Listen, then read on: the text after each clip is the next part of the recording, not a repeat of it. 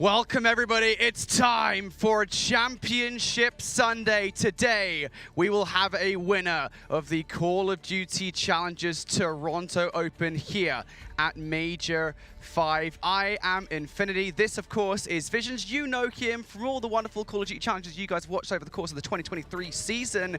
And my Austin, we're now here at this point. We've had a multitude of open events throughout the year. This is the last one. Yeah, this is the last one, and this has been the biggest one, it feels like, in Challengers history. All the best teams coming down to this tournament here in Toronto, and it's been great, Brody. We've had upsets. We've had a lot of teams that we expected to make it to Championship Sunday that did not make it through, and I'm sure where it's going to be full of more surprises throughout today as well. Yeah, absolutely, man. I mean, just the shocks that we've seen over the last few days, it has been utterly insane. I think we kind of knew that this was going to be the case, looking at kind of the top 16 teams. Obviously, I think you and I are on the same page. All the talent team here are on the same page. This is the most stacked Call of Duty Challengers event that we have ever had. It has just been insane from top to bottom, and now coming into today, we are down to our final 6 teams. It is going to be an epic matchup. Let's take a look then at the bracket, kind of where those final 6 teams actually do situate themselves. So, little spoiler for you folks at home, we're going into things today with that upper bracket final. That's going to be a Webberbobs versus Decimate. But down in the lower bracket, I mean, Austin, you forgot your name there, mate. You're good. Austin, look, we've got some lower quarterfinals to talk about. The remaining 4 teams are there. That's right. We have the remaining 4 teams down here in the lower bracket. And, I mean, we saw Boston obviously play that matchup yesterday against the Wobblebobs. They almost brought it back in that map number 3. So, I mean, they're looking primed and ready. They've been, playing for quite a while. That's going to be a great one versus the Felion. And then Orbit and Team Strays. That's an interesting one as well, right? You talk about Orbit kind of going through a lot of great teams. Noah Flight yesterday, a team that was really knocking in a lot of solid squads out from this tournament. So, who knows what's going to happen down there in that lower bracket with those ones too. Yeah, for sure. And you know what? It's not unknown for us to see a team make it all the way through the lower bracket. I think Boston Breach Academy actually managed to do it at the last event, if I'm okay. It was a long time ago, to be fair. Sure. But at Texas, I think they managed to make it all the way to a very high place, like top 3 or something like that, if I remember. Like, it was a very high placement via the lower bracket. So don't be surprised if they do the same thing again today. But as we said, it really does feel almost like with the teams we've got remaining in the tournament, like a Europe versus North American face-off with 3 teams from each region remaining. And that's good. That's really important because we've got to talk about it very briefly here, Austin. Toronto is a very important event, not just because, hey, you want to win a Call of Duty Challengers event, but beyond that as well, this is the final event at which you can earn those crucial Challengers points, which will matter for seeding, for qualification, for Challengers finals, and the top 2 teams from this event get auto qualification for that. Exactly. Top 2, I mean, that's the biggest thing, right? And a lot of teams, within their own region are kind of rooting, for each other in that sense, right? If the Wobblebobs get in, well, they're guaranteed a spot, then that means that opens it up for another EU team, to potentially come in here. So that's why this winner's final is so important, not just for these 2 teams, but for the respective regions as well to try to get, some more of their own at that tournament there at the end of the year. So a lot coming into it, man, but this winner's final, this is definitely going to be a banger here, Brody. Yeah, for sure. Well, let's talk about this upper bracket final then. We've got a Webberbobs going head-to-head with Decimate. You guys, if you watched any Call of Duty Challengers yesterday, you'll have seen both of these teams going at their respective opponents in the upper bracket semi-finals, both facing, I think, a different variety of opponents. Strays on the side of Team Decimate, and then Boston, of course, for Webberbobs. Let's start the conversation with that Webberbobs roster, right? Because this Webberbobs team has just been insatiable online, and the big storyline, I think, for them coming in towards this event has just been about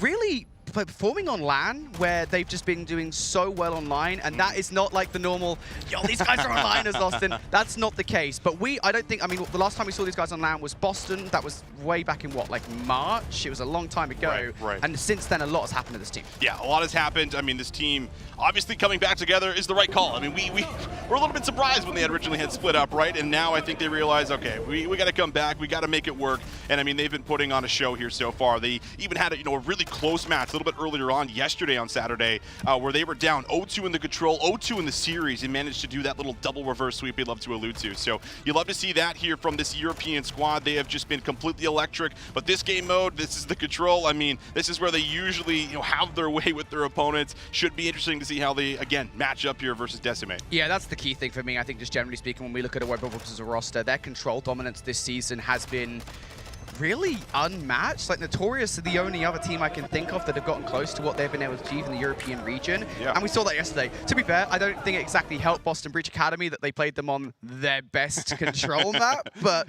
you know, whatever it is, what it is, I'm sure that the coaching staff in Boston Breach Academy know what they're doing. They're pretty experienced, and they'll be looking to win out in the lower bracket today. But there is the Webberbobs roster. For those of you guys that don't know, that is Brezzy, Abuser, Cobra, and Lins. As Austin mentioned, they did spend a little bit of time apart in Season 3. I think they realized after that that, look, they're better off together. I think for Abuser, there was all that talk about kind of him preparing for a future in the CDL. And I think he probably knows he's, at least in my mind, I think for our talent minds, and this is not confirmed or anything, it's pure speculation, he should have that. Like, if he's not in the CDL next season, I don't know what you guys are doing, CDL teams, but Abuser should be in the CDL, who knows. They're going up against Decimate Gaming, a roster that has, I want to say, not technically come out of nowhere. They did really well in Season 4, especially in the group stage, man. I mean, they were looking hot. They were looking really hot in the group stage, right? 11-0, you know, during all of those hard points. It felt like they were the best hard point team, clear cut. No one was even really close to them. So I think you're looking at this squad to potentially, you know, look just as good, and they have shown that so far, even versus some of the European teams that we were seeing. So it's obviously going to be a really big test versus the Wubblebobs, but this power that they have, being able to slay, being able to work off of each other, it's the teamwork, it's the trust. They have built that up, and they look better than ever. Yeah, absolutely, man. It's just what a formation of a roster, right? I mean, a variety of different stories coming in. Flames, obviously. I mean, you and I were casting him at the very beginning of the season on that Phase 1 roster. Like, you know, got top 6 not once but twice, all the way back at Raleigh. Then Estriel too. I mean, he was on, I think it was Electrify Steel at the start of the season, and he's been looking really good. Bink too, which is like he's had a great season this year. And then of course Noisy on the roster as well. Like Noisy for me this season, I don't know what it is. The last like season of COD. Insane. Like, he's just stepped it up another level. And the thing is, we know he's been capable of that before because he wouldn't have been on that LAG Academy roster if that wasn't true. But I don't think we've seen it like that, like we did in Season 4. Like, is he the best SMG in NA at that point? I think so. I would say so. I'd agree with you. I think absolutely. Noisy was putting up insane stats. You know, one of the highest Slayer ratings, you know, that Proper was kind of alluding to, therefore, right before we kind of came on broadcast. This guy has been him. And I think Noisy, being just that cool, calm, and collected kid that brings a lot of great vibes when he is performing well and he's just bringing the energy up, that's when this team really has that ability to fry and take over. But you can see that man also on the far left there in the nice pink hoodie over there. I love how Flames also kind of puts it right around, like he just tucks himself in like he is locked. But this kid, I think yesterday, really did turn some eyes. You talked about him at the beginning of the year, but there was a moment yesterday in that hard point on the Embassy where he completely flipped the game. One individual play. I've never seen something like that, you know, really have an effect on your entire roster, but everyone turned up. It was incredible. These guys obviously have insane firepower. Yeah, for sure. I mean, you look at like the performances across the board in the hard point. There's not a single player that was negative during Season 4, and that shows out. I mean, it's just one of those teams where it's just like, we always say it, and I know it sounds kind of cliche at points, but it's just like, if you can have a team where players can fire on all cylinders, any one of them go off any one given time, and all of them kind of do that consistently, that's the recipe for success that you can have here in Challenges.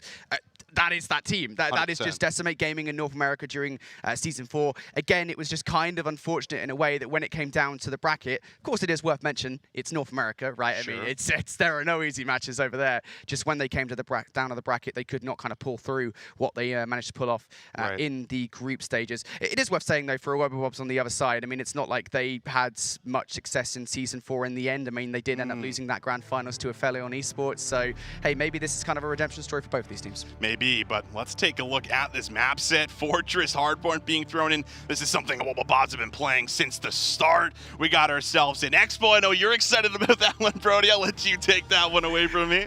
Oh, yeah, that Expo controller. We were talking about it, right? Because the controller, I was just like, look, dude, if Decimate play Hotel Control versus the Wubblebobs, someone is getting their head tapped. I don't know what it is. I need to speak to somebody. So someone let me speak to the manager because, I don't know, it wouldn't go right. But yeah, Expo Control is what we're going to be seeing. That is absolutely the right choice coming through there in terms of that ban. Again, I'm presuming that Decimate did ban that control map. Not too sure, kind of, we don't get to see that, I don't believe. Regardless, looking over towards the rest of the maps here here in the series. We've got a double fortress to kick things off, and then a hotel and an LSilo for the hard point in the search and destroy if we do need to go to the distance. Starting off the conversation then really with that map number 1, we're actually looking over towards one of the best hard points that we have here for Decimate Gaming in Season 4. Yeah, this is a square up, I think, when you come down to a fortress. This is something that there's a lot of reps on from Wubblebobs. I imagine they probably went back, did some of their homework. They're ready to play something like this. But like you said, you know, this has been kind of the bread and butter. This is where Noisy and Estriel can really kind of live in their element, right, on a map like this, where they can get up close, they can get just, you know, really up close and do some of that dirty work and just find a lot of kills, just be constantly in your face. Don't give you the chance to set up. Which team is going to do that better, and more importantly, what SMG duo, is going to be able to do that better as well? Oh, dude, I'm so glad you brought them, mate. You're just on fire today, mate. I'm so glad you brought up the SMG duos of these rosters. I think I want to talk about Wubblebobs in particular because Brezzy and Linz yesterday, mate, I don't know. That looking kind of hot. That's all I'm saying. I mean, we've come to expect that out of Brezzy. Obviously, 3-time Challengers Elite champion last season. I mean, 3 times out of 3, by the way. But Linz, potentially, I don't. This is an unofficial thing, by the way. It doesn't actually exist. Right. Challengers Rookie of the Year, man, at least in my mind. I think you might be right. Linz has looked insane. He was putting up insane numbers as well throughout yesterday. We'll see if he can bring some of that magic as we get ready to jump into Fortress Hardpoint. We're kicking it off here in the winners final. Absolutely are, mate. It's the Wubblebobs starting things off with a kill feed in control. Bink, though, has something to say about it. A 2-piece will come through from him. An early control now being fought over between these two teams. Views a big kill there versus Noisy to try and clear some space. That was a dangerous start of the game. If Decimate were able to flip the map early on, you can already see these green arrows on the mini-map here, Austin, already starting to lurch through towards munitions. Yeah, there's a lot of Wubblebob players kind of, you know, lurking inside of ammunitions, but that's a big win that ends up coming through there for Bink. Just trying to slow down some of this mid-map control, and, well, it will be Decimate that actually managed to get themselves on some of that time, as well as have the favorite side now heading over to P2. Yeah, for sure. Decimate still in control. Big kill there by Bink to stop any players making their way in towards munitions. Now for more as well. Bink just going to be lurching out towards the hill, looking for number 3. Oh my god, what a start from Bink. 6-2 is having a hell of a start of this game. And now, of course, that 3-piece alleviates so much pressure towards the middle of the map. Bink continues on his spree as well. Oh, you can hear him right now. Dead! He's screaming it out. He is starting to get amped up. He will finally be taken down, and maybe a chance for Wubblebobs to try to flood through the front. Noisy going to have a great idea of where the attack's coming from. Gets a good stun in, but Abuse up. Almost finds 2. Flames gets great assistance from Bink. Bink is off to a nice start, 9-4. Man, this is crazy. Bink is having a hell of good things here for Decimate. Almost single-handedly handed them the lead here in this game. And now they're in control of the Gallows. Estriel wants to try and remove these guys from open and closed, and indeed he will be part of that play with the kill versus Cobra. And now for the most part here, as we hit the 20-second mark on this one, for a Wubblebobs, it is much more valuable to move over towards Noob, but Abuser already goes down. Linz over here in a 1 versus 2. Oh. Noisy wins the 1, but his job isn't done yet. It's not done. He's got 1 HP, and yeah, Brezzy's going to catch him on the cross here. So a very critical moment for a Wubblebobs. If Noisy gets some insane damage done, all of a sudden, maybe Decimate just run away with it on Fortress Hardpoint. But you have a chance to reset here. You got a nice lead by about 40 seconds. You can take your time and try to set up the break. Yeah, this is big. They break early on here in this game. They put a real dent in the lead. The Wubblebobs would not be comfortable whatsoever, but Cobra and Linz starting pretty strong. Oh. That's Linz from up high. Goodness me, I've never seen a better Batman impression as Bink goes down. And that's a full clean wipe coming through from Wubblebobs. It's a good moment too. Brezzy's able to push out inside of maps, so now he's even going to be a bigger problem for Decimate. Noisy's going to have to maybe try to find him. Brezzy actually will go down to Estriel. And now a chance maybe to flood through the top of maps. They're going to get eyes on Linz. Linz is going to make it a tough gunfight, but Noisy still able to come up with one. And now it's a push through the front. Do they have a chance to get through? Abuse is starting to build up a streak, but now it's Cobra who's on forward. It's still good time here for Wubblebobs. Yeah, both of those players starting to build up streaks. That is really good for Wubblebobs, just generally speaking, here in this game. To get the vast majority of time away from P3 like that, they are right back in the conversation. A huge hill against Decimate here on Fortress Hardpoint. But now we're already starting to look towards the rotation. Linz is over here, and he's a problem for Noisy and Flames. They were not quite ready for him, but Linz is a big 1v1 still on the cards. Estriel gonna win that one out, and it keeps Decimate over here. Estriel finds more as well. Now it's Noisy coming to join the ensemble, and as a Wubblebobs now gonna be encroaching from all sides. They want this hill.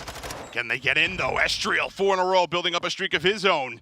might have a chance to maybe really soak up some time, but a Wubblebob's starting to swarm around the hard point, ready for another break. Cobra's going to go down. Estriel is on 5. It's not really a coordinated hit. Everyone's going to go down. Not a single 1v1 is won, and Decimate good for some more time. Yeah, what a flip of the script as well, because Cobra, Abuser, both of them were building up streaks. Estriel comes down, shuts them both down, and now in the process himself is building up to a streak once again. It's Decimate. That's a massive flip for them, but as we say it, Cobra will take Estriel off that streak, and a killing does come through from Brezzy. So still a time worth fighting for here, the last 10 seconds. Brezzy going to go for it. Should be able to get that time as well, but over towards the new hard point we go. Decimate now should have the numbers for this one, only really Cobra threatening, and maybe that's all that a Wubblebobs need as Cobra picks up the double. He is going to be taken down, but that will give a Wubblebobs some sway towards the middle of the map, and well, it was only for a moment, wasn't it, as Flames comes through with that. Flames gets himself a double. Estriel's following it up. A lot of ARs on the map right now for Decimate, and I'm sure a lot of assets in the back pockets too. But now you have to try to break. Not a good position to be in here for Wubblebobs. You need someone almost to kind of open up with 2 to try to create some space into the point. Brezzy maybe starting to work through alongside Cobra. Lin's also now following up. Big gunfight onto Bink. Shots coming through. Damage is out. No one going down, and it's still Noisy on the time for now, but there's the break. Brezzy's in. Yeah, Brezzy just got to stay down on that horse, right? Just get the coverage from Abuser and Linz, and yeah, it's looking pretty good. Brezzy does actually pop up the kill versus Estriel. Cobra also there to help out. Things looking pretty good here for a Wubblebobs in the back 10 seconds. You should be fine with this if you're Decimate. Just try and focus on moving through towards P1, breaking out of that potential spawn trap that can be absolutely detrimental. Well, scrap time is secured. It is a 20-second game. Bink getting a little mixy himself, and Estriel follows up the play beautifully. But can he get through? Trying to maybe just bait out the kill cam a little bit. Lin's not going to fall for any of it. That is a great pickup from Linz, but he is the only one on this side of the map. The spawns do end up flipping out here for a moment. Wubblebobs now spawning back P3. Yeah, great decision making from Decimate. They know this is a point in the game where they can absolutely flip the map and take the lead in a big way.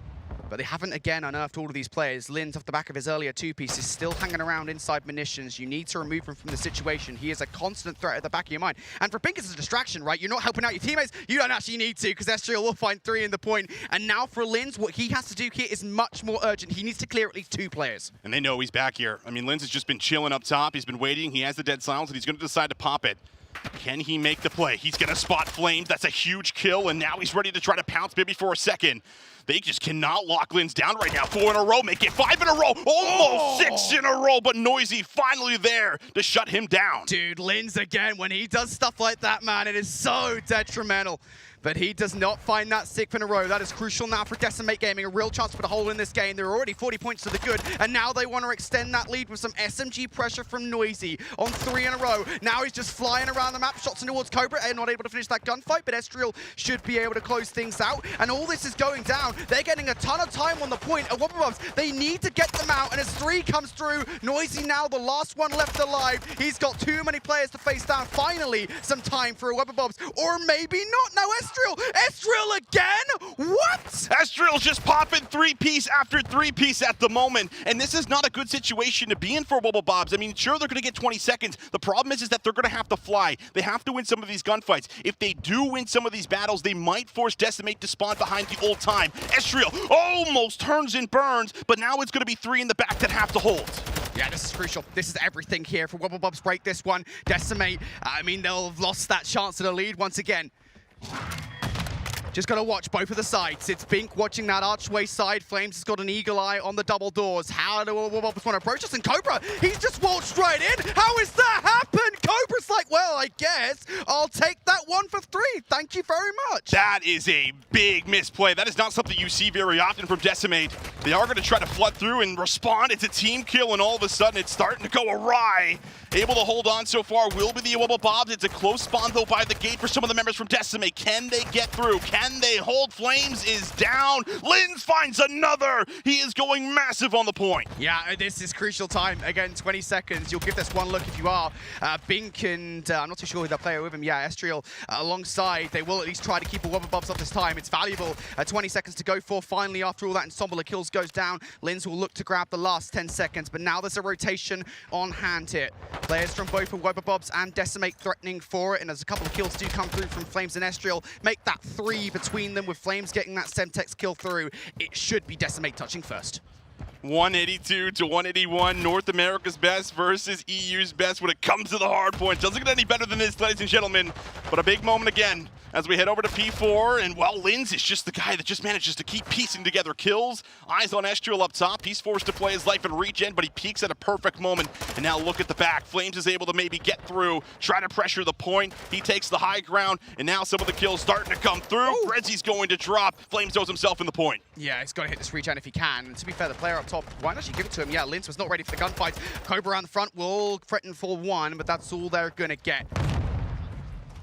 So 20 seconds here. Decimate still looking for it. Brezzy going to go for up top jump. Yeah, Bink still providing the coverage is good enough here. The lanes being watched at this point in time by Decimate are absolutely stellar. They're making sure that the Wobblebobs do not get in for even a morsel of time. And in doing so, they've built themselves up a slight lead. 216 to 189 now, going into what could be the penultimate hardpoint. Need something here from a Wobblebobs. Last time they did struggle a little bit with this P5 point. It was the ARs that just could never really get set up.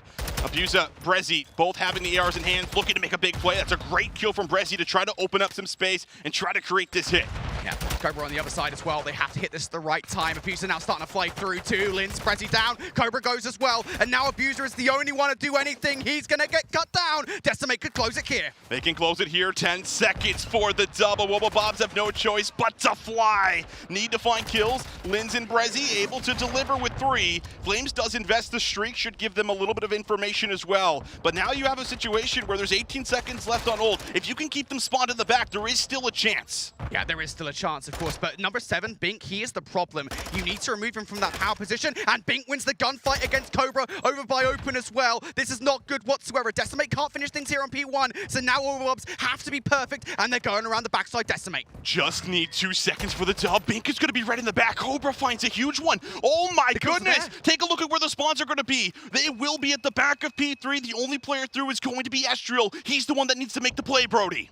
Sneaky Beaver. Estriel trying to make the play happen. Bink around the front line already threatening. Bink finds 2. Estriel now going to be able to take down Cobra as well. And the kills are good. But Bink again, he is going to go down. So Wobblebobs, they're right back in. Estriel still a chance to go off here. A kill versus Abuser. Now Green Arrows on the other side. Estriel still not dead. And as Flames picks 2 up around the kill, make that 3. It's going to be Decimate with a map number 1 victory. Wow, what an opening hardpoint between these two beasts. My goodness, Flames finds 3 in the end to seal the deal. It was looking a little bit sketchy there for a moment, right? You're seeing, oh no, in the back, they have 3 of their 4 members spawning in the back of P3. The only one through is Estriel. Yep. Estriel makes the play, opens it up, gives them a chance to flood through.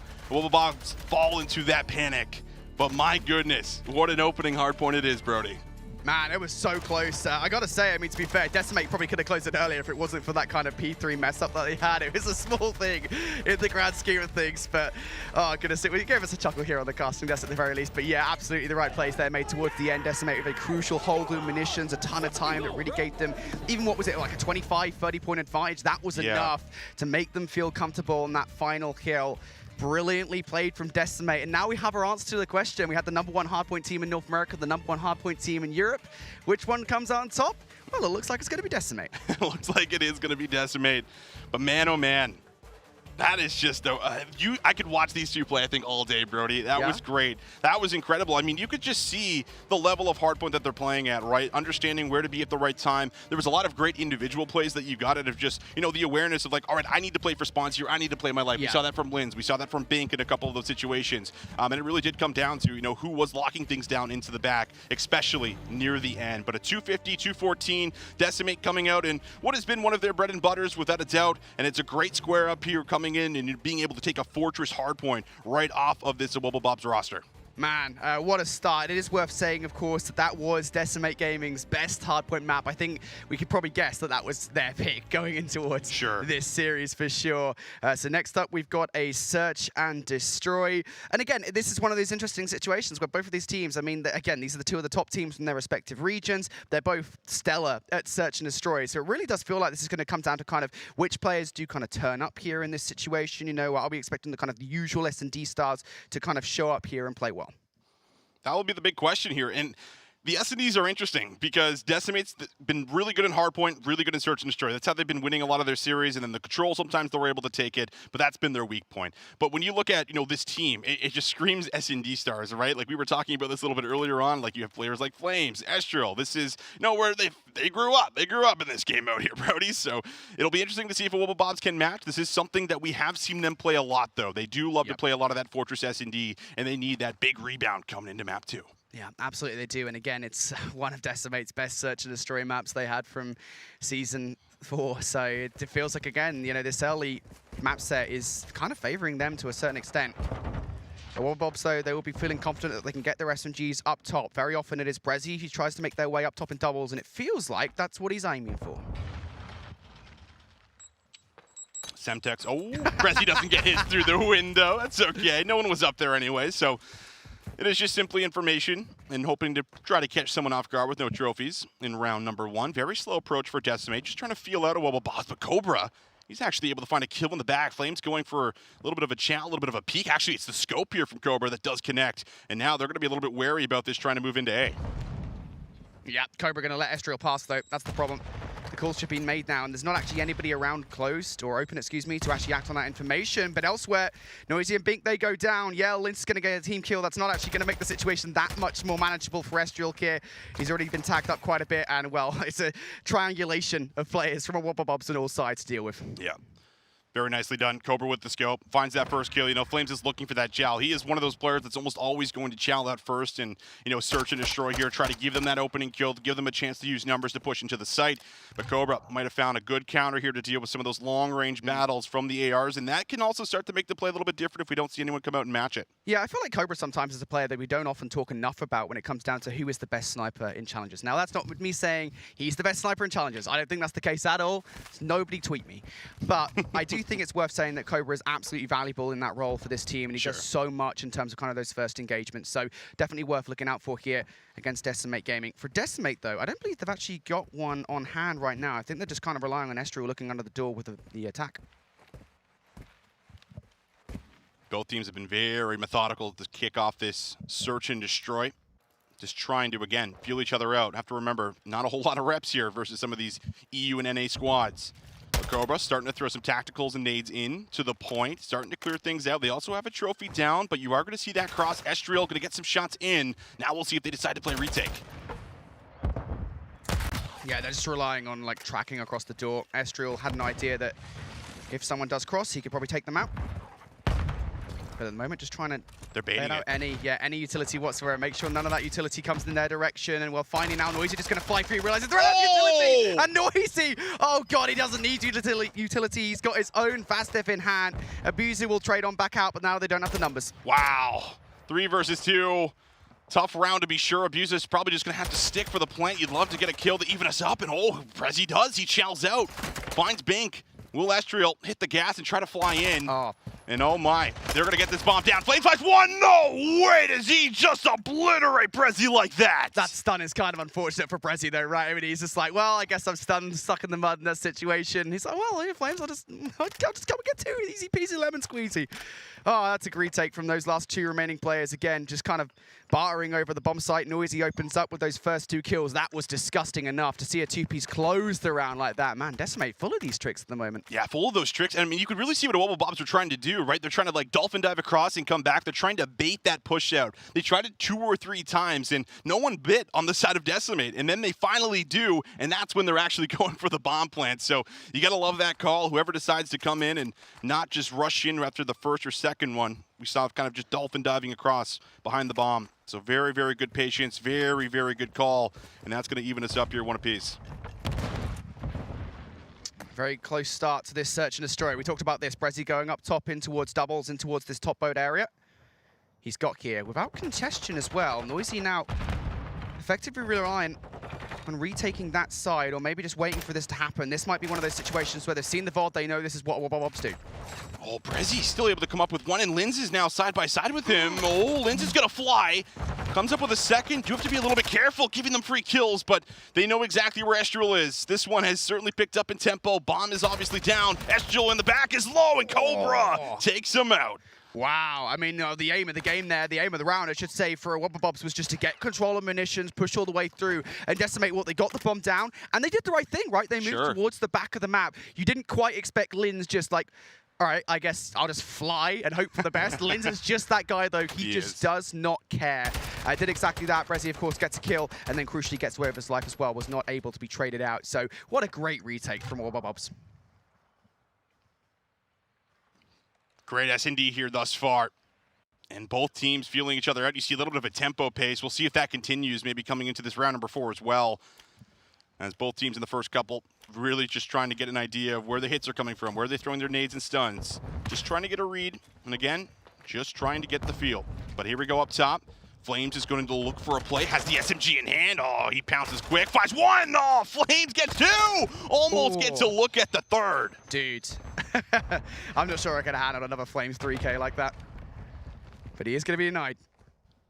Now for Linz and Abuser, you kind of get the feeling the way they're positioned on the map at this point in time. They're relying on individual efforts, and I thought maybe Abuser might have had a route through the middle of the map to catch somebody off guard. Not this time, says Noisy, as those shots will send him away. Now for these guys, just got to find a way to either get the bomb down or A. I was going to say or traverse over towards B, but Bink, excuse me, has that covered. Wynn's going to start to move across into A, so lots of time to play with. Going to bait out some shots and maybe try to set up a kill for Abuser, but both players are tagged up pretty heavily. And this will be now a little bit delayed. Noisy wants to make the move. They want to try to fly through and maybe come up with some of these kills. We'll see. Down on time, 25 seconds to go. Yeah, it's the right call, right? I mean, these guys have already tagged him up heavily. Abuser definitely weak from the gunfights. He actually manages to get away here. And goes straight back for it. If he maybe tries to get away from the play, walk away for the moment. I know time wasn't exactly on his side in that situation. That would have been more manageable. But again, this is just one of those situations. You see that kind of Flames double from up top, completely sets the pace for the round. And it sends a Wobblebobs reeling. They just didn't really know how to kind of even the odds. Yeah, that's exactly it. I mean, it's just that opening play from Flames, right? I mean, how often do we see that with a sub? Like, usually this guy is locking things down from long range, but he's showing us he can get a little mixy, too. He's like, listen, I'm feeling a play, boys. I'm going to hit top single, I'm going to come up with a 2-piece. And they're like, all right. And he almost put together 3. Got some good damage on the Linz. But it's a great opening play. 2-2, tit for tat here between both of these squads. Back on the attack for Decimate.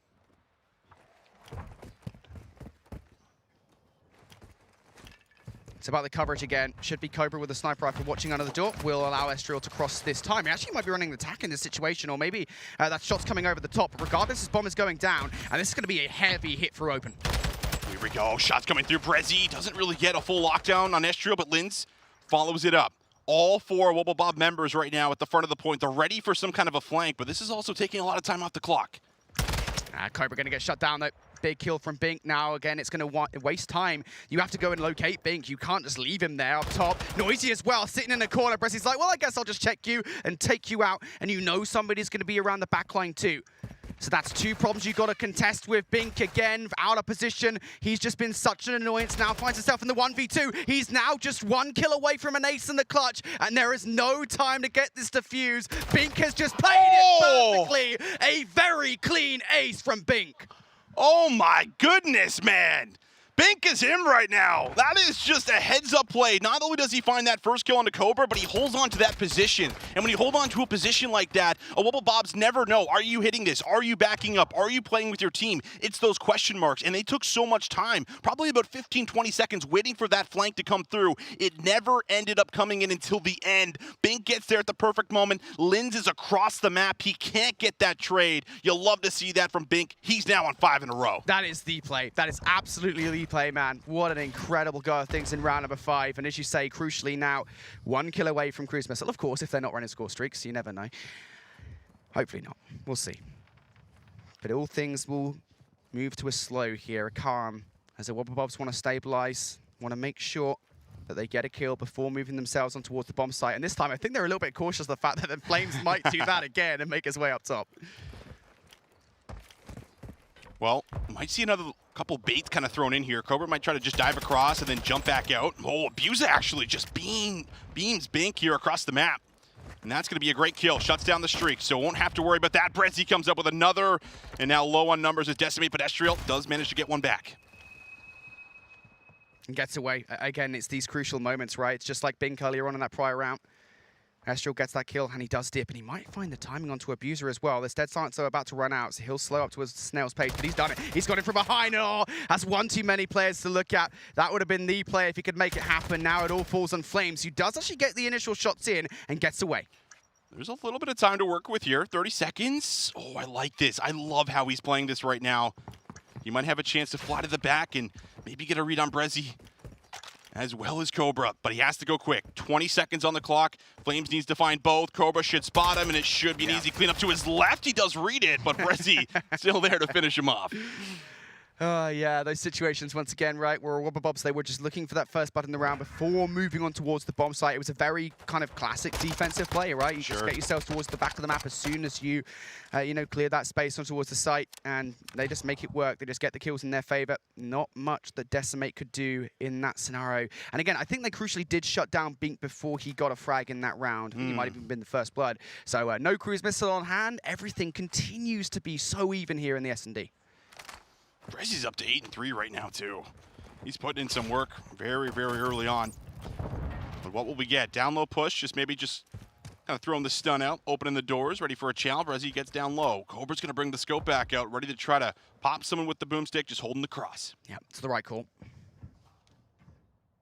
First bloods of where Wobbabobs have been strong in the past on Search and Destroy. They can stop it. They can stop Decimate. It will send them for a frenzy. But at this point in time, I mean, Brezzy even being in this position at this point is so frustrating for Decimate. They know that somebody's hanging about. They don't know if it's up top, down low. But again, it's that very similar situation. They know that Brezzy is the playmaker here. They know exactly what he does. They absolutely do. A lot of time taking out the clock. I love how this tempo has went from very, very slow to quick in pace, and then back to a little bit of a slower round here. Here we go. Noisy comes away with one. Abusive follows it up. Cobra still looking for angles with the sniper. He's going to see some feet. He connects, finds Bink. Maybe a shot onto Estriel. Won't be able to find the second connection just yet, but now 3v2 we go. Yeah, from behind though comes Flames. Again, gets away, so now 2 versus 2, and it feels exactly the same as Bink in that previous round again. Flames getting away, they have to find him, and elsewhere Abuser has gone down on site.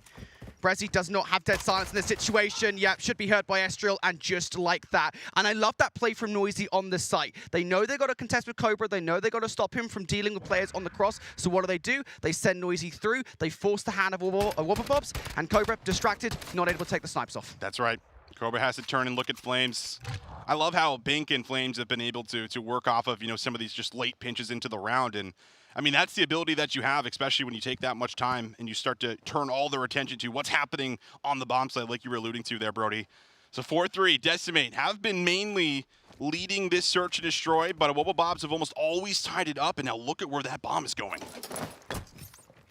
All the way over towards B. Could it happen, Austin? Could be about to get a B push. Well, as Brezzy opens up with the first blood, the path is open.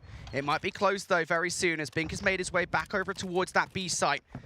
But Wobbabobs do still have a hand in both. Estriel, though, as they go down now, I mean, they might just choose to bring it back towards A. Never mind. Caution to the wind. Why on earth not? You're winning every single gunfight. That is fast and furious from Wobbabobs. All right, well, we get ourselves a bit of a different look on Fortress, one that we don't see too often, but one that you certainly love to see. Wobbabobs just send everyone over to the right side, and it's that opening engagement that Noisy just doesn't really get a good look on. They're able to find the first one. Everyone else has to backtrack, has to get into maps, has to get to the back of P3, and the gunfights just end up flowing through. They never even fully commit to it, so even if they lose numbers, they still have a chance to go back to the other site. I love the idea of it. It's certainly a curveball that Decimate were not ready for, and it's good enough to make sure we still stay evened up. Man, again, I gotta keep on saying it, mate. This search and destroy has been so close between these two teams. A lot of it from Wobbabobs' side has been the SMG pressure from Linz and Brezzy. 16 kills between them. And now it is Brezzy once again up top. Linz is actually joining him in this ensemble. So this is a heavy push, and it is the exact same strategy out from Decimate once again. Wait for Wobbabobs to come to you, then deal with them. Brezzy, he spots Noisy. Ends up taking him out for a first blood, and he's able to back away. He can play up here. He can go down low. Oh, no. Abusa finds Bink, and now the player is kind of stuck on the site. Yeah. Estriel, last one up. Challenges fly out. Well, Bobs, they completely steamroll that round. And I will say, I think that's maybe the problem, if there is one. I don't know if you can call it that. Maybe kind of the weak point of that play from Decimate, in that if you do let a Wobbabobs get some modicum of control over munitions, you actually kind of close the door to yourselves in a way, and kind of how you play that round, right? Because if you lose a player, you can't go down streets. That is not an open option for you. You have to go towards the A site, and of course, you've given up so much control and playing so passively that, again, you just don't have much choice in the round. So, I think Wobbabobs now, Decimate pulled that play, what, 3 or 4 times out now on the defense? Yeah. They're used to it. They don't care. Well, a chance to put it away, and I'm sure you'd want to. Don't give them any more life. But it will be attacking round. They do bring the bomb over to P1, but it is not a full commit to B this time by any means. They're simply just looking for a pick, giving themselves options.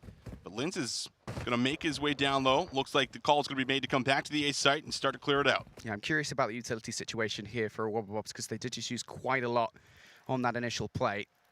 And I'm not too sure what trophy systems they have for this site. Regardless, Estriel in that same position that we know him to be in previous rounds, just under the door, trying to get shots in from afar. Just a pixel. Brezi's hairline is all that he can see in that scenario. As Brezi now will cross, as will Cobra. I mean, not a single shot is connected from Estriel. One time. 30 seconds to go. Linz finds a kill, but they still have to try to get this bomb down in Noisy. Oh, he gets spotted. Wow. Cobra finds him. 4 versus 2 now. Estriel needs to try to find one. Cobra finds another. And Wobbabobs take over the final round and take it 6-4 on Fortress. And you know what, Austin, mate? You know, that search and destroy was so back and forth, so close between these two teams.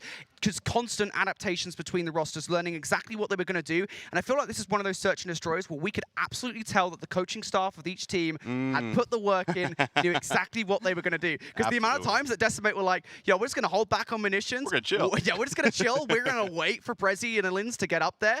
And I think even a Wobbabobs were like, well, we know what they're doing now at this point. But those final 2 rounds, really the difference maker for me. Because, you know, after, what, 8 rounds of Decimate more or less doing the exact same thing, they tried something a little bit different, and it pays off. It definitely paid off. And again, that entire map, mainly led by Decimate. Bink went on 5. It was a big shutdown to make sure the Shriek didn't come into play. There's a lot of those small moments that all add up to that victory for Wobbabobs. And they'll be very, very happy. Again, an important one. Decimate so good in the hard points, so good in the search and destroy, but that is a huge one to take heading into this Expo. Yeah, this Expo is going to be a huge map. We get into it for the control again. I feel like we needed to make sure that we didn't see a hotel control kit if you're Decimate. Honestly, like from a veto perspective, this could well have been a 3-0 from the start. They've played the vetoes incredibly well. Yeah. It's when we get to later on in the series that this starts to go in Wobbabobs' favor, especially when we get to that hotel hard point, and then of course the El Asilo search and destroy for a map number 5. So this Expo control is going to be really important, you have to imagine, for Decimate to kind of stay alive in this series. I know, again, Call of Duty Esports can be very day-to-day here in challenges, so you can't take too much away. You can't be like, oh, you know, Team A is going to beat Team B in these circumstances 100% of the time. But nonetheless, at least in my mind, a Wobbabobs winning that search and destroy is so crucial for the remainder of this series. So now 1-1 here, folks, in the upper bracket final between Decimate Gaming and a Wobbabobs. The battle between North America and Europe, will continue very, very soon. We're going to go to a very quick break. On the other side, we've got an Expo control up next.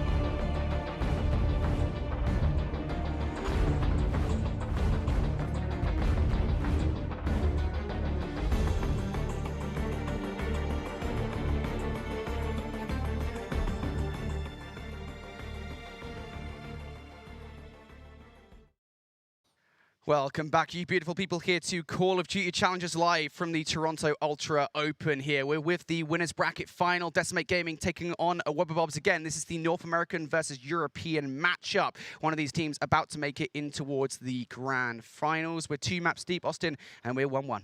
We are 1-1, and I think we expected this one to potentially even go the distance, and I think maybe we even hoped a little bit too. Yeah. But we'll see what ends up happening into this Expo control, because this is a chance to really take control of the series. We saw Decimate leading that search and destroy for the most part, and then Webberbobs start to take over, start to add in some of those adaptations, start to fix some things up near the end. They tied that one up, but Expo control, different beast. Not a whole lot of reps for Decimate as well during that Elite Season too. Yeah, for sure. This is a crucial thing as well. I don't think they even played it. I think they might have played it once and won it once. I think that was about it for Decimate, right? On the other hand, though, we do see Webberbobs play it quite a bit. I think they were 3-2 in Season 4. So kind of, almost 50-50 in a sense. Positive 60% win rate on that 1C. Quick maths there, mate, Austin.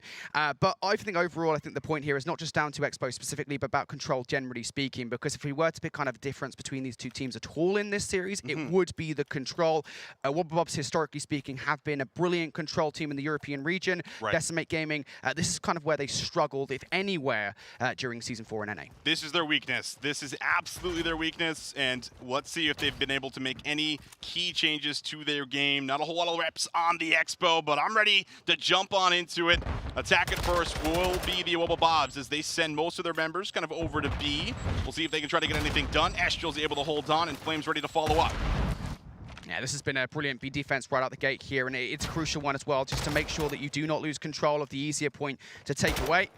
Great decision making from Decimate, but as a couple of players do go down on the Decimate side now, they'll be in danger once again. Lin's now looking for more frags around that B side. Gunfight's going down also by A. Big gunfight there to win from Estriel. And actually, to be fair, the green presence on the main map for Decimate has been stellar right off the rip here. Brezzy really the only player in a position to do anything over by B. Yeah, I think it was a really risky opening. You could see kind of 2 players sitting at the very back of the map there for Webberbobs, ready for, Flames to push through, ready for Bink to push through. They do find it, but they don't make anything of it. So now they're forced kind of to come back over to B. They do manage to get Brezzy forward. He will stop the clock, and now a chance maybe to work for this first tick. Yeah, Flames on defense has to get past this back alley and just decimates Brezzy quite literally there. In the back line, now going to go for the reposition here. Abuser should just be pre-aiming that door. If not him, then Cobra will be getting that kill. And yeah, that's exactly what happens. Abuser comes off better in that engagement. And now is the second tick about to come on through. You face that decision here from Decimate. Generally speaking, teams do not go for it on the defense because it's kind of just silly in a way. You might open yourselves up towards an A-loss as well. But as Linz actually doubles up here, I think they might end up doing so anyway. Never mind, Bink and Estriel, they get the kills, but they were in danger for a moment there. Yeah, unfortunate moment there on the mantle, just trying to get the pin to the back. If that first kill comes through, maybe even a second follows, but at least the minute comes through. Webberbobs still about even in lives after that kill from Noisy. 19 playing up against 19, minute 30 on the clock. Start looking over towards this 8 point, and you can already see a couple members lurking around the back, trying to fight for some of that bottom map control. Yeah, the thing I will say at the moment for Decimate is it's not fully set themselves up just yet for that spawn trap, which you would like to see, right? They're still concerned about players, well, they were momentarily there, concerned about players filtering through towards B, but now finally they're not concerned about that. They're going back towards A. Big kill there by Flames to try and clear some space, and as Bink picks up Abuser as well on the follow-up, now, of course, they can start to implement this spawn trap all the way through. Noisy, look how deep set he is inside the spawn. They're not going to expect this whatsoever. No, they won't. He's going to come behind the play. Bink is also with him. He can kind of even bait things out if he wants to. As he starts to clear space, Estriel finds one. And Bink is still just kind of searching for the players that they just got eyes on here. 3 members from Decimate all in control of the A building. Will be able to still maintain at least some zone control. But in the back, you have Linz. He's starting to get something done. Might have a chance to play for spawn kills. Yeah, might indeed. Again, you do not want to get yourself stuck in a situation where you've got ARs facing you down. And with 25 seconds left, I'm not really sure that the Webberbobs have much choice in how they want to play this. They're going to send 3 players through towards B side. Bink will be the only player close to deal with this, and even if you can get kind of the information, it will give enough choice here for Decimate to turn around and deal with that threat, but he hasn't encountered anyone just yet, and well, there you go, Noisy Flames, they get the kills. Bink to take down one, Abuser just left up, and Bink just very easily dispatches with him. That is a great setup on the defense here for Decimate as they start strong. Beautiful opening round. Just the 3 ticks going to come through here. And I mean, it is just the overwhelming control in and around the A building. I think Linz is the only one that really has a chance of being able to get through at one point in time, and he's not able to find a whole lot of value. So just able to hold on very well defensively. Flames just kind of doing what he needs to, locking things down, winning a lot of key battles. and that will set them up for a really big victory, but it's also kind of the break-off that really did take a lot of time off the clock there for Wubba and after they captured the first zone, didn't have a ton on the clock to try to work for the second. Yeah, it's very rare, we will say, for a kind of a strong defense like that to happen. Expo, generally speaking, is kind of an offensively sided map for the most part because you can very easily set up a spawn trap on that offensive side. You spawn so deep on the defensive spawn. So that's a great start towards this control for Decimate. Again, we talked about how crucial of a map this will be overall in the proceedings. Big win for Decimate if they can take it away. And now we move back over towards a B kit here as Decimate find themselves on the offense. It is just a solo kit on towards B, and the reason for that, of course, is because they've splintered off players over towards A at the same time. Unfortunately, this plan isn't exactly going the way they wanted, especially as Linz doesn't just find one, he finds that second on towards Estriel, and now this is a very early spawn trap from the European side. Yeah, this is scary. You have to win some of these key battles, and oh no, Cobra fighting over the top. Looks like the car explosion comes in with the help of Bink, and they will at least clear out one, but there are so many members from Wubba that are so far pushed forward right now. This is not a good look for Decimate. They are still stuck in the blender, finally working their way out with Bink with 2. That's a lot of time that they've wasted off the clock, though. I mean, like, it's almost like a foregone conclusion for the most part that a team on the offense will get B at some point. It's easy to get. Once you're on the point, it's hard to retake. So just take as much time off the clock as you can. Wubba will feel happy, feel comfortable with the amount of time they have taken away from that clock.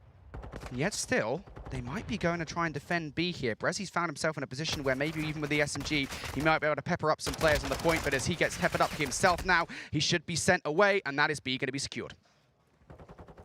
Minute 30 now on the clock to start working towards A. There's still a lot of members from Wubba that you have to clear out, but Decimate almost able to get through. That could have been a big kill for Noisy to create some problems in the back. That's going to no longer be the case, and now kills looking a little bit good here for Decimate, starting to make their way through the map. Deep spawns coming in through the left side. That will be a touch of the point. Flames now trying to stay alive.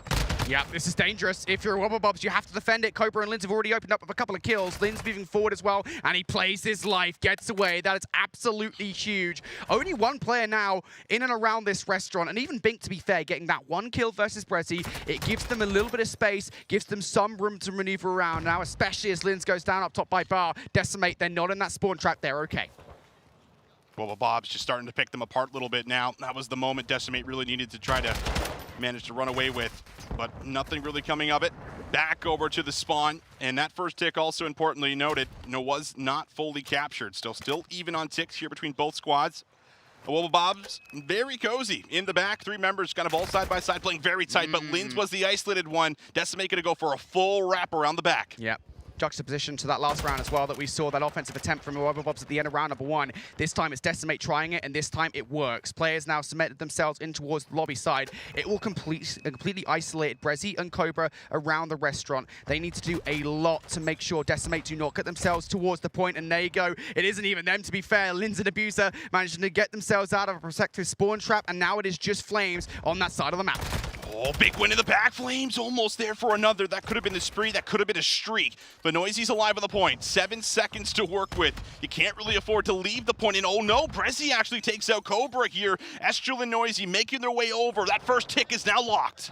Yeah, these players, they're being watched as well from the cross. Bink is doing so much. Bink finds 2. And now Cobra, can he cross as well? You have to find a way to get across the crossfire because this second tick about to be through. A 9 versus 4. No lives remaining here for Decimate. You gotta get these kills through. Brezzy looking to defend. Now the second tick, the contention is through. Oh! Noisy finds 2, and Abuser now just looking to save this round. Noisy goes huge for a triple, and Decimate, they do exactly what a Wubba could not in that first round. They cement themselves around the backline and just being a continued annoyance inside restaurant. And that's the problem when you have a defensive setup like that. It's great when they're coming from the forward position. When they're coming from their side, it is really difficult to trade out effectively in a spot like that. But when you see Decimate take their time, win that first battle onto Linz, come all the way around the back, it creates so many problems. They have to start to look at so many different directions. And then, of course, well, Tyler Noisy does it all in the end. That 3K was just beautiful. Long-range shots coming in.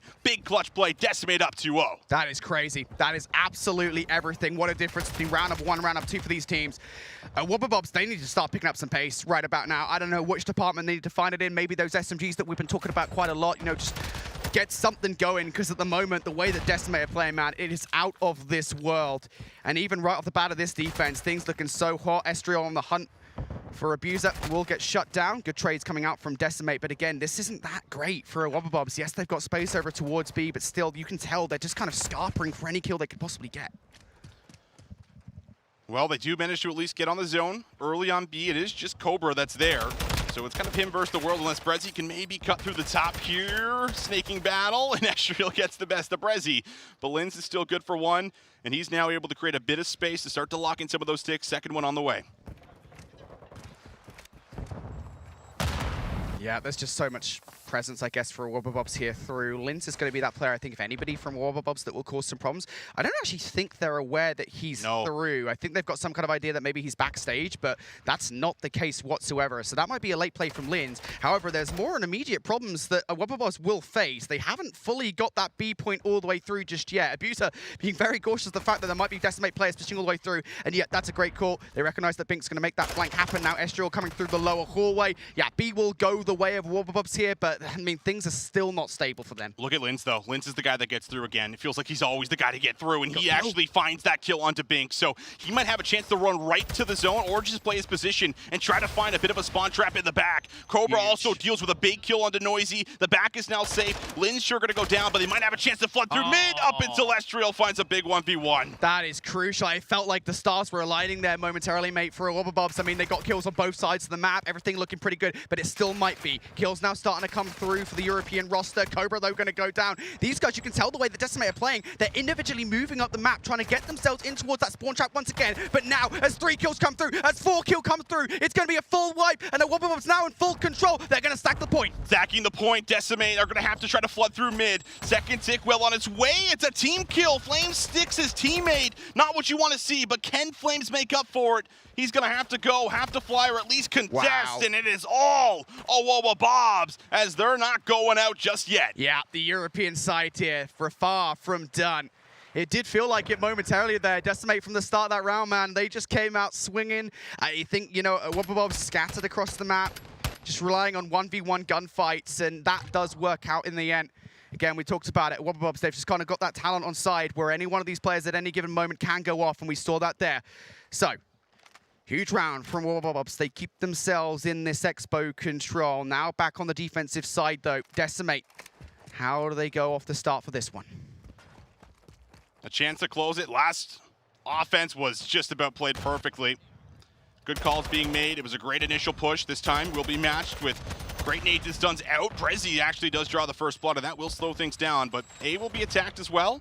Noisy, let's see if you can maybe make something special happen again. Nice chow onto Cobra. Flames follows it up, and there is now a play to be made potentially here on the zone. Yeah, absolutely. The harder of the 2 points to take, and they've got themselves on it. They've got 2 players stacking on this point, so it's going to go pretty fast. I thought for a second there maybe Bink is going to join it, and yeah, he absolutely will. The Flames gets a crucial gunfight around the flank, and that would have been massive for Brezzy to install himself in there. He could well have made the play, but as Noisy picks up Cobra as well, Linz going down. It's all going awry here for Wobburbobs, and Abuser gets taken down as well. That's just, even that is a tiny bit of space that is so crucial for Decimate on the transition. That was a panic moment there for Wobburbobs. I mean, now they're going to have to be a little bit worried about this setup because Flames could break it open. You have players in the back. Bink might be able to get something done. Ezreal, good for 1. Flames now making that push. Trades are here. 2 players down. You have to see Abuser trying to hold on, and Flames just gives them the chow. That's 5 in a row. Does end up dropping, and now we'll see if they can try to hold as the Wobburbobs start to stabilize. Yeah, big kill actually made on the point, to be fair, from Brezzy, so I was a little bit concerned there that the Wobburbobs would lose full control over the point, and they have Linz through too. But Decimate, they're not actually going around the front line here. They're still sending players trying to kind of angle themselves around the flank, trying to make that flank happen. And that's currently Ezreal and Bink. So this is going to be a war on 2 fronts here for Wobburbobs. Just got to make sure that pressure around the front does not boil over as well as around the backside. And Bink at the moment just waiting alongside Ezreal for somebody to get antsy, somebody to challenge them. Noisy this time is just going to go straight for the kill versus Abuser. And now Cobra around the back line has so much to do. Linz as well. These are big gunfights. They find one at the very least, but Noisy will trade things out. And now it's down to really Linz in this situation. He goes down as well. Noisy finds more. Abuser, now the next player to try to defend this point, and he finds 2. Abuser doing it all at the moment. He was tagged up and almost found Flames as well. Both teams on the point, but Flames will now be the one that has to try to come up with kills as his teammates make their way over, and Decimate are starting to funnel in the kills. The stack is on its way. Bink, Noisy, Flames all on the point. Wobburbobs gonna have to go. Yeah, and you've got to hit this at the right time as well. You can't just afford to just run straight at the point. Noisy with the challenge a little bit early. I don't think Abuser was expecting that. You've got to go if you're Cobra. Can't line them up in time. Brezzy, he's going to sit in the corner, but Linz from the other side saves the round for all of the Bobs. So they're safe for the moment here. 50 seconds on the clock, but still a 7v14. Yeah, that's exactly it, Brody. 7 lives remaining for a Wubba Bobs. They need to somehow slow the pacing of this round down, and that is not going to be easy versus Decimate. Estriel ready to fly at the next one. Kills coming through, but it's Brezzy and Cobra that still managed to come out with the trades. 6 now playing up against 11, but the time also becoming a major factor. Yeah, Noisy going to catch Brezzy off guard here. Again, just trying to get rid of these final players. Now 5 players remaining here. 4 technically between the 5 lives, whatever. It doesn't make a difference. Cobra also with that kill versus Noisy. Now everything coming around the front. Cobra going to be down here. Now down to the final set of lives. Everything has to be perfect, but there's 12 seconds left. It might force Decimate out of the play, but Abuser on 39 HP, just going to lay down on the stairwell. Brezzy also picking up Bink, and Decimate going to have to rely on something from Noisy as Estriel goes down. Noisy cannot produce it, and despite being in a 7v14, the backs, I mean, they're not against the wall, mate. They're firmly squished up it. They survive a round number 5 now, mate. I thought it was over, Brody. I thought that was it. Noisy's in the back. 5 lives remaining. This is it here for a Wubba Bobs in the map number 3, but Abuser comes up huge in and around that point, finds some great kills, plays his life quite well, and you can see everyone slow it down enough to where the lives no longer matter. They bring it all the way back to where they actually have the life advantage in the end. That is not an easy round, but that's the Wubba Bobs that we know from Europe, Brody. They are never going to go silently into the night. Yeah, absolutely. Wow. I just didn't see this coming the way that Decimate played the first couple of rounds. This has been incredible to watch from the Europeans to really resurge their way back in towards this one. And right off the rip, it's them on the offense here. They've already cleared a ton of space on 8. That first tick about to come through by way of Cobra, and the coverage is looking pretty good as well. The only thing they've not really got coverage at the moment is of that bar area, and that's where Flames is diving down. But he has been sorted out by Abuser. Somehow gets that kill. Goodness gracious. Decimate starting to put it together here now. Have a chance to maybe flood in. Have to deal with Brezzy, and they do deal with Brezzy. A minute 15 on the clock, a chance to still get over to the zone, and I think that attention is going to be turned over to B. You can see them starting to get numbers together, but you have to worry about Noisy, who can come behind the play. Yeah, they'll have a moment of calm here. Just a minute. Should be able to get this first tick through before they come up against any threats from the Decimate side. Noisy's going to attempt that flank that you were talking about, Austin, and he gets shut down. Bink goes down too, and now everything really reliant on Flames. Can he be that Flames 3K that we know he can be, the Flames 4K that we know he can be? First kill good versus Brezzy. That'll buy some time for the rest of the team to make their way over, but not enough time to stop the point. So now it's about stopping the transition, and you haven't done that. This isn't good. I mean, the only player behind the play, again, is going to be Estriel. It feels like the setup has not been here for Decimate, but Estriel might have a chance to come up big. Some of the numbers starting to dwindle here for the Wubba Bobs. But Abuser, he finds 2 through mid. He's now on 4 in a row, 33 and 22, and he's still alive in the back. There's just so much time. There are so many opportunities that the Wubba Bobs have here to make this one work. And as you said, mate, Abuser is still there, still being an annoyance around that lobby side. Finally, he's going to get shut down. And now Decimate, all they have to worry is about the pressure around the front from Restaurant, from the stage side. And that's where Wubba Bobs are going to be sending players. It feels at the moment like a 2-2 split. Crucial gunfights across the board here to be won on both sides. And look at the way that Decimate are positioned. I feel like if anybody's going to catch a Wubba Bobs off guard, it's probably going to be Flames just sitting in that corner. I don't know if they're going to expect him there. Cobra trying to work through, trying to get a read. The double push onto Flames. Need a trade, and Cobra does deliver, but he has to get a read on one more and doesn't turn fast enough for Noisy. So back to step 1 here for Wubba Bobs, and all 4 of them go down at the same time. That's the biggest problem. So Decimate now know they have a lot of room to work with, and now you need some key trades to come through. Yeah, Spawn Trap they want to put together here. Brezzy gets the stun check, but doesn't actually go for the kill versus Bink there. Not too sure what happened there. Regardless, it results now in more map pressure, more map control for Decimate here in the scenario. Estriel might actually allow Linz through. No, he just sees him in the corner of his eye, but Linz will still filter through. That's a threat now that Bink will have to deal with, and in doing so, in turning to tip up Linz, he's now going to be taken down by another player. Linz comes through for that kill. Brezzy finds another, and now the presence around Restaurant has to go big. Noisy, the man to do it almost every single time. Here, maybe to do it again. Flames Estriel, though, finding kills. Abuza, can he do another one of those Abuza plays? 21 seconds, gonna throw himself on the point. Second tick here, Noisy's going to drop. Take a look at Estriel. Estriel's going to drop as well. The stack can now come in for the Awoba Bobs as they have the numbers and they might have the game, but Bink answers back with 2. That is absolutely crazy, but Prezi now going to answer back with 2 of his own. Noisy, They flying touch. towards the point. They're touching the point at the very least, but now just one more player, and as Estriel takes Prezi down, there's now 15 seconds left. A 5 versus 4. Estriel now looking to try and clear this point. They gotta go! They gotta go! You gotta go right now, and you got 14.8 seconds. Just a sliver away. They clear the point. They clear the point and Estriel's alive. It's 2 lives playing up against 3. And the only one here is going to be Brezzy. Brezzy's going to drop. Last one is Linz. Linz can't get to the zone in time and decimates. Hold on for the map 3 win. Man, that was so close. A whisker away, mate. A whisker away from a Wobble Bobs getting that one done. And yeah, they're laughing and smiling now. They were not 2 rounds to go. Oh, dear. Decimate, man, the way they started that control, the 2-0, the first 2 rounds, so indomitable. It was a complete night and day difference between the offense from Wobble Bobs and then, of course, the offense from Decimate. But somehow, I mean, I say somehow, I don't think we're surprised at the tenacity of Wobble Bobs at this point. They've done it so many times in Challengers Elite Online. Right. But LAN is a whole different story. They make that much closer than Decimate desired. Oh, Land's a different beast, Brody. The passion flowing. Look at the reaction. I mean, extremely close, though. 2 versus 3. I mean, my goodness, man.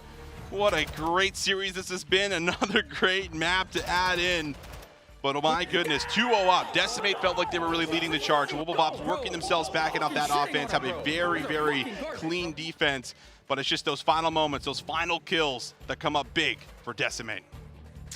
A huge map in the best of 5. We talked about it, right, in terms of control, right? This is really where the only difference in terms of these 2 teams was. Decimate, I don't want to say they were struggling with control during Season 4. That's not the case at all, but I would say it's the game mode in which they lost the most, right? It was 50-50 across the board. For Wobble Bobs, that was not the case. It was one of their stronger modes. They were one of the strongest control teams in Europe, and alas, they have been beaten by Decimate here on Expo Control. So that gives Decimate a real way in towards this series. Now, it sounds funny that I'm saying that, because, Brody, dumb. They're 2-1 up, right? I mean, what are you talking about? But again, we talk about Hardpoint, these being kind of the #1 teams from their respective regions. In Hardpoint, we go up one, I think it was a Hotel Hardpoint next. And just as, map #1 was in favor of Decimate, that was their best Hardpoint map. This is one of Wobble Bob's best Hardpoint maps. That is very true, Brody. This is very true. And I think this is something that we haven't seen maybe Decimate play a ton so far this weekend. They've been playing a lot of the embassies, a lot of those fortresses when they can. But we'll see what can happen here. This is a must-win for the Wobble Bobs. Again, if you're tuning in, this is the winner's final. This will guarantee top 2, not just top 2, but it'll guarantee you a place at Champs. Oh man, that's such a tantalizing prospect, isn't it, for both of these teams, especially for Decimate with the situation they're in terms of kind of the challengers points, how kind of, I want to say far down the ladder they are, but yeah, there's a lot there to talk about, a lot to unpack between Decimate and the Wobble Bobs here. They want that spot at Call of Duty Championships. Now, at the start of this Hotel Hardpoint, it is going to be mostly a Wobble Bobs kill feed. Look how deeply entrenched they are in that left side of the map, though. They still haven't got that flip that they desire. As Linz picks up even more kills. Well, he's 3rd in a row right off the rip here, trying to make it #4. He does get shut down. Now they will flip. Oh, Brezzy. That's a great play out of him. Comes up with 2. Still a lot of time to fight for in and around P1. But both teams going to be looking to try to make some movements across the map. And it is a Wobble Bobs that have the setup first. But are they going to be able to hold? Great kill through mid for Estriel. Abuza able to find one in the back. And now needs to find maybe potentially more. Yeah, this is big. Big rotation coming out from Wobble Bobs here. We haven't got anybody on those back stairs just yet. Very reliant on Cobra and Abuza both being kit. They will check this. Will they see 2 players? No, you don't quite expect team shots like that coming through from down low. And now Noisy and Flames will know that's where the vast majority of the pressure is from. But I was saying they didn't have anybody around that back stairwell. Now they do. Linz, though, despite the fact that he was snaking his cheeks off, he does get eliminated. And beyond that as well, it's a full clean wipe. Not fully clean. Bink does take out Noisy. That doesn't matter. Decimator in. Yeah, Decimator in, but a Wobble Bobs still spawn pretty closely. Oh, wow. And well, 1 wipe matched with 1 wipe. But Wobble Bobs, they find 4 down themselves. But it comes at a better moment because they're now in control of the time and have a chance maybe to start to fly forward. They get some good exits, they can start to get to new. Yeah, I don't know. Number 8, Noisy's just spawned in, so maybe they can have a look over towards the scrap time. They'll have a good look at it, to be fair. That's still a valuable 15 to 20 seconds to go for here. That stun will connect, and yeah, Well Noisy done. off the back of those spawns will actually go through. But Noisy being there influences the spawns, so now that Estriel joins him. This will weaken the defense over by Kitchen side. It's all down to Flames, a 1v1 in towards Brezzy, and while Flames has the power of the Kitchen counter, they will make sure they win that gunfight. And despite being in a 2 versus 2 scenario, Decimate come out on top for the initials. This is a huge rotation from them. Yeah, it's a great moment. They get scrapped, they get themselves to initial. But can they deal with some of the players in the back from a Wubblebobs? You also now have a chance to try to get through the back as you have numbers, but can they break into Kitchen? Cobra looking to make the entrance. Doors being open. Have to check your corners. Have to predict right. Brezzy now can pinch this play up with Linz. Here we go with the coordination. Shots coming through. Break might be good, but Flames holds on as he doubles up and puts himself on 5 in a row. Yeah, Flames is cooking something up here in the Kitchen, 5 in a row. Once that cruise missile would be huge if he could get it, excuse me. And now they're trying to find their way back on through. Linz stunned up, gets the kill versus Bink, regardless, somehow managed to do that. Linz turning around for 2 and almost takes Flames with that streak, but will not do so. It doesn't matter if Linz gets 2, as long as Flames follows up with that 3rd, that's the 6th kill required and the time to boot. That's a great hold. We saw Wubblebobs with that lead heading into P2, but now everything has flipped. 40 points just about in advantage here for Decimate. The shots through the back, the nades all coming through successfully now on this rotation, and Linz and Abuza forced to try to hold on. It's going to be a full-on push through mid here for Wubblebobs, trying to hold on now through the back. Yeah, no presence around bedroom side. The Wubblebobs will go to check regardless. You can see Linz on the map doing that. While all that is going down, Decimate got their eagle eyes on Statue side on the front of the hill to make sure that no Wubblebobs players do manage to make their way through. Indeed, they have, though. That's the problem for Decimate here in this scenario. Now they're going to find their way back around through the middle of the map. Has to be a synchronized attempt here from Decimate, but as number 5, Estriel goes down. Now Bink looking for the kill versus Brezzy. This is a lot to do. Noisy, fortunately enough, will find 2. Not the 3rd, though. Cobra will deny. And Cobra, he needs to do more. He's the last remaining player for Wubblebobs on that kill. Cannot get it done. That is a scrap time that will be going the way of Decimate. Yep, they'll have a lead here in this game of about 30 points or so, but Wubblebobs now a crucial rotation over towards Restaurant. They get the scrap time, but it's a great moment for Wubblebobs. They hold on there just beautifully. They rack up a lot of points, and it allows them then to actually get to the new hill first. So a lot of work needs to be done through the middle of the map, and Cobra's got a great read on where this push is actually coming from. He may actually have a chance to pinch this up.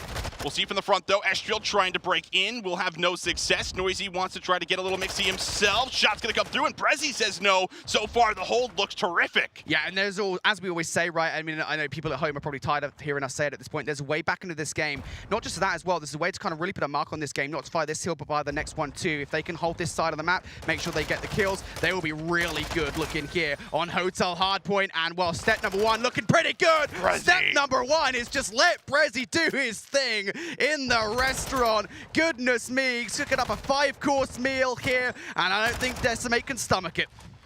Doesn't look like it's going to happen here for Decimate on this point, man. They gave it everything, but they could not break in. You sure do look to new. 1v1 potentially gonna come through here, and that 1v1 is won by Abuza.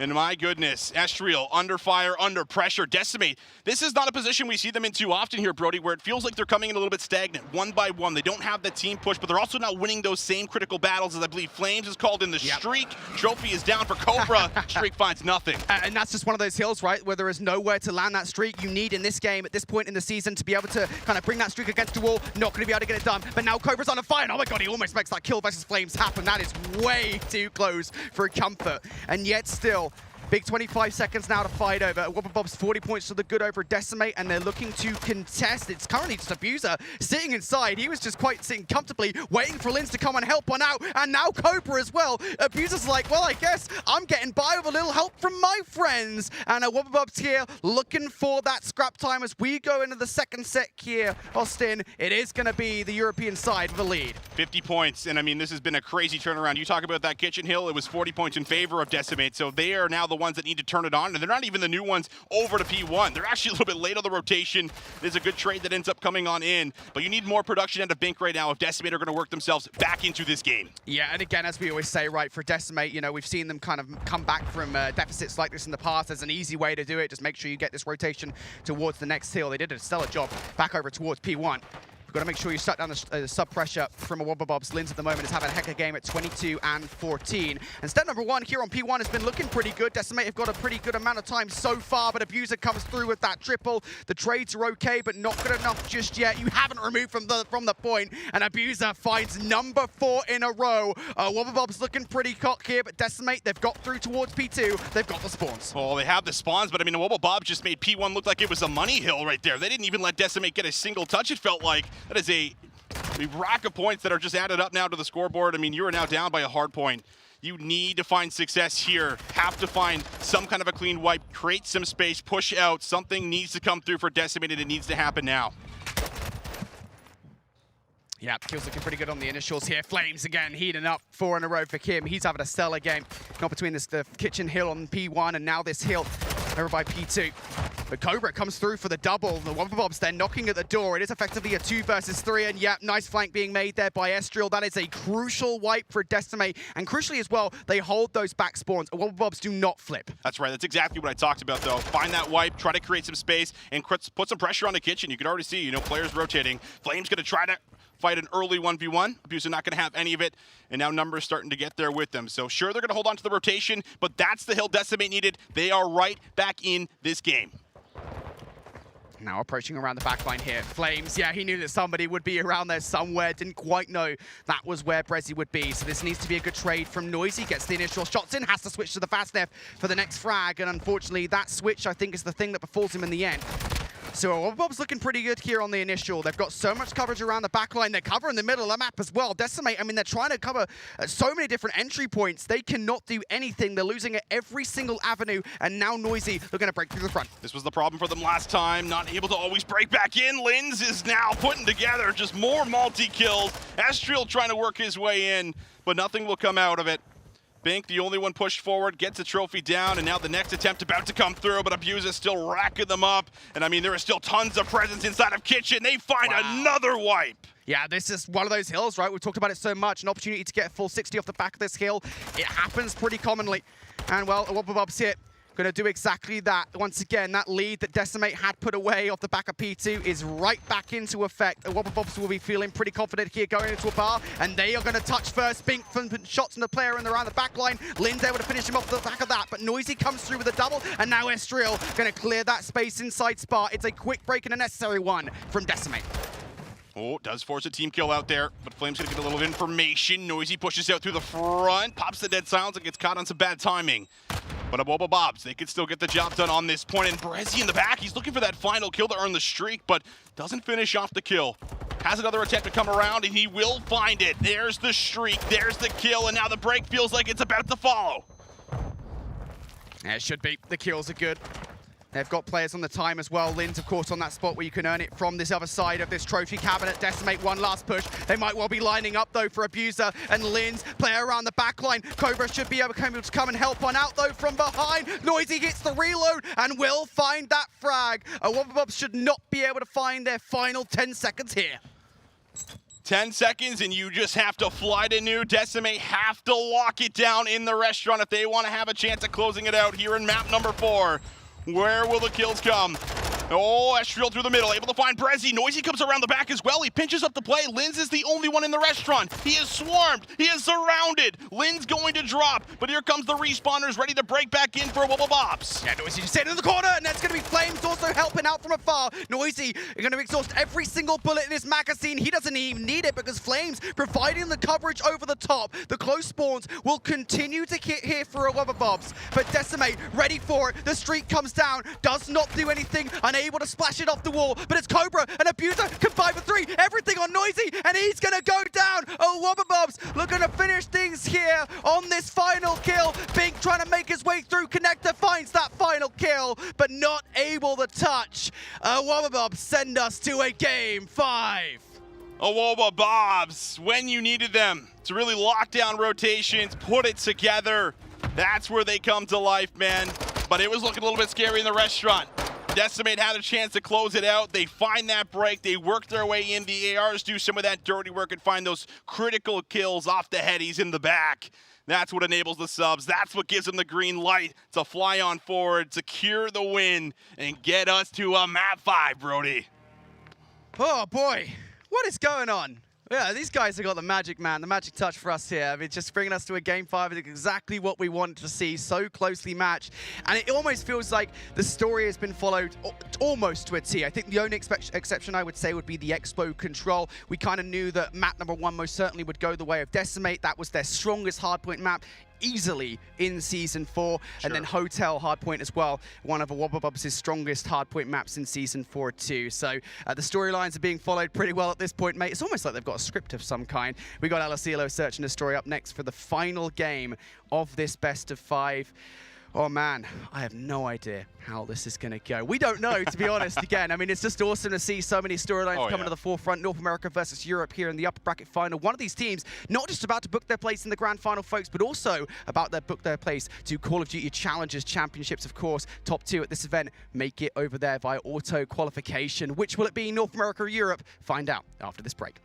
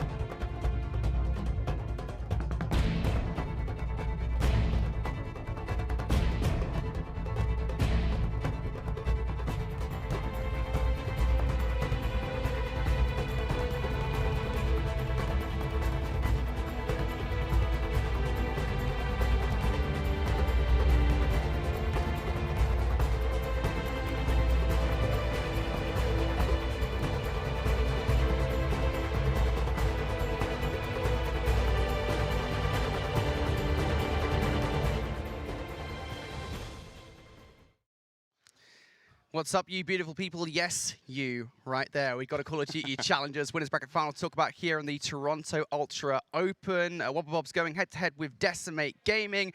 And, well, would you believe it? Surprise, surprise, it's going to a game number 5. I'm Infinity. Joining me in the desk here is Visions. Austin, I'm so happy. This has been an incredible Winners Bracket Final. Like, I think we were saying we want everything to go the distance today.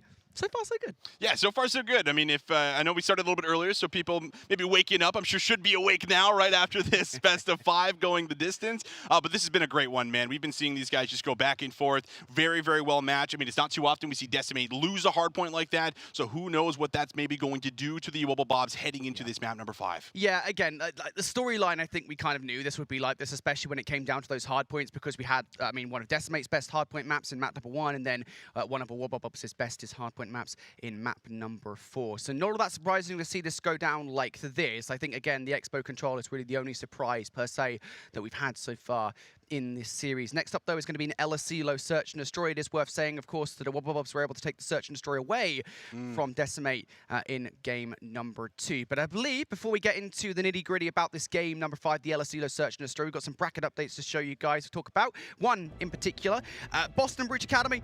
I know you guys, someone should create like a Twitter or something, like censor updates or something like that. Censor update. I know that like somebody do that. There's like some money to be made there of some kind. Boston Breach Academy, they 3-0 Aphelion Esports, the number 1 team coming out of Season 4 of Challengers Elite in Europe. They are done at top 6. They are done at top 6, and to be honest, I thought Aphelion for sure was probably going to be looking like top 3 coming into Toronto, especially after they looked in the last cup, they looked in the Elite, but overall, not the way the cookie crumbles here. They do end up dropping out. I mean, we've been hearing, you know, from the other casters that apparently Doug and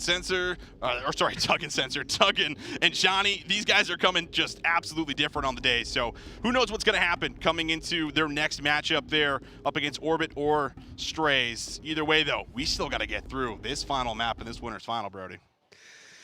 Oh boy, I have no idea how this is going to go. I mean, I generally speaking don't know much at all of anything, but I don't know what's going to happen here after the map number 2. That was just so closely matched all the way down to the final 2 rounds, and it was just adaptations galore, right? I mean, It was very clear that Decimate had certainly done the homework on what the Wobbabobs were going to do, how aggressive a player like Brezzy was going to be, because he's just like his staple play when it comes down to Fortress S&D on the defense, run straight into top munitions, and Decimate read it not twice, but thrice in that Search and Destroy.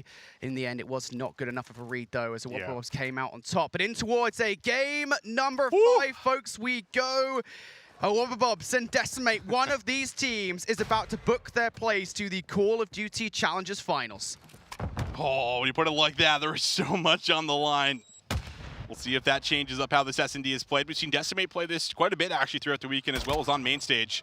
And it's really just all been led by what Noisy does, what Estriel do, how they just pick apart the side lanes. You can see Noisy slowly working through it. Cobra is onto him, and Cobra challenges and draws first blood. Yeah, big first blood there made by Wobbabobs. And you get the feeling now, the vibe, that they might be trying to outreach themselves all the way past the main building, the main Asylum building, towards B. If that is the play, Decimate might well have read it well enough, because Flames is keeping an eagle eye on that one. But on the other side, Estriel trying to get themselves in, and yeah, Abuser going to take down Bink now. This feels like this is the play coming through from Wobbabobs. Wobbabobs just working the map. Tough to get a read on Flames in the back here, so Abuser is not going to know anything about that. Easy pickup, but it is still a 3v2. Wobbabobs have to decide where they want to go. A, I'm sure, will be the target. As they start to clear it out, Lynn's going to be the first one in, ready to drop that bomb. Yeah, but Estriel's still hanging about here. They might not know that Estriel or any player, to be honest, yet they don't know. Lynn's is going to be taken down. Wrong time to activate. Somehow, Estriel gets that kill, and Decimate completely flipped this round on its head. Yeah, that is the play, right? You recognize that Flames is over by B. You think, right, we baited these guys out. They think we're going B. Nuh-uh, says Decimate. Estriel comes through with the kills there to make that round happen. And who better in a 2v3 than those two, right? Estriel, Flames, the guys that just have so much built-in trust with one another. You see it come to life right there, where they both just isolate themselves, saying, we'll play the 50-50 at each bomb. We got this. And Estriel just pounces, makes the play, has a nasty snapper as well with the hip fire.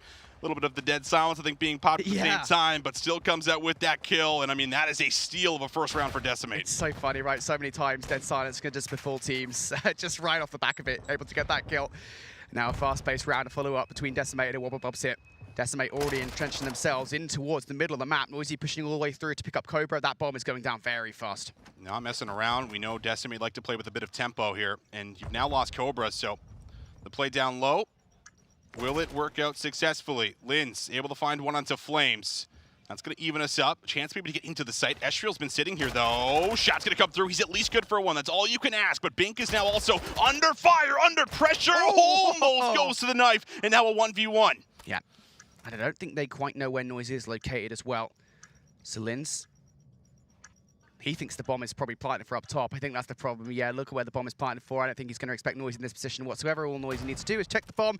Hi, Lynn's. How you doing, buddy? See you in the next round, mate.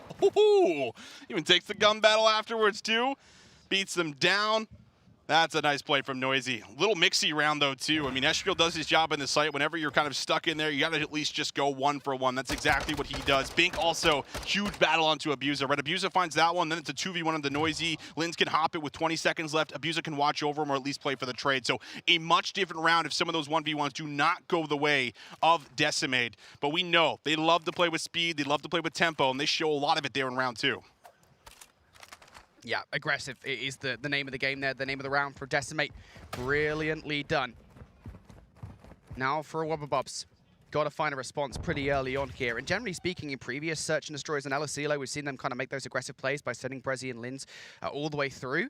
This time, it's actually going to be them having to contest with aggression from Estriel. Cobra predicts it, and Estriel's just like, I don't care, I'm just going to delete you. I mean, that is a tough shot. You can barely even see him through the window. And the thing is, Estriel backs up and Noisy actually comes around the back. So they may not expect this. Estriel going to actually back up, kind of join up with Noisy, hold hands as they start to get a lot of control. And I mean, you are stuck inside. Still a winnable round for Wobbabobs with time to play with, but they are certainly trapped at the moment.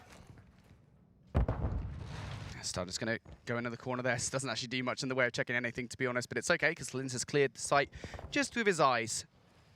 Unfortunately, though, Linz now has to use those eyes to look in a variety of different directions. We'll at the very least look at the bomb going down, but the problem here is that as soon as the bomb does go down, he needs to find himself out of the site. Already going to find himself in the line of sight of Noisy. And now, actually, to be fair, these guys giving him the full regen. That was a lot of space given towards Linz. They're very fortunate that he didn't do his usual thing of just snap a rune from player to player, but it's just not going to come to pass. Yeah, and that's what I mean by trapped, right? When you're in a situation like that where you don't really have an exit after you plant the bomb, your only real plan maybe is to try to stack inside, hope you can kind of get a little mixy in that moment, pop out, maybe find 2, get away. But when you're in a spot like that, it's really difficult to kind of work yourself out unless you're going to get a good read maybe on pushing through to the defensive side.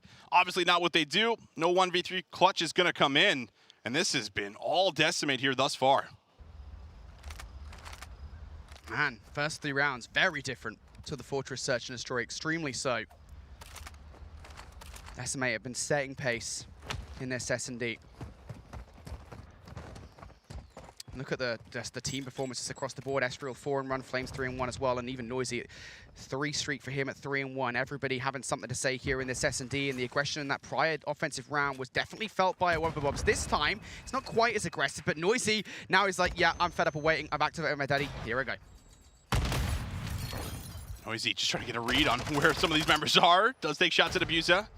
And draws first blood. 4 in a row for Noisy. Spots Cobra! Noisy snapping at the moment. Puts together another one. Numbers here once again for Decimate. Oh, there's a reason they call him Noisy, mate. He's the loudest player on the map. That second kill should never happen. Ever. That is... Look at the little smile on that he's evil just smirking, man. right? That is... He's been doing it all week, and I love it. I love it. Evil. Pure evil. Oh, man. And you're feeling that evil if you're a Wobbabobs at the moment. 4-0 down. You have nothing. This is so uncharacteristic. There is just no response whatsoever. Like, normally, a Wobbabobs, they come up with some adaptation, some kind of aggression. They just can't find it. They can't find it. I mean, they could barely even find, like, actual gun battles they can take at the moment, right? 6 in a row for Noisy with that little double, I think even triple near the end. And Stuns and Nade's going to come out aggressively. I mean, they just want to keep pouring on the pressure. They do not want to give them any breathing room whatsoever. And that's bomb down. It's just like now, I mean, you don't have any other choice than just kind of fly straight back and hope for aggression. Yeah, this time, finally, someone punishes the unpatented aggression. Oh, geez, something going the way of a Wobbabobs hit.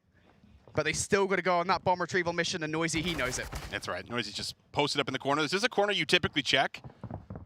We'll see if Cobra does come around, or maybe Brezzy. There's one. Read onto the second. Shot's going to come through. Noisy just backs up. 7 in a row for him. Abuser does answer back. 2v2 we go. Yeah, the problem is, of course, they don't actually know that Noisy's moved. At least they don't know that he's now inside that A site. So they're still going to be really cautious about the way they play around those kind of hallways. And they won't know that there's anybody inside the A site just yet. But here comes those adaptations that we were speaking about. Abuser and Cobra now just shooting themselves alongside different paths around the map. And Cobra, in picking up that bomb, did not have dead silence. I believe he just lost it as he picked it up. So will have been heard here by Noisy, and now Noisy in sight. Oh, going to snap it towards Abuser. Not enough for the kill just yet, but time not on Wobbabobs' side here. Flames could come in for the kill. Can Flames steal away another round here for Decimate? 1 versus 2. It's going to be a stack in the site. Flames gets 1. I think he got eyes on the second here as well. 2 HP in a dream. A chance to fully reset this gunfight up against Cobra. Cobra's just going to stay in the site, hope for the best, and trust in his 1v1 gun skill. Yeah, the fact he gets that gunfight so quickly, it just gives Flames so many options here in the play. He's just going to be patient. And Cobra, I mean, he's just going to be so tetchy inside sight. And yet, there you go. Cobra makes the noise. Flames hits it. Cobra wins the fight. A crucial round for Wobburbobs. They lose that, Austin. They are deep in the doo-doo. Wow, they absolutely are. It feels like 5-0, map number 5. I mean, it's too much to ask from any team. But that is a critical round, and I mean critical. Cobra with the snapper, and I mean, Flames even got, additional information onto him as well, right? He bangs open that door, he gives him a shoulder. Flames gets kind of the first move. You can see it shaking the head, just trying to shake that one off there. They're still 4-1 up, but much needed round. Wobburbobs now need to build off of it. Yeah, still worth saying as well that Noisy off the back of his 6 earlier on should have a streak ready to go, so they can use that at any given point. And as we always say when it comes down to LSDLO Search and Destroy, it is generally used to create space over towards B and allow the players to move across the football field completely uncontested. Would you believe it, Austin? That's exactly what they're doing. That's what they're doing, but the streak doesn't find anything, and you actually get a pretty good answer here from a Wobburbobs. 3 of the 4 are going to be able to shift over. And Brezzy, he was trying to push through, maybe come around the play. He's now 0-6, struggling to get anything going. And this whole left side through the tower is completely open. Flames is going to get to the back, and he's going to open something up. Yeah, I feel like that play from Brezzy was just a little bit unnecessary, to be honest. You have the answer, right? You kind of know what you're doing. And now we're seeing another flank being put into effect here by Wobburbobs. It's Linz this time, the other SMG. And to be fair, Decimate don't actually know that Linz is here. So he could well stop this bomb, or at the very least get a kill off the back of it, but Estri will not remove himself from the site, and now for Linz and Abuser, just going to try and play this one without going down. The problem is, of course, if they try to take down Noisy and Estrel, yet Flames with the coverage from the middle of the map, they're not going to expect them there. That is exactly what happened. Big round for Decimate because, of course, again, I mean, what? They're 1 round away from victory now, and they use the streak, and they do win the round in which they use it. 1 round away from being the first team to qualify for Challenger Champs. Guarantee yourself top 2 here in the Toronto Open. So much on the line. Too much to ask on the other side. Wobburbobs now down 5-1. Haven't had too many good looks at a lot of these rounds. It's only come off the back end of Cobra's clutch play in the 1 versus 1, right? Other than that, we have not seen a lot of great things, and Brezzy's still looking for that first kill. Yep. That's crazy. That is absolutely crazy to me. The SMGs have just been totally shut down from Wobburbobs. And now, something again different coming out here from the European side. 3 stack on towards the football field. The read is good from Decimate. They've got the numbers to answer this. And Abuser flying out in towards the open. Yeah, just not ready for those kind of fights. You wouldn't expect that amount of players, that amount of presence, and it just gets worse as well. Cobra creaks open the door, but no, Decimate. Now up with a 4 versus 1. Lin's the last one up. I guess the only silver lining here is he doesn't have to go over to B for the bomb. Problem, he's got to get through 4 members, Brody. Where does he go? Oh, man, just a rat in the maze. He's got to play really ratty to try and win this one out. Dead Silence has already been activated. He's got to try and play off so many different reactivations of that Dead Silence. Now that stun should connect on towards 1, but he's got to contest with Estriel on the heady. That nade is not going to connect in time. Flames is already on the defuse. And Austin, we have our first team qualified for the Call of Duty Challengers Finals. Decimate, representing North America, are through. Decimate make it through, man. I mean, they played that final map perfectly. Very, very little mistakes. I mean, that honestly could have been a 6-0 if it was the 1v1 won by Flames, right? I mean, that was just completely one-sided. Not how you expected the final map to come through. But Decimate, not messing around. They want to get that spot. Like you said, Brody, the first team to qualify for Challenger Champs. That's got to feel great. Yeah, officially, we should say, because of course we don't know how many points, what teams are locked in, pre-Toronto, yada yada. We don't know any of that stuff.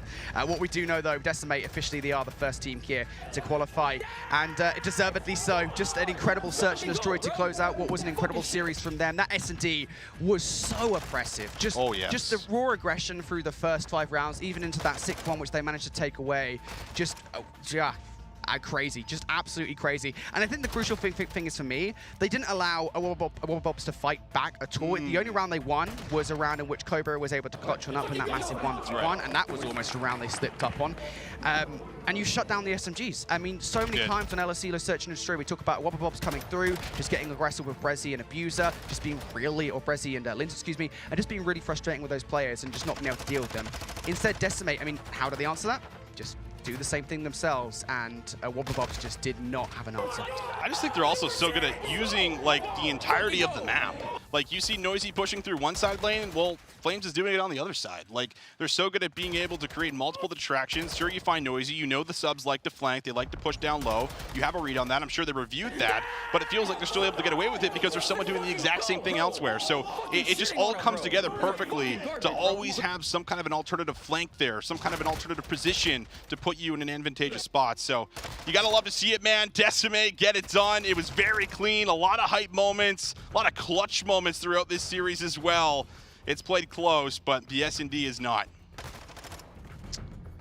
Man, oh man, what a game 5, what a winners bracket final. I hope that really does kind of set the pace for the rest of the day here, the rest of the championship Sunday here at Toronto, because that was incredible.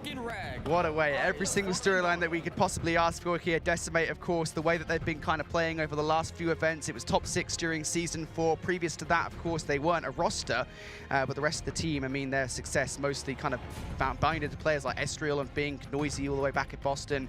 But as a team, man, what a come up here for Decimate Gaming. They booked their place in towards the grand final and, of course, Call of Duty Challengers Championships. It's so crazy now to look back on that Expo control now, isn't it, right? Like, you think back to that 3 versus 2 on the point, you know, what could have been, what could have happened, almost bringing it back from 0-2 down, something we've seen the Wobbuffets do throughout this bracket already.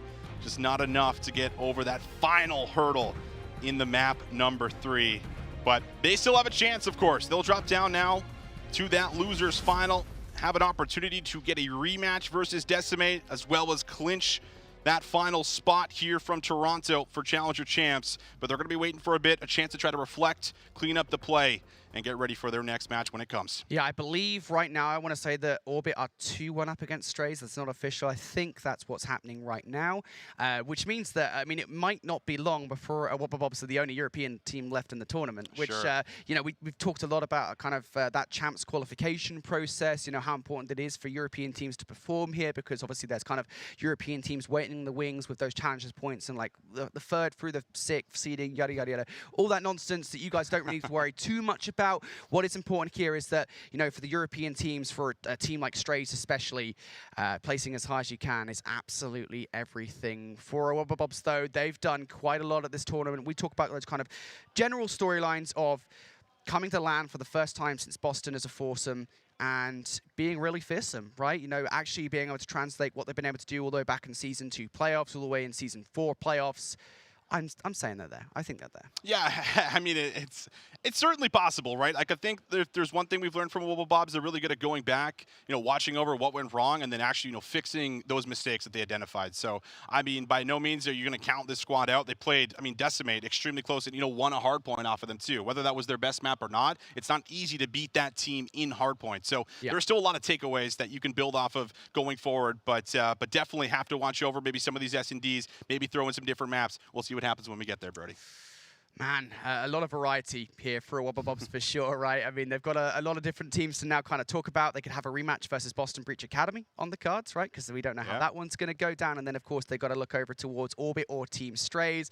Who knows, man? But we're definitely getting down to the wire here at this point in the tournament, folks. We're about to get down to our final 4. Next up is going to be the lower bracket semi-final. We don't know who's there beyond Boston Breach Academy. What we do know, it's going to be an epic matchup. You guys don't want to miss it. Stay tuned for more Call of Duty Challengers on the other side of this break.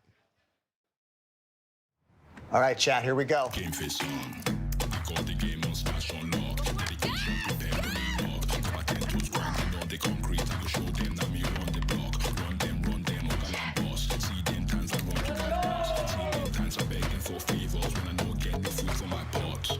Table don't turn. With the big friend, but the bridge don't burn. Game face on. Game face on. Then we on. Go, baby. I know what it is.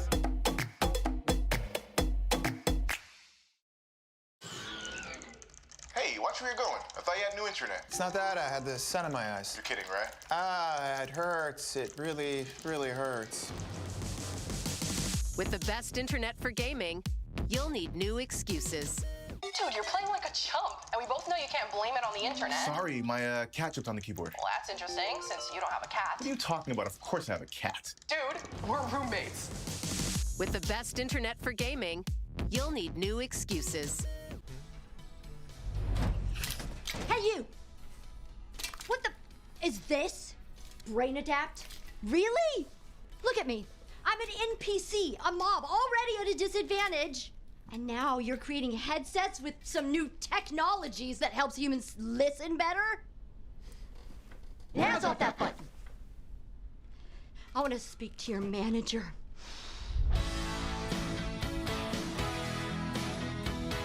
I'm Nemo, and I'm a 22-year-old student. Here's how I budget for the entire school year. I use the TD Student Budget Calculator to help me plan my budget.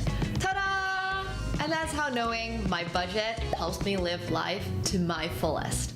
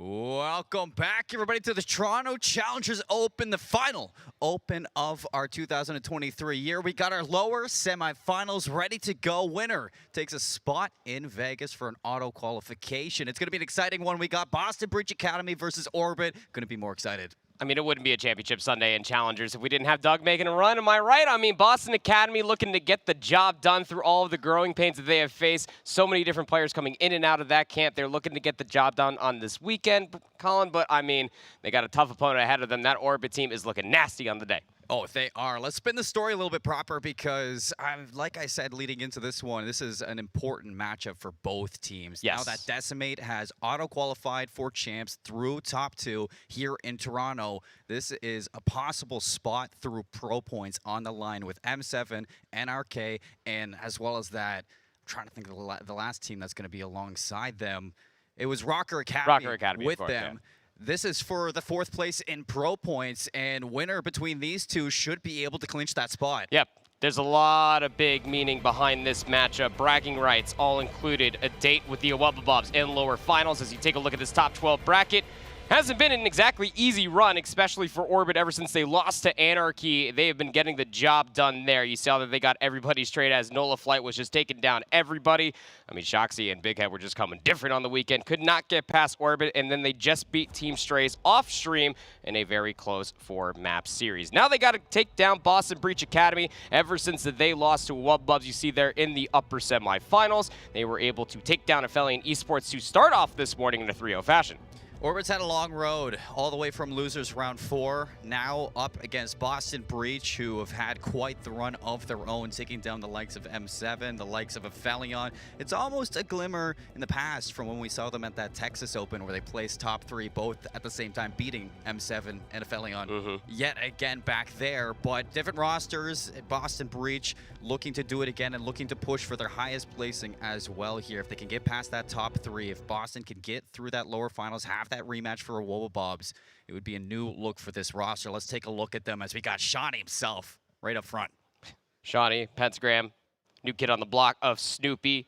Ever since Kremp got called up to play on Boston Breach. And of course, Doug. I mean, most people end up wearing championship white jerseys. Doug just rips his sleeves off, then he shows up and he plays Call of Duty. That's it. Man's just built different. But nonetheless, his Boston Academy roster, I feel like ever since back in Season 1 of Challengers Elite, where they started off 0-2 and were able to make the run all the way through playoffs, everybody just continues to sleep on this team through all the different roster changes, through all the growing pains, being able to find more comfort on their map.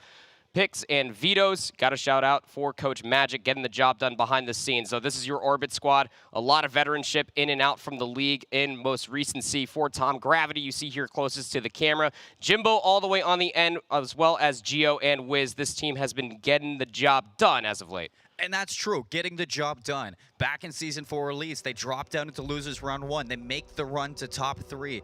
Now inside of Toronto, they drop down in losers round 4, a possibility to do the almost exact same thing with a magnificent run against some of the best. But it's going to be a lot to take down Boston Breach Academy. You're going to have to look at some pretty big lineup or some pretty big performances out of what I'm looking at Jimbo and Geo to put up today. But let's take a look at our best of 5 that we have. Fortress map number 1 on Orbit or on Hardpoint. We got double dose of Alicilo, the Search and Destroy and Control, and then a double dose of Mercado to close out. If this ends up going to maps 4 and 5, this map set actually becomes incrementally better for Boston Academy, especially when he comes out of that map number 5. There's been so many different times that I've seen Shawnee in a map 5, Mercado Los Almas, Search and Destroy, and that guy just absolutely goes crazy mode. But nonetheless, you got to get there first, and I think this Fortress Hardpoint is going to be quite telling to be able to see how these two teams do stack up against each other. Again, there's a lot of immediate focus as far as the SMG lineups. I mean, you can see right there, player number 3 in from the left there, Snoopy on the bottom side of your screen, right next to Sensor, looking to set the pace. On the other side of things, of course, I'm going to be looking out for Jimbo to be able to match said pace, but Wiz has also been hitting different strides this fine weekend. And two players I do want to highlight throughout this one going up against each other is going to be that Shawnee versus Geo matchup, because Geo has been really impressive in my eyes throughout this year as a flex AR. And on the other side, I mean, Shawnee working into this role today. I mean, we always know we're going to get those vets, Doug and Shawnee, to show up. And, I mean, gotta watch out for him. He was playing good against Aphelion Esports as well. But proper, let's get into it. Losers semifinals, Fortress Hardpoint underway. The stage is set. What is the feast going to look like for these two teams? I mean, starting off on the favorite side, of course, will be Orbit. They're going to be looking to maintain that arc control, though Snoopy's already trying to break up the monotony of it, has already hopped up towards top tree. He's able to at least get some assistance, you could see, for Shani in that nade taking down Geo. That'll immediately flip the spawns as Boston are still accruing time. Two players going to be sitting there. The P3 spawns for Orbit, trying to break through the gates. Not a lot of help through maps. It's going to be tough to cross. Pentagram on screen, Snoopy on the cross. Sensor's gonna fire first. Sensor gets 2, shuts them out. Now Snoopy up top. That's gonna be all 3, maybe 4. It's almost a clear 4 for Boston, but Wiz fighting back. Yeah, that's a big 2-piece of fine for Wiz. Now you can start cutting through the middle of the map. Just 4 seconds left over by P1. Great shake for Boston Breach Academy again. They were able to get 31 seconds off of P1, and they were able to get the spawns ahead of P2. It's Orbit from the outside looking in. Able to find a couple kills inside of Art, and then you're also able to find one if you are Sensor over by P1 as well. This is just easy time being accrued for Boston Breach Academy. Straight gunfights coming through open and closed. Geo trying to make an argument for it. Immediately traded. Boston maintain the hill. The Frog of Boston taking care of business on the inside. The rest of the team showing up to lock down Gallows. 50 points to 9. Snoopy 6 and 2. Sensor's gonna be looking at the cross through those spawns. Take down Geo. Wiz again trying to save the day, but again shut down. And now you take a look at this rotation. Already it's Snoopy looking for next. The route man. Sensor, he's already past Ring. That's actually going to force Orbit to spawn over by P1. So now Gravity's going to have to try to soak up the back end of the scrap time. I mean, it's just 12 seconds. That's just going to put you up to about 22 rather than try to fight for the rotation. But Orbit already have players in and around maps. That's exactly what you want to do. You can see it forced Shawnee to spawn all the way out back P4, but still no entrance to be able to break up the monotony that's Boston Breach, getting the initial time here at 3. Yeah, Snoopy just going to be snaking this one, waiting for the push through gates. That's some nice damage there from Jimbo, but Snoopy slips away, almost gets the double. Again, it's Wiz to shut him down. Pentagram gets into position in on the flank, but not able to find the kill right away. Cleans up Wiz with the Zemtex. Nice shots there onto Geo. Orbit still breakthrough over towards the fountain, but they're just not able to get this time. Boston, the respawn, looking to get back through this one. Jimbo behind the planters, peeks out for Sensor, finds a second one. Can't get into the hill. Pentagram still shutting it down. I mean, this is a big 20 seconds if you're looking at it from Orbit's side. They're still trailing by a full 60 points here as far as the opening first set of hard points are concerned. Shawnee on the back end of it is able to find a nice 2-piece that's going to allow Snoopy to get back inside the hill and soak up the rest of that junk time. It is just dagger after dagger for Orbit in this first set of hard points. They need to start coming alive here inside P4, but again, there's another Boston Breach player already behind enemy lines. It's Nate. Pentagram's already back here, 11 and 6. Trying to find more kills through the back double windows. Will go 1-for-1 versus Gravity will take him down, but that opens up the street side for Boston and maybe try to threaten this early. This is where you need to turn this initial into some good time, but Shawnee and Sensor to break right off the bat. Sensor is going to be in all the way top rails. Good shots there on the Wiz. Snoopy's going to be hunting this one down, but he's got some work to do. Onto this front line, going to pivot back. Geo going to get cleaned up on that flank. 4 clean kills for Boston.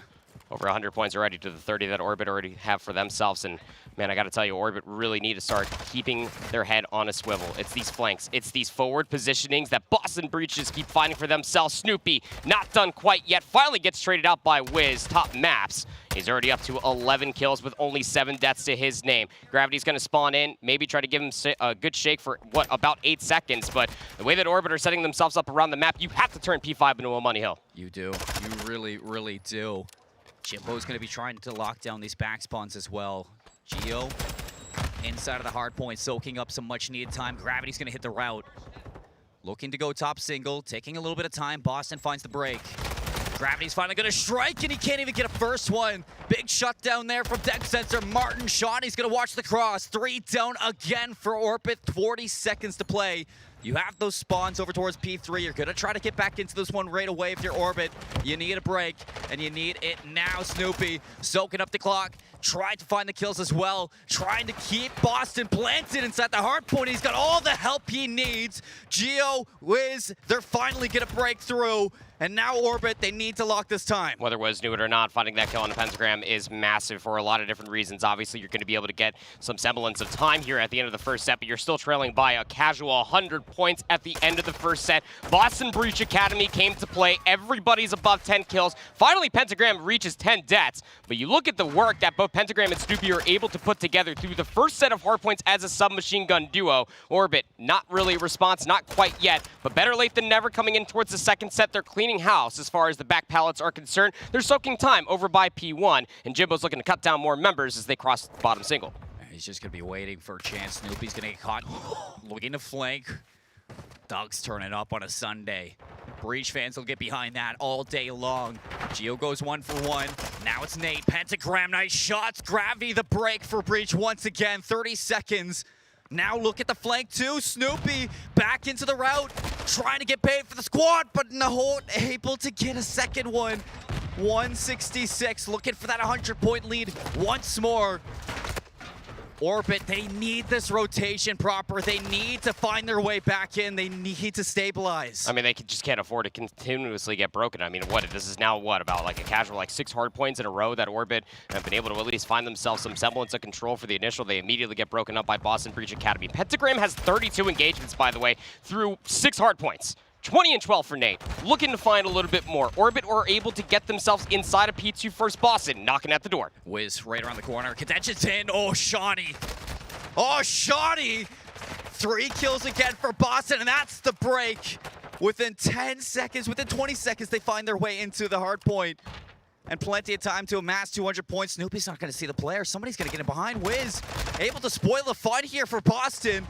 And he's having a game too, 18 and 18, staying even for the squad, trying to keep them alive. Yeah, but even more so than that, I mean, Pentagram, just for the initial break, was already able to get himself inside of Art. He was able to find a couple kills over by top rails, and that just made Boston Breach Academy's job to get through the front that much easier, but Geo shut it down. 19 and 18 now for Geo, up on a 4 spree. This is something that you can absolutely rally behind, trying to get yourself through top doubles. Not gonna happen. You shut down Geo. That's a cruise missile that will be denied, but nonetheless, Orbit looking to get themselves back into the game here off of P3. And this is a good chance too. I mean, P3 notorious for full 60s. They could shut down this break right off the bat and start to climb their way back, but look at the onslaught there. Nice nade from Sensor. Snoopy not able to get through maps just yet. On the front line, it's going to be the rest of the team for Orbit, distracting while Geo hits that flank.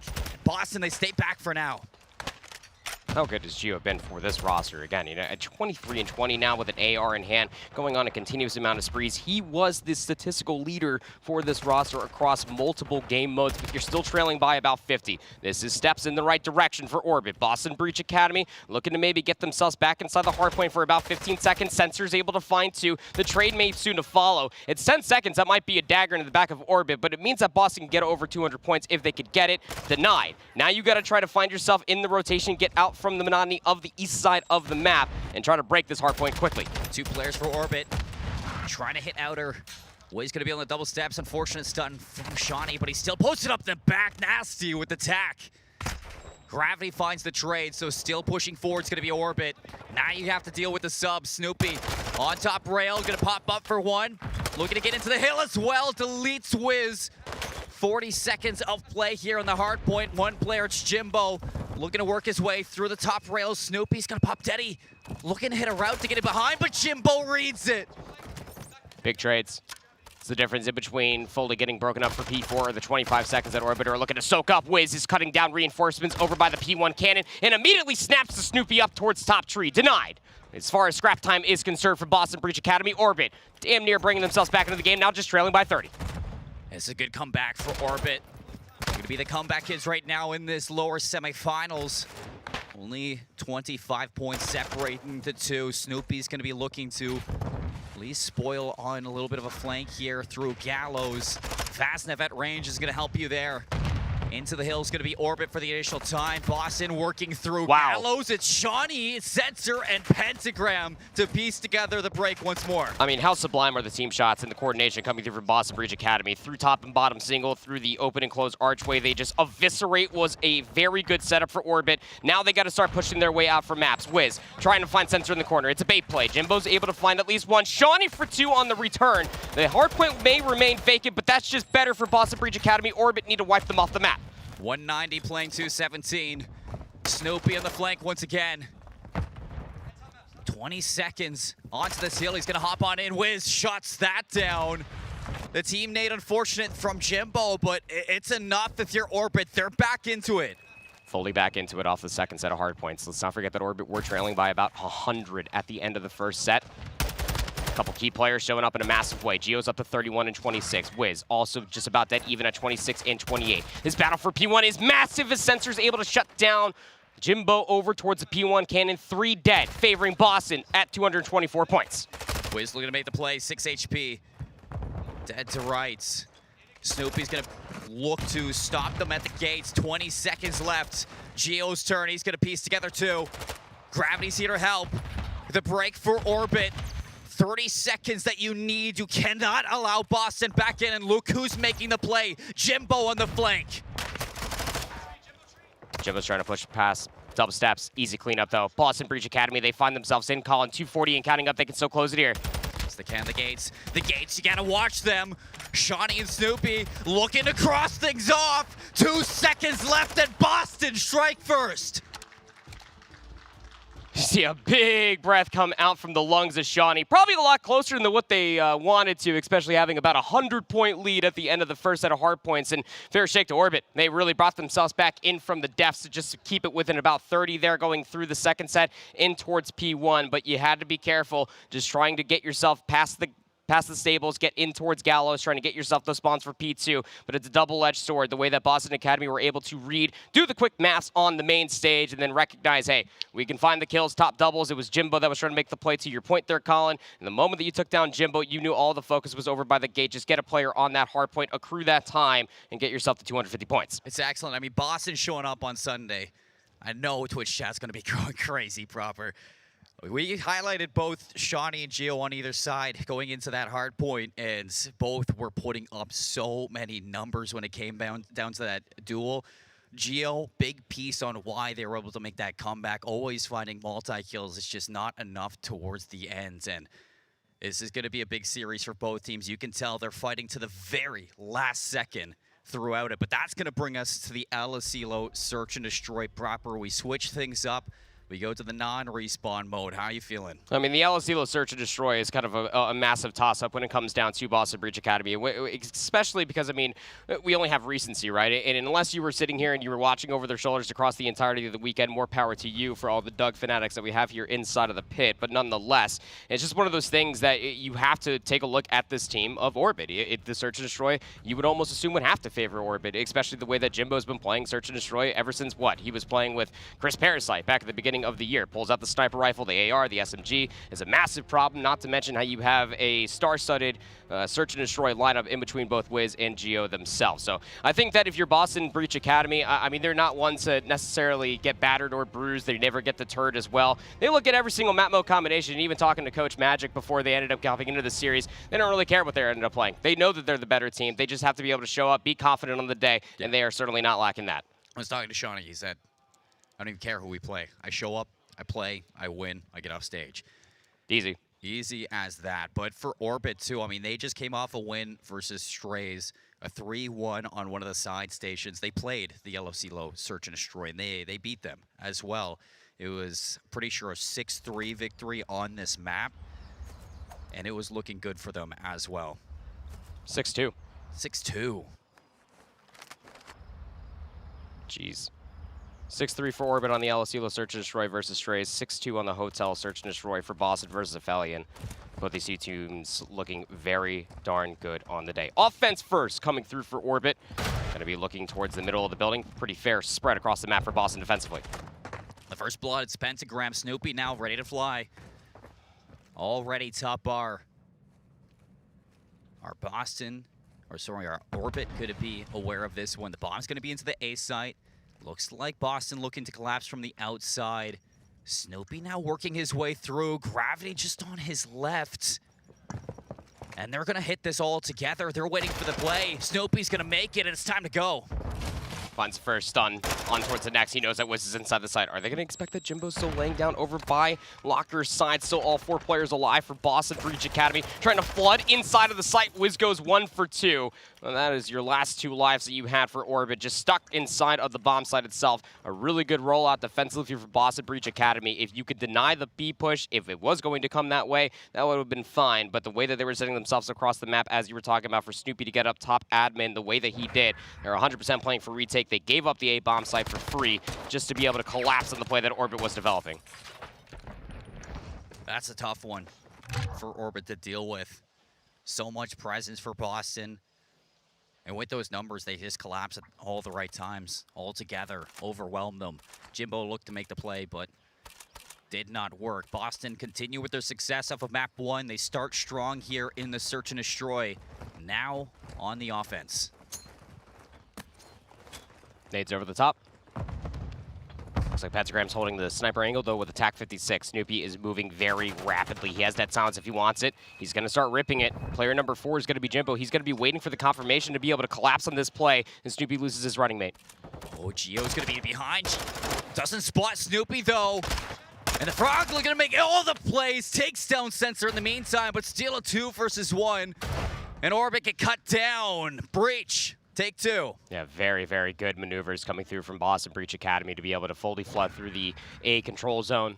Backed up with the information. Pentagram saw absolutely nothing going over towards the radio tower. And once you get the confirmation of that information, you just start pushing all the way through. Again, it was at least one player for Orbit that were in a position to maybe try to collapse on that play, but the player that was up top towards the catwalk just did not have the immediate information that Snoopy had already gotten behind enemy lines inside of lockers. Once Snoopy is in that position, man, does he make it work. 3-1 for the kid. Just do anything. Sometimes it feels like Snoopy can do no wrong for this roster. And that's where you're looking to Jimbo to see if you can go toe-to-toe with them, make plays just like that for Orbit. As on their attack, a lot more patient. It looks like they're trying to lock down this heal onto Snoopy, but it's still undetected. Nobody's top admin watching for this. It's free for Snoopy to run around the map and just dominate the space. And he's able to get out with his life as well. Tough situation to find yourself in if you're Orbit. I mean, Jimbo, you would almost feel like needs to be the person to be able to find this trade, but he has to hold up top. And Snoopy, albeit not having dead silence, he is still moving like he's got it. I mean, he is just grooving right now. They have no idea. It's out again. Gone. He's just gone. Oh, no.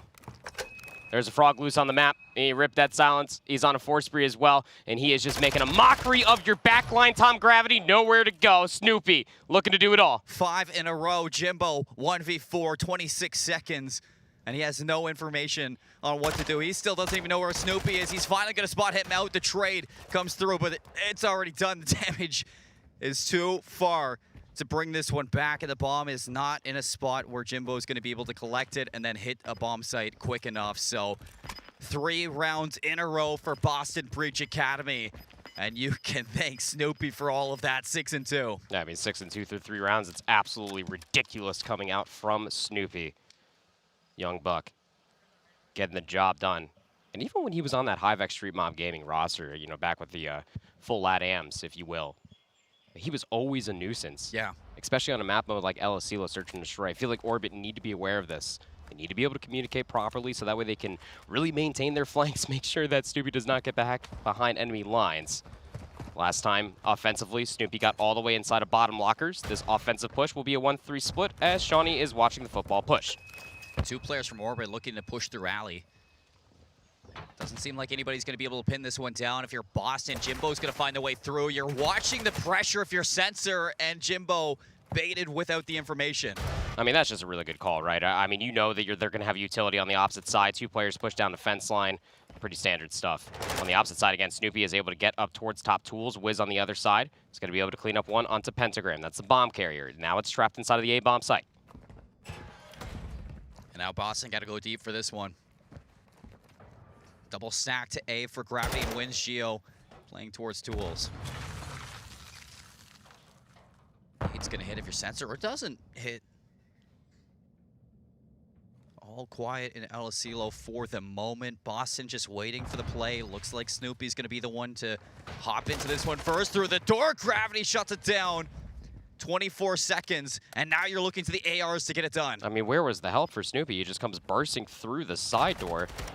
Shawnee was nowhere near the play, and Sensor was still lagging behind. Regardless of the matter, it was a really good counter push that ended up coming through from both Gravity and Wiz to be able to find themselves that positioning that they did, put themselves in a better position, get that kill onto Pentagram, who didn't have any assistance. Again, Shawnee was all the way over by house, over by that box, was expecting somebody else to push through football. Didn't end up coming through, albeit finding that first blood off of Jimbo's Dead Silence push did not mean much of anything if you lose your bomb carry in the middle of the site. Yeah, I like that from Wiz, that he didn't try to avenge Jimbo there. He just finished it off. He pushed back and decided to use that teamwork to flip the script in that round. So Orbit finally put one on the board here in El Asilo. That first one's always the hardest sometimes. And now Wiz with the bomb. A's going to be open for the plant. He has immediate assistance inside there as well. He's not alone inside the rec room. Snoopy, though, Dead Silence. And that is exactly what you have to do. Gio just lying prone on the landing of the stairs, finds first blood. The flank is at least secured. Sensor's trying to pick things back up. Can't double down. 2v3 for the retake. Oh, it looks so possible there, the lineup. But those last couple shots, Jimbo, unlucky. Gravity's going to get the team kill. Pentagram's on the bomb. And nobody's watching the defuse. We're just not gonna check bomb, I guess. Like, it's all right. It's cool. Even I was there. That was just too casual. I was like, I mean, let's look at it this way, right? Like, you shut down the flank. You still have a really good positioning inside of the room. Sensor makes enough room back billiards that you're almost assuming that maybe that's where the rest of the play is coming from. Pentagram just sneaks his way inside the site and just holds it. Casual. All right. Fooled me.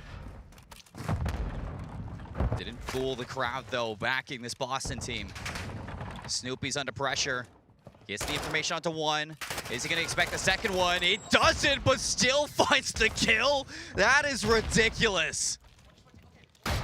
3v3. Jimbo. I mean, he's down to 46 HP. Shawnee, though, has got Dead Silence. He's going to start pushing all the way to the backside of the garage. He's communicating that to Pentagram, but Gio's in a very elongated 1v1 versus Sensor. I don't think that they ended up seeing both Pentagram and Shawnee cross back over towards the garage. Gio's only the one in the position to try to deal with this, though. Shawnee top Pride Rock's going to get some shots into Tom. Going to keep him at bay for now as the bomb goes down. It's going to be hard to retake. Sensor on the fans. Shawnee back hill inside the site. You're looking at Pentagram. Sensor's going to strike first, too, so no flank from Orbit at all. Now you're looking at Jimbo to fly. Has to worry about the two. Shawnee still laying prone back there, picking apart this Orbit team. Boston Breach Academy have shown up on Sunday. Oh, smiles across the board. Look at the end there. Just humble stuff coming through. If it's Snoopy in the early days, even being able to go 1-for-1 in that moment of time, it's just a great utilization of the utility at the disposal for Boston Breach Academy. Dead Silence pop by Shawnee. Pushes all the way up past the football field. He gets up towards Pride Rock, where nobody was expecting for that push to come all the way through there. It's a great wrench in the system to be called for Boston Academy after going 1-for-1, losing their SMG player of Snoopy, to get the bomb planted there at B and set yourself up for the long-range cross for Shawnee, who is now 4-1. It's crazy things right now for this Boston team to take down a Felion 6-2 on Hotel, and now looking at El Asilo up 5-1 against a team like Orbit, just constantly breaking through their own skill ceiling. And look at the man himself, flying Snoopy through the alleyway. Is going to strike onto Jimbo. Sensor, the nade lands right onto the doorstep of Gio. Pentagram's going to be in behind as well. The flank's not going to cut out. Wiz trying to bring things back with the bomb. Here, Pentagram is feeling himself. Just come bursting through that door like the Kool-Aid man, like he was trying to break into the A control zone. Wiz, though, very far away from Dead Silence, does have a frag grenade if he wants it. He's not necessarily joined with Gravity, but he is in a position to at least get traded. But you want to be able to find these kills seemingly for free. Gravity goes down. Wiz, 1v3 to stay alive in the search. He's going to make noise over towards there, see if he can bait these players out. Dead Silence going to be popped. Snoopy right above him. You can't sneak past Snoopy. 2-0 up, Boston Breach Academy, 6-1 in the search and destroy. They're looking unreal right now proper. Casual business on the Sunday afternoon here for Boston Breach Academy off the Ninja Defuse coming through from Pentagram. Snoopy in the early days was undeniable. I mean, he was just on flank after flank, going 1-for-1 constantly, and he's staying hydrated to boot as well. Look at that. Absolutely absurd stuff. This is why this is one of the hottest and youngest prospects that we have here in Challengers, especially for North America. 6-1. Go Boston Breach on the El Asilo Search and Destroy. Orbit nowhere to be found through the first set of hardpoints in the Albagra Fortress. And, well, the majority of that, if not all of the El Asilo Search and Destroy, once that Ninja Defuse came through, I'm not going to lie, I would have been checked as well. 2-0 lead into the El Asilo control for Boston. No idea. It's right under your nose there for the defuse from Pentagram. And heading into this El Asilo control, now Orbit, they need to pull out all the stops for a reverse sweep. here in the lower semifinals if they want to go up against the Wobbuffs, if they want to have a chance at auto-qualifying for that champ spot. With 2 points, Boston look fantastic.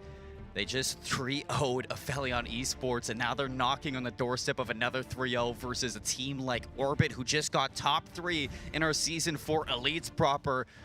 I am a believer sometimes at this squad. They can sometimes just shock you at every moment. We got Doug fans in the house. We got Boston Breach family in the house as well. I mean, there is just a firm amount of believers going across the board that it is not just something to behold that maybe even Doug is putting in the work. Maybe he's just getting carried. That is no longer the case at all. I promise you, this 4-player roster, the entirety of the house of Boston Breach Academy is getting the job done. Their cohesion, their teamwork, everything looking absolutely sublime. They're looking to close it out in 3. We got LCLO Control coming up next, folks. We'll see you on the other side with some more Toronto Open.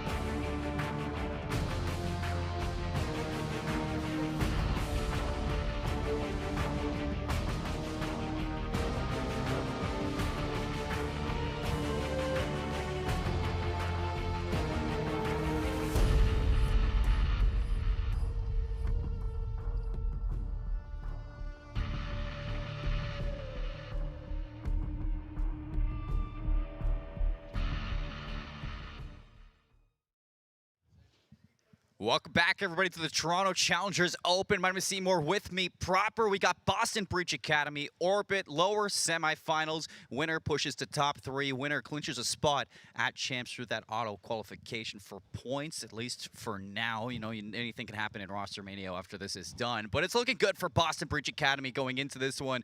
And I would say going into this tournament proper, a lot of people were looking at this Boston team after, you know, the change, bringing Snoopy in, and you thought on, you know, pen and paper this team looked good, but they had growing pains. And now in Toronto, I feel like they have fixed all that, and they look great.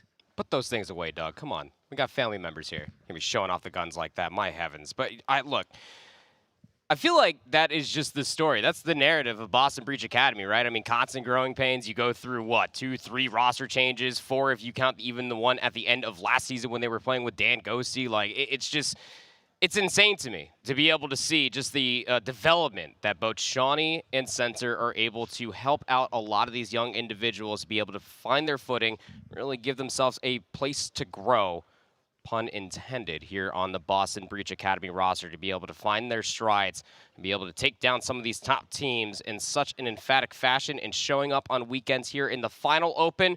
You could not have asked for a better story, leading 2-0 in the series ahead of this LOCLO Control Orbit off of the 2-minute break, looking for the bounce back. They're going to have to get the reverse sweep. Yeah, and I feel like a player you just have to look at going into this one is going to be Jimbo. I mean, a fantastic start to the MW2 year, kind of leveled out towards the middle portion, and then now in the end on this Orbit roster, I feel like we're getting that Jimbo again, the guy who could just make plays out of nothing. And heading into this LSC low control, you need him and Wiz to start stepping up in that aggression. Hey, who's that loud guy?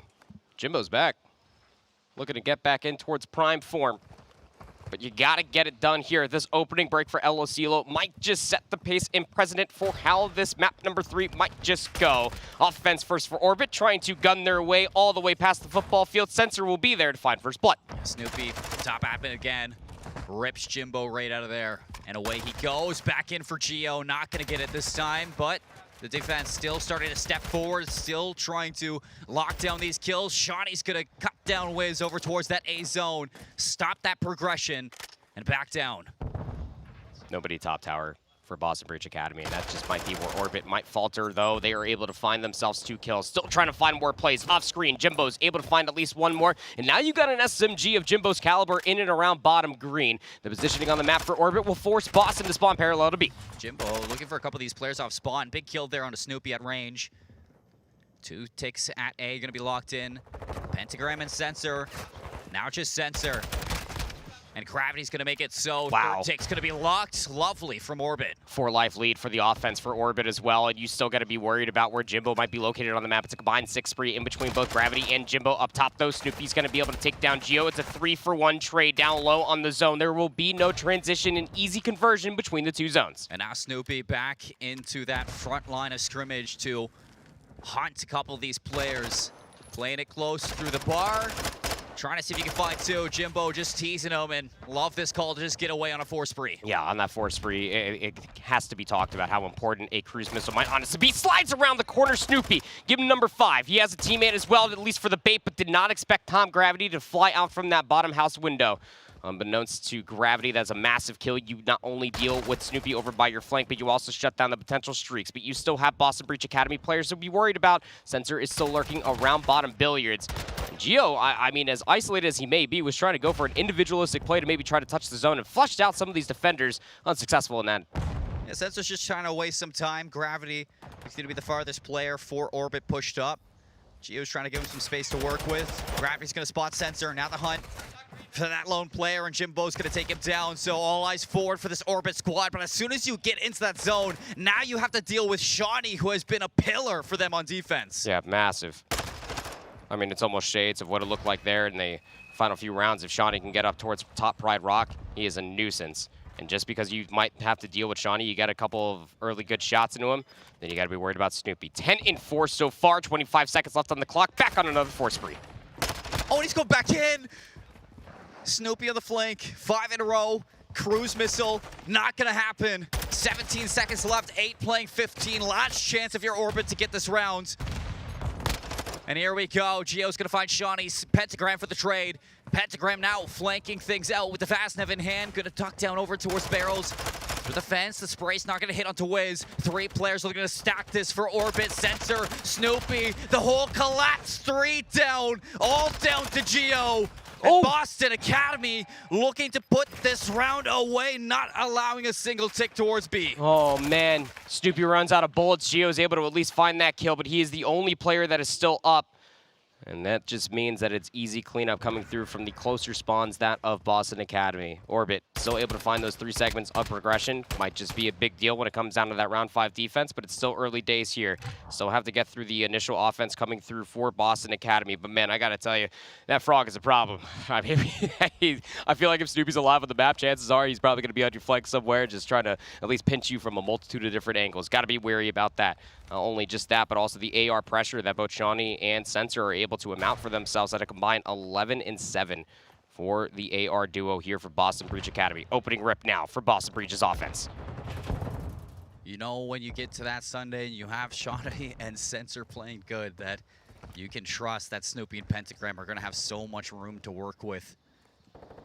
Now Orbit, can they put their foot down on defense? They got those 3 ticks of progression towards A. So they do have that lead for now when it comes down to the objective. Snoopy's just gonna burst through that door. Thinking about going back into, why not? Wiz is not gonna allow that to happen this time, but you have a stack over towards this B zone. Nice shots there from Gravity, can't lock down the kill. Shawnee's looking to push this one forward. Gravity finally cleans up Sensor, but 2 ticks to B. It's massive as far as an opening break is concerned. 4 for 6 now. Boston still have that life lead. Pentagram looking to pick things back up bottom. Tools, Jimbo's at least looking for the trade. Pentagram's making a lot of noise and catches Jimbo off guard, who also was able to get the first few bullets back over towards the B control zone. Everybody from Orbit, surprisingly, are still spawning over by B because you got Shawnee top radio tower, and that means that Orbit can try to recontest this zone. No trophy systems to keep Sensor and Pentagram alive.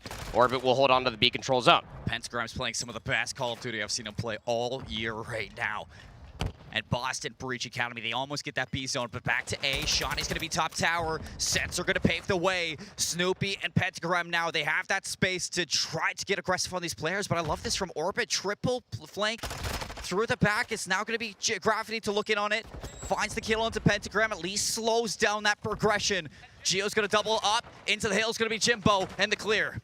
Still going to be worried about Shawnee up top. Nice team shots coming through from Orbit to displace Shawnee from such a position. Pentagram off the respawn. Back over towards B we go. 18 plays up against 18. And well, Orbit, Jimbo thought he was going to get himself in a position to maybe try to contest that last segment. Not to be. 60 seconds added on towards the board. 2 segments on A remain. Oh, and look at that. Pentagram keeps it going. Second tick getting work done. Jimbo deep into his spawn.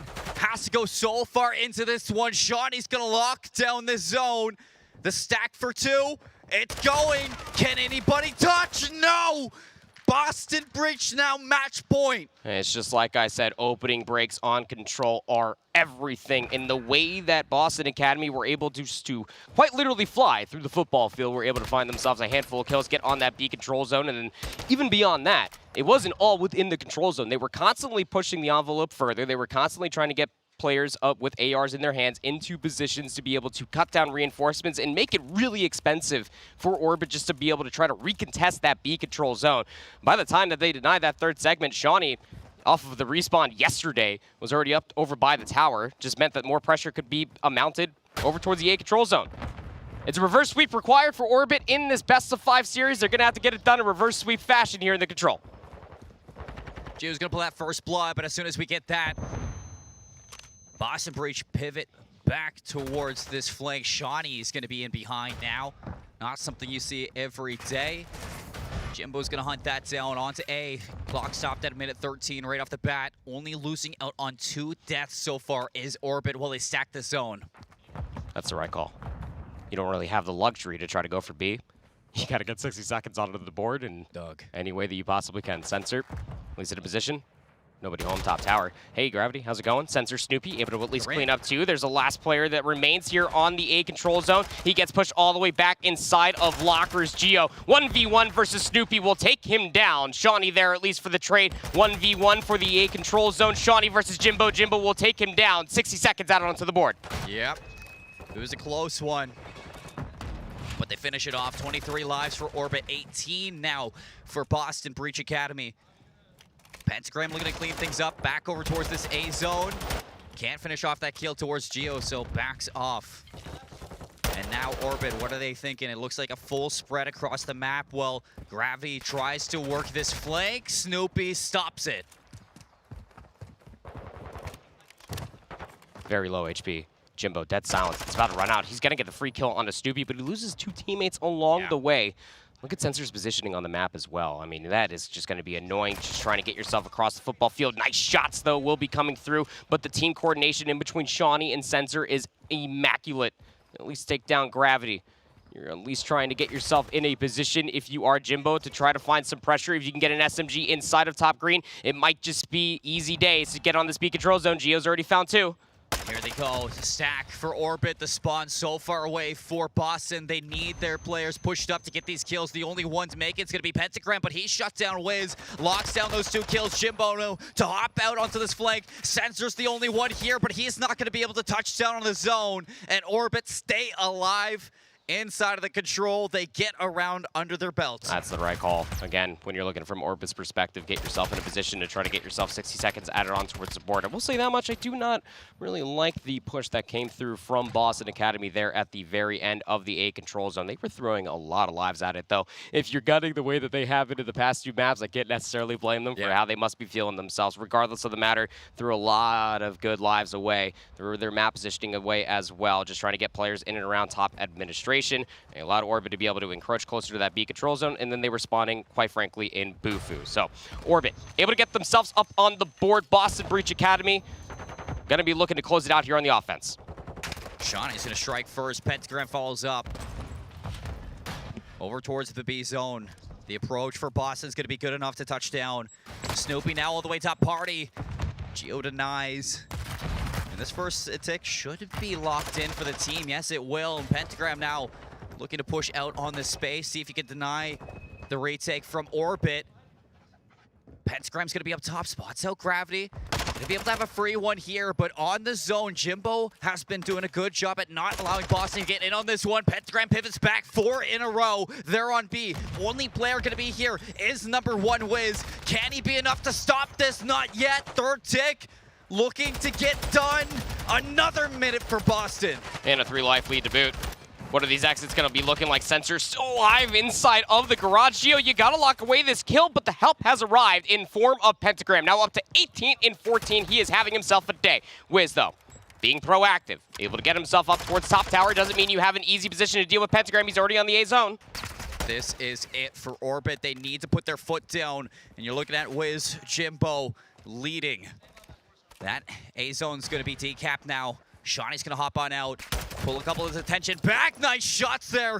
Now Wiz, top tower, Sensor picking off the respawns. First tick's in, second tick getting worked. Snoopy finds Wiz up top too, so now it's go time for Orbit. This is their run.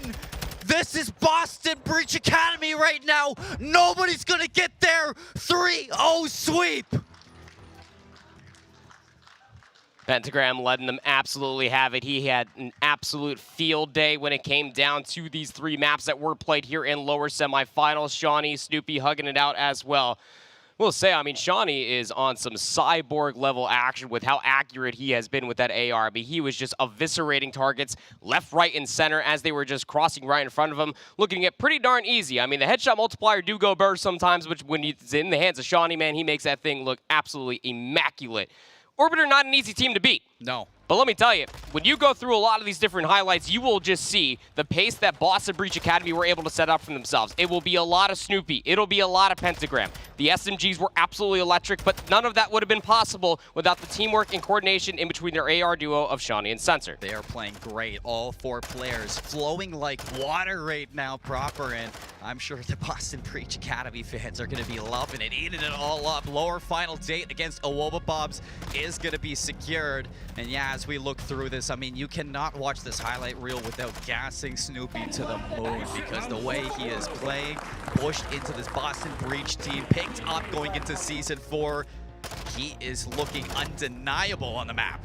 We'll say this much too, especially for Pentagram. I mean, it's easy to just to sit here and gas up Snoopy all day long. I mean, that kid is just absolutely gross. But I mean, Pentagram is just playing out of his damn mind. It's something about Pentagram, and whether it's in Toronto or whether it's at the end of the year. You remember that old Electrify Steel team at the end of the year when he was playing along with both Pander and GodRx as well as Kevin Fame. Pentagram was always that silent killer. He always knows where to be on the map to pinch along with any AR, with any SMG. That is what you do get out of Nate Pentagram, and the teamwork is just absolutely sublime. He is letting them have it, getting a little chirpy up there, might I add. But this Boston Breach Academy, the absolute real deal. We got in and we got out. That hard point a little bit closer, I'm sure, than what they wanted after being up by 100 points. But winning 6-1 in the Search and Destroy, 3-0 in, or 3-1, excuse me, in the El Estilo Control.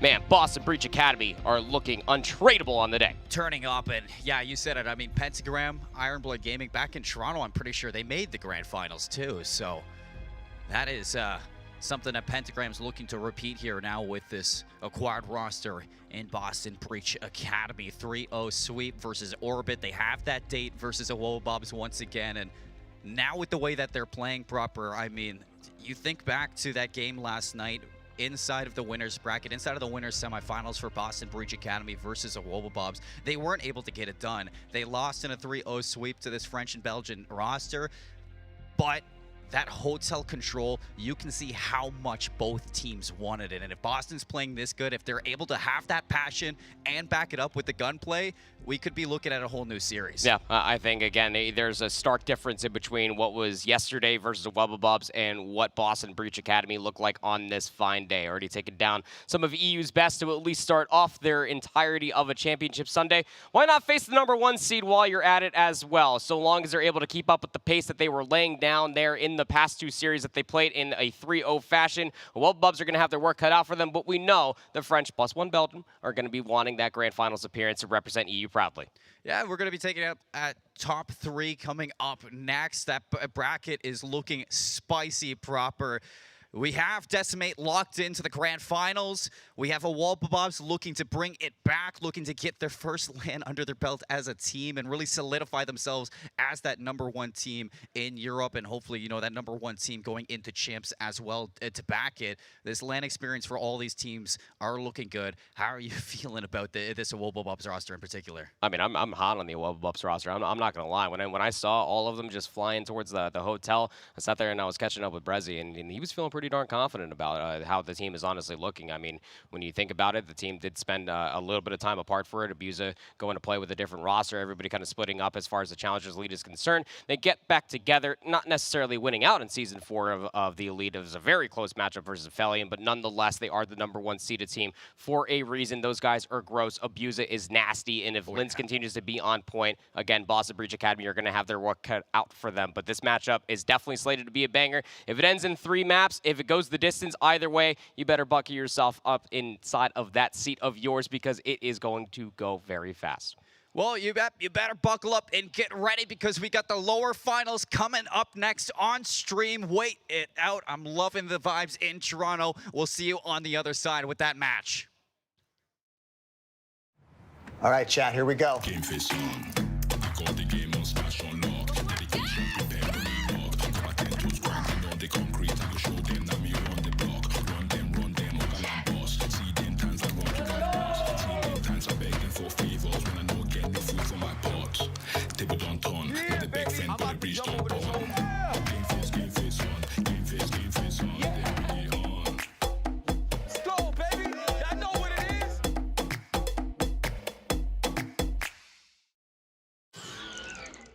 Hey, watch where you're going. I thought you had new internet. It's not that. I had the sun in my eyes. You're kidding, right?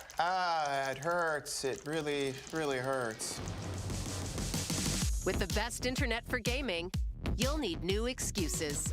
Dude, you're playing like a chump, and we both know you can't blame it on the internet. Sorry, my cat jumped on the keyboard. Well, that's interesting, since you don't have a cat. What are you talking about? Of course I have a cat. Dude, we're roommates. With the best internet for gaming, you'll need new excuses. Hey, you! What the is this? Brain adapt? Really? Look at me. I'm an NPC, a mob, already at a disadvantage. And now you're creating headsets with some new technologies that helps humans listen better? Hands off that button. I want to speak to your manager.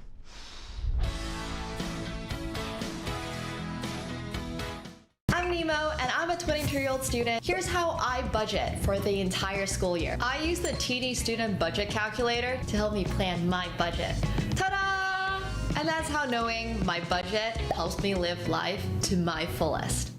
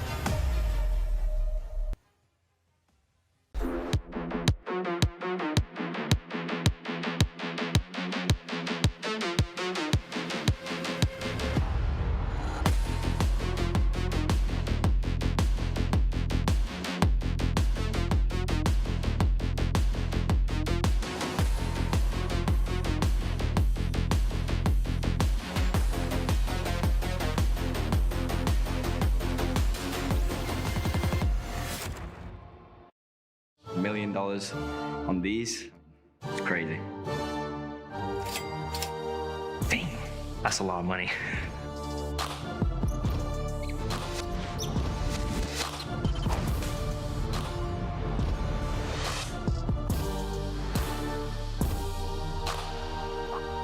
Sweet.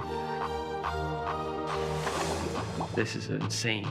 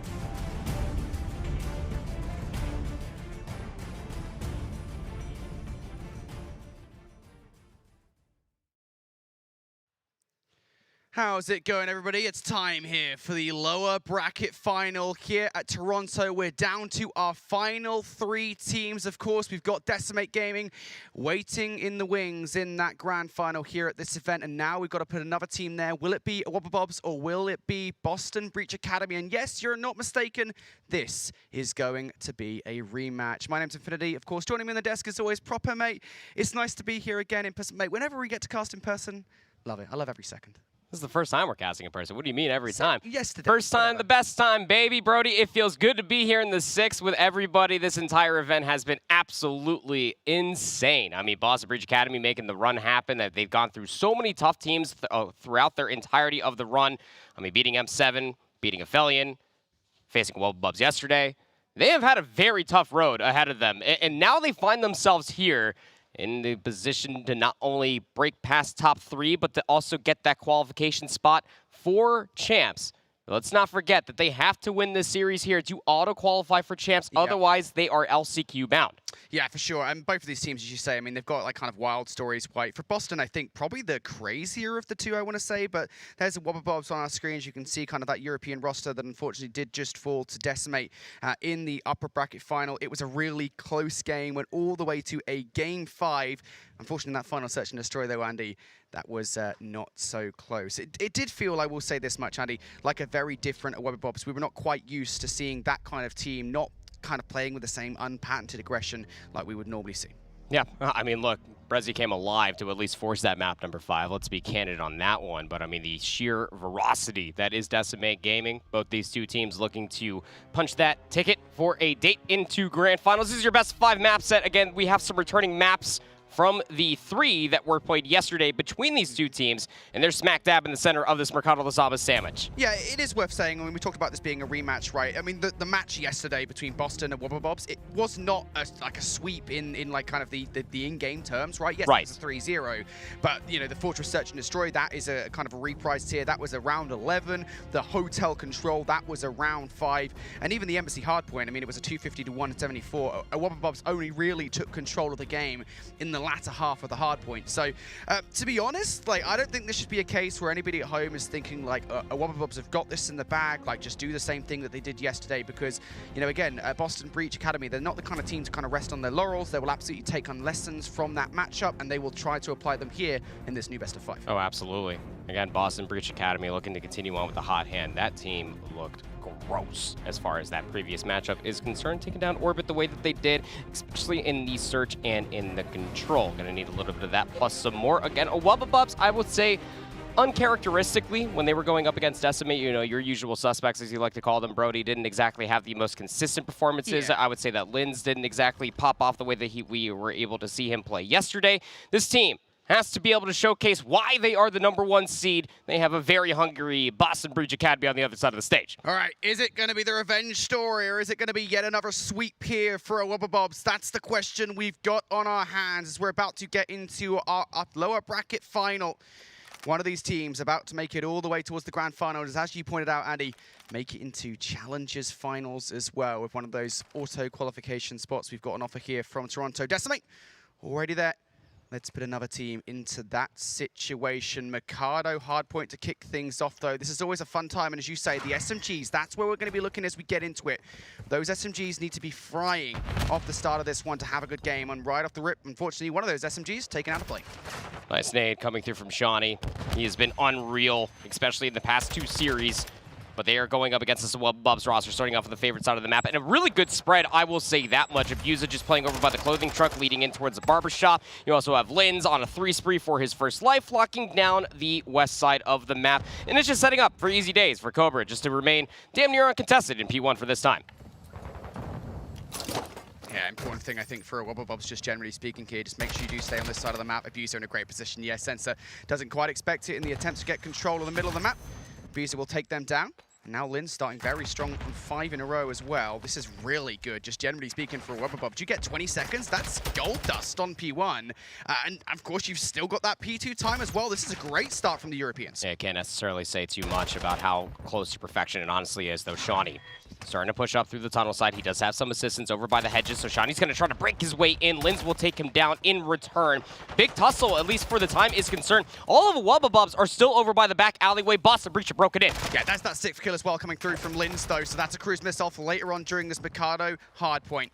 As you say, Boston Breach Academy, now they're in for this time. Wubbabub's going to have to break back through, and Brezzy decides to do so through that back alley, looking to take out Snoopy, but only a few shots does not result in the kill just yet. Instead, pressure through the other side is really how they're going to have to get on through, and as Abuser picks up a double, this is a good start for a break for the back 25. Cobra wants that kill. Indeed, he will get it. And now it is just one last player to contend with over by P2. That kill goes down in favor of a Wubbabubs. Now that scrap time will be theirs. But now the rotation next on hand, it's going to be all gray on the minimap for Wubbabubs. They have that fully in control. Yeah, I mean, Boston Breach just sent all 4 of their players to try to contest for 7 seconds, rather than setting a few players at least to the middle of the map, trying to get some control over by the garage. It's actually going to force all of Wubbabubs to play turtled up inside of the elephant room, at least for the initial push. Yeah, play around the back line already going down, but Snoopy and Shawnee will actually open up proceedings with some kills. Now Snoopy going up for the jump up 2, and that's a lovely nade from Brezzy. A bit preemptive there to take them out, but unfortunately Shawnee has already found his way around the back line for 3. So it takes about 20 seconds. Boston Breach Academy, though, living up to their name. They will breach the hard point.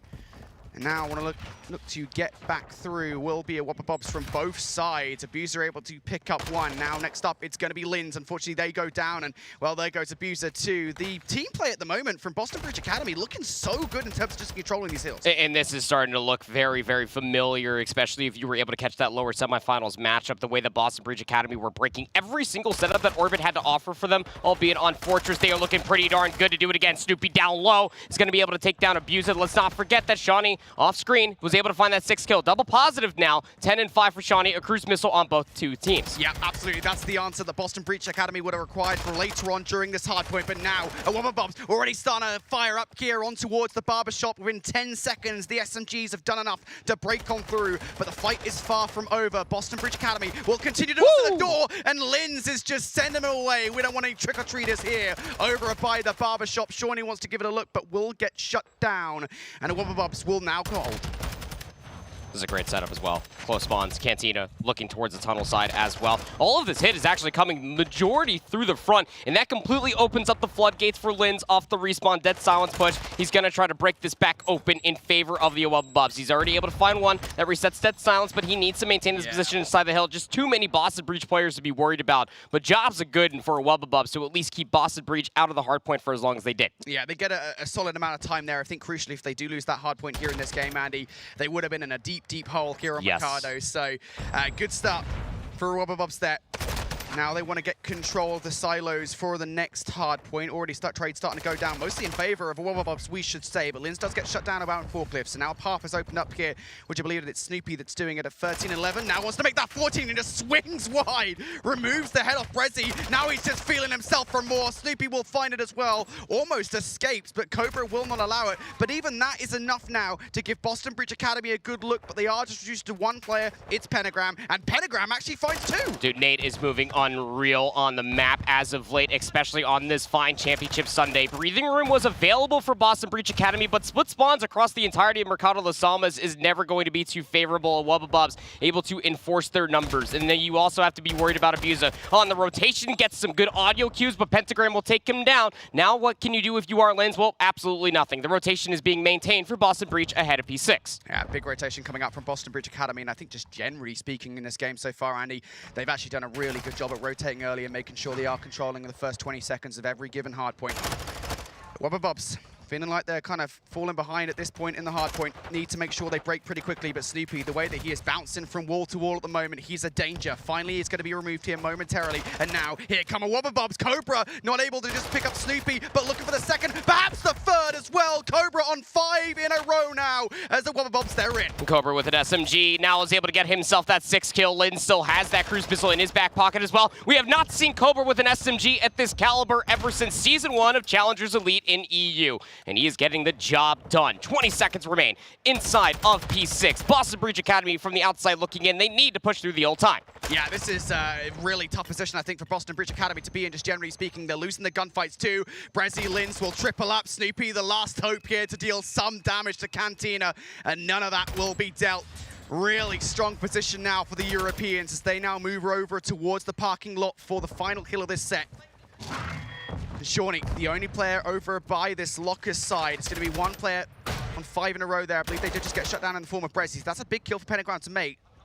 Presence really on both sides to contend with. Shawnee, yeah, well aware of the potential spawn flip coming on through as the rest of his teammates going to be approaching around that back alley. But as Shawnee does go down, now it is all just around the back alley. And the players are more concerned with what's going on over by Warehouse. Sensor able to get some shots in, but it does not result in a kill. And therefore, the coverage not there for Pentagram to move through. Players in positioning, at least try to get themselves in for the pinch. Cruise Missile gets called in. What are you able to get off that?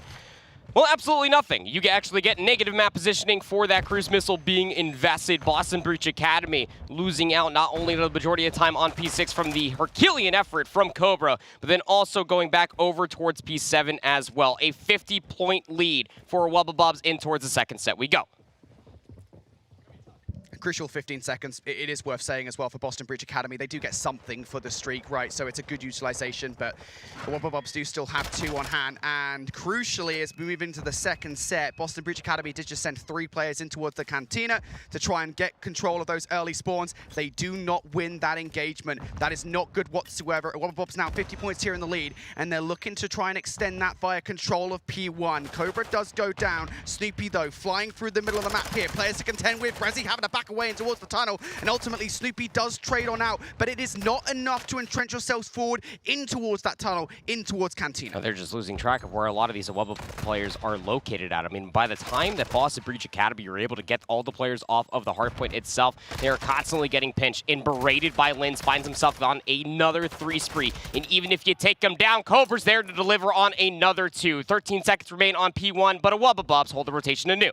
Yeah, and I'm getting a little bit deja vu here, Andy. I'll be honest, mate. Back towards that Embassy hardpoint in the first game of the semi-final, the upper bracket semi-final, where Wubbabob started to kind of run away with it in the second set of kills. This might be the same case again, unless Boston Breach Academy can break fast. They've got players in close proximity, but Brezzy will bat 2 of them away. And now everything on Pentagram. They don't know he's here, and he's able to find both Cobra and Brezzy. But Abuser up top as well. The shot's good, but not good enough. Abuser fires back with a double of his own, and now everything on Snoopy inside. He's infiltrated the hardpoint, but he's got no help. No help whatsoever. Snoopy has to get it all done. He's able to at least take down one more, down to 19 HP. Player up top. Is it going to challenge? We've got to be waiting for some assistance. Snoopy goes up the stairs. Cobra will rip him to shreds. 25 seconds still left to play for, and Cobra swings back out inside the courtyard, is able to find himself yet another spree. 22 and 15 for the kid. 23 and 16 for Linz. To over 200 points. A Wubbabobs looking to close things out in the upcoming hard points. Well, at least Pentagram does find that double there towards the end for 10 to 15 seconds, but that feels like it has been the story of the last 3 to 4 hard points for Boston Breach Academy, right?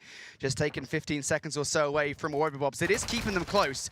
We will say that much. And as Pentagram picks up a good exit frag against Cobra, now that will open up a path to go help out his teammates over by Nu. But it's a 2 versus 3 here for the moment. At least they touch first. I think the streak now being brought down. They could not bring it through the window. That's a good decision. And there we go. Oh, was that a second one coming Double through cruise. from Cobra? Double cruise. It's a huge investment from Wubbabobs, and it pays off. First Cruise Missile for the trophy system. Second one for the double kill. Wubbabobs are already in a position past the forklift garage to get themselves through the big door. The brick is already in 220. A Wubbabobs can close it here. Yeah, and there's the kills coming through. It's their kill feed. It's their map at this point in time. Boston Breach Academy got to find a way to traverse, and Linz from the off angle going to catch Shawnee off guard. Down they go. And now it has to be the pinch play coming through. 2 on one side, 1 on the other. This has to work.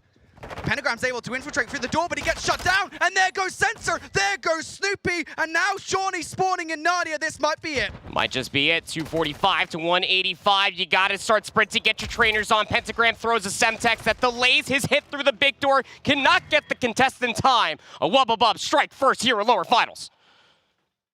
Yeah, towards the end of that game, Wubbabobs just went huge, right? I mean, it really feels like the first 50%, the first half of that game, Andy, it was Boston's. I mean, they were in control, the way that they were controlling key rotations. I think it was basically the first 4 or 5. They managed to get rotation pretty much every single time, besides maybe like Cantina, and they broke that within like 15 seconds. They were doing really well at keeping pace with the Wubbabobs, but again, we always talk about these kind of money rotations.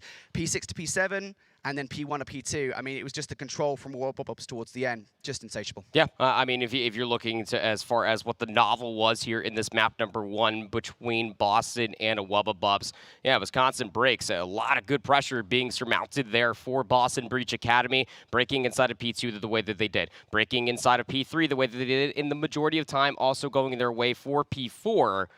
But then Wubba snapped. I mean, we saw Linz, even on their first life, was able to get themselves that cruise missile. Cobra with the SMG. He's going to be giving me nightmares, man. We have not seen a play like that from Cobra with the Vaznev in his hands all the way since like Season 1 of the Elite. And he just goes God mode in top Cantina and is able to get himself that cruise missile as well. But as you were talking about, the Infinity money rotation on Mercado Las Almas from P6 to P7. That back alleyway control was absolutely sublime. I mean, that's just what you get when you have Abuza on your team, just locking down all these rotations, forcing all of Boston Breach Academy to get these split spawns, not really in firm control or understanding where Wubba were located at. It's a massive map 1 win for Wubba. And it's worth saying as well, I mean, the street usage towards the end was just sublime, yeah, isn't it? I mean, you got 2 cruise missiles. I mean, it's very rare that you end up seeing 2 cruise missiles not only just being held onto for as long as the Wubba had it, but that's what you got to do, especially going in towards that elephant room. If you have the ability to throw both your tacks and your nades to take care of the trophy system, that's one thing. But might as well just utilize the entire cruise missile, get rid of that trophy system, get the second one in there, big 2-piece to speak of, and the breakthrough to follow. It's unconventional, right? But it works out. I mean, it's not normal to see that at all, but you know what? Brilliant play from Wubba as they now use their double streak to close out a map number 1 victory, a crucial one because that was a different map than what we saw in yesterday's best of 5. We've still got the next 3, the maps that we saw yesterday, still to come. Next up is going to be a Fortress Search and Destroy. This one went all the way to a round 11 yesterday, and indeed it was Wubba that took it. So again, you know, I think for Boston Breach Academy, we said it, they're not a team to rest on their laurels. They're absolutely going to kind of worked on what happened in yesterday's Search and Destroy and really try to make those improvements coming into this. Saw Coach Mike there, giving them the powwow, giving them some maybe words of encouragement going in towards this Fortress Search and Destroy. Again, for this map to be allowed to come back through all 3 maps from yesterday's 3-0 in favor of Wubba, for those 3 maps to still be allowed through, you know that Boston Breach Academy are not lacking as far as confidence is concerned. I didn't know this was all down here. Wow, this is, you know what, guys? Did you see that water? Yeah, that looks really, I want to go for a swim in that, you know. Beautiful. I'm not sure, I'd probably like to fall straight through. I don't think that's actually got collision, but you know what, regardless, whatever. Oh, dear. Beautiful. Boston Breach Academy want to have a good start to this Search and Destroy. Remember, folks, as we get into round number 1, there's no utility to speak of whatsoever. But what they do have on hand is a nice sniper rifle in the hands of Cobra, and he almost gets number 2 in the round. Pentagram. Ooh, that's risky. Sensor's got the bomb and a Vaznev. Currently playing top boat. Expecting maybe challenges to come through. I mean, he knows Abuse is over by bench, but can you even chow that? Pentagram, I assume, probably has a Vaznev as well. And he's playing on the side of Dubstep, so not really a whole lot of room to speak of. These 2 players for Boston Breach Academy got to try to find a pick or 2 before they can assault a zone. Yeah, I mean, you're just trying to find a pick somewhere, right? I mean, Abuser was isolated enough that you might have been able to find that frag, but you're not even in that engagement anymore.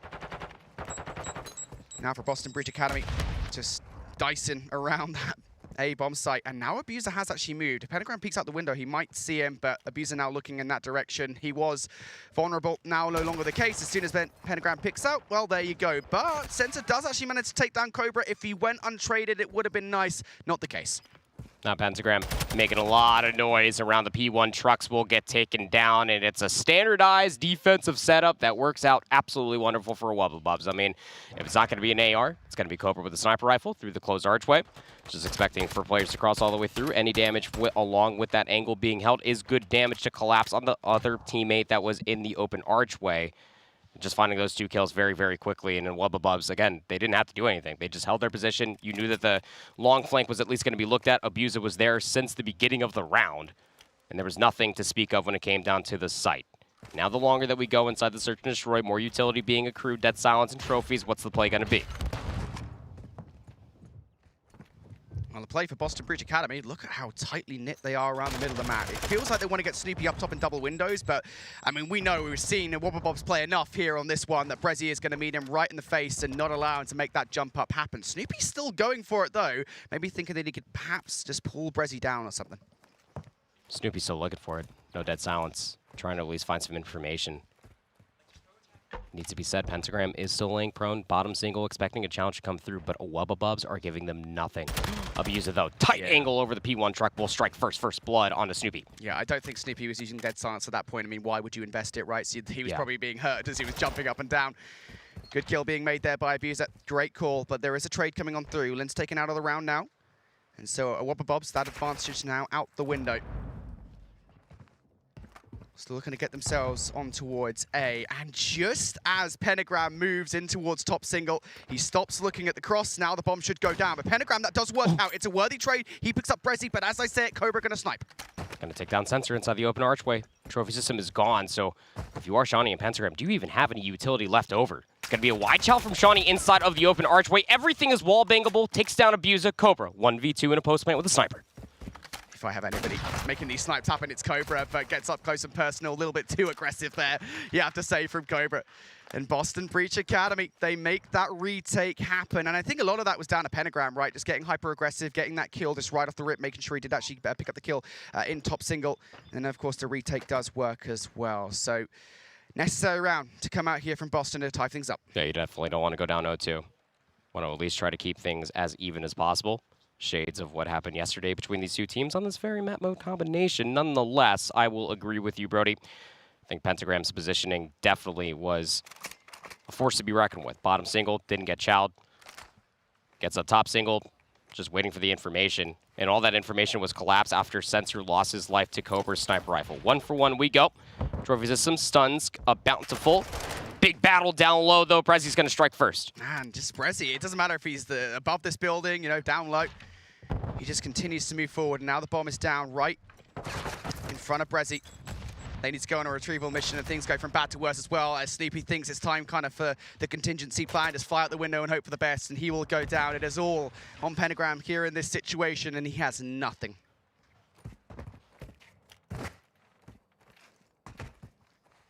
What's a casual 1v4 for you, Nate? What you got? It's got a frag. Okay. Nothing. It's 70% closer to a dead silence, but, I mean, time is just not on his side, and he's going to be creating a lot of ruckus. Cobra down low is going to get the information. Pentagram should be dead to rights, much less this round is becoming seemingly unclutchable. Yeah, ideally you wanted to get something off the back of the nade, right? That's kind of what you had in your arsenal at that point. Maybe just try and get some kind of kill, and, well, Cobra will finish things off there. There you go. That 1v4, it's just not tenable. Never want to count anybody out. I mean, it's been plenty of times that that you in particular count people out of 1v4s and it ends up happening. No. Shout out Mythics on Bocage Search and Destroy last year. That was a long time Throwback. Ago. That was a long time ago. It's barely even a year, but sure.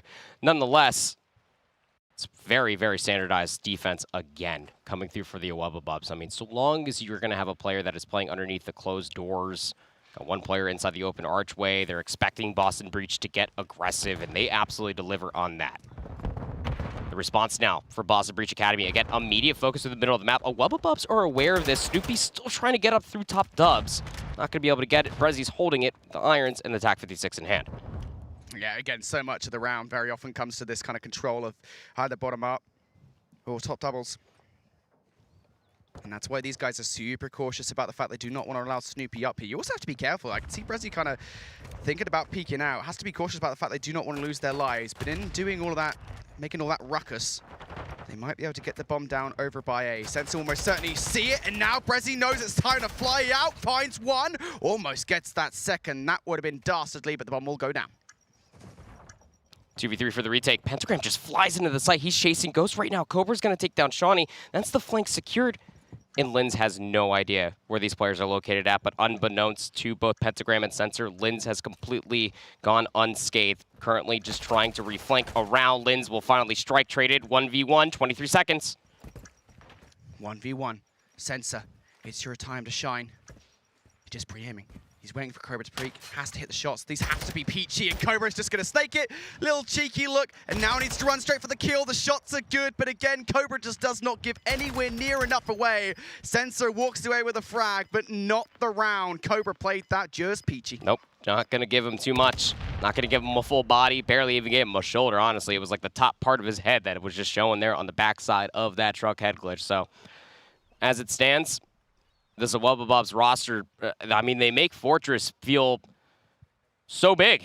Just almost like Arklov peak big, the way that they're playing this map. They're just expecting for these challenges to come all the way through. Boston Breach want to be the aggressors. It is a known fact.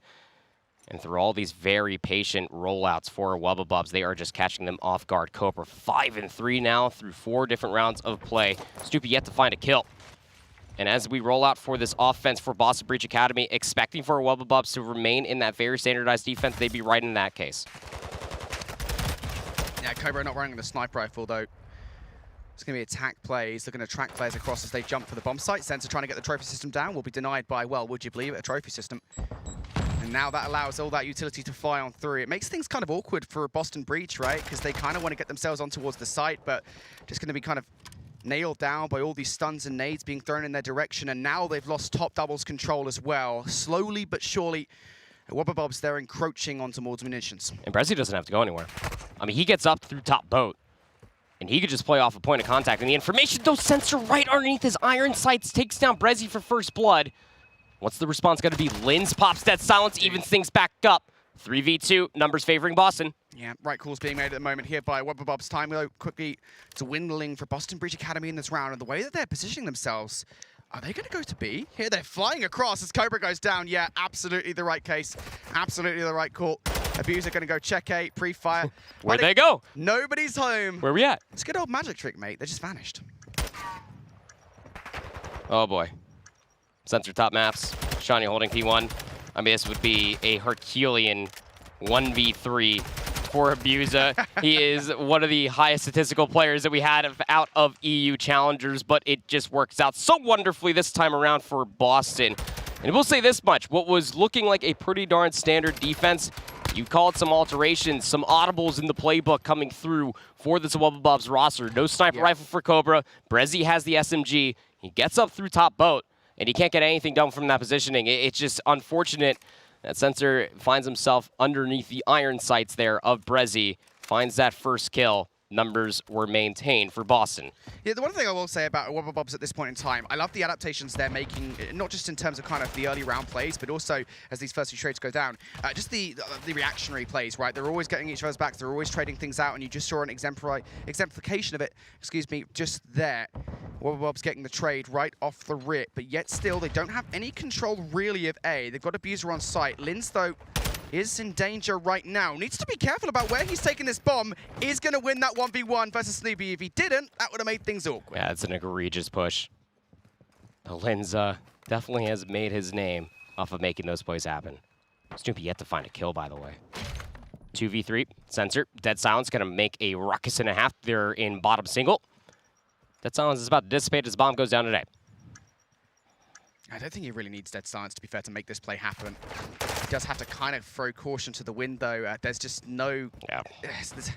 There's no synchronization between the players there whatsoever. Pentagram and Sensor not pushing at the same time. Now Sensor finds himself in a 1 versus 3. These guys, they've completely flipped, and given the fact that Sensor's taken so long to make any noise, they know exactly where he is.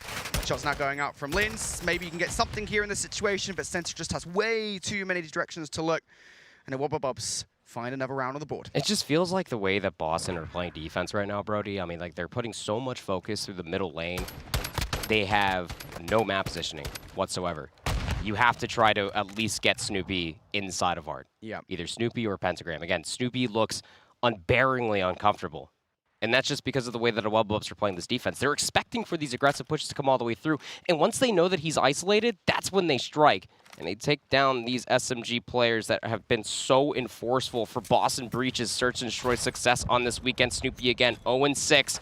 Back over towards the offense for Boston Breach. A big tussle, bottom single, Ooh, wow. will actually favor Boston, 2v1. I mean, look, that's a great adaptation from Boston Breach Academy, right? Just getting ready right off the rip to deal with the aggression from Wubbabubs, and just like that, Abuser in a 1v2 will get shut down. That is a really good play call from Boston. Yes, it is. Again, when you have these players on your team, you need to be able to work together in a very fast and aggressive approach. And as you were talking about, Brody, that one adaptation mostly just comes through stacking up through rails, getting up inside top boat, expecting for these players to either try to get up inside top boat defensively off of the cannon, or if not, just try to rip them off from maps and from a very standard position for a Wubbabubs. It works out perfectly for Boston Breach Academy. Bring this back within one. Snoopy plant 3 in the last couple of rounds. Starting to heat up here. Continue on that. Could be a danger to Wobbubbobs. And look how aggressive he got on towards A here. I don't know if they're going to expect somebody to be pushed this close. He has to hold position though. Oh no! Shot's not that great from Snoopy there. Luckily enough, Shawnee has already picked up 1 frag, and this is full control over the A site. Shawnee now looking to find some more. They know exactly where Brezzy is. Now it's about locating Abuser. Oh, they know he's up here as well. Sensor can't deliver on the kill, though. 2v2. Dead Silence has been popped. The chase is on behind enemy lines, and Brezzy's going to get cut down. Abuser, who ripped Dead Silence already, has a Semtex in his back pocket, needs the 1v2. Pentagram gives him the first challenge, 1v1. 1v1 around the back line. He's just been seen from Shawnee. Shawnee goes for the kill, and Abuser will win it. Dead Silence used. He gets the reset and finds the final kill. A huge clutch from Abuser. I thought that was honestly going to be a very easy cleanup for Boston Breach Academy. I mean, they made the right calls, right? Aggressive in towards A. You got the trade onto Snoopy, like it immediately there for Shawnee, who also makes a really cool little micro play. You saw him; he was getting wall banged underneath the gallows stage. He then plays on top of the bomb itself, takes down Cobra as the next suspect. But I mean, when Abuser rips Dead Silence, and just because you took down Brezzy with that bomb, you lost track of where Abuser went, and you gave him 2 isolated 1v1s. Map point now for Wobbubbobs.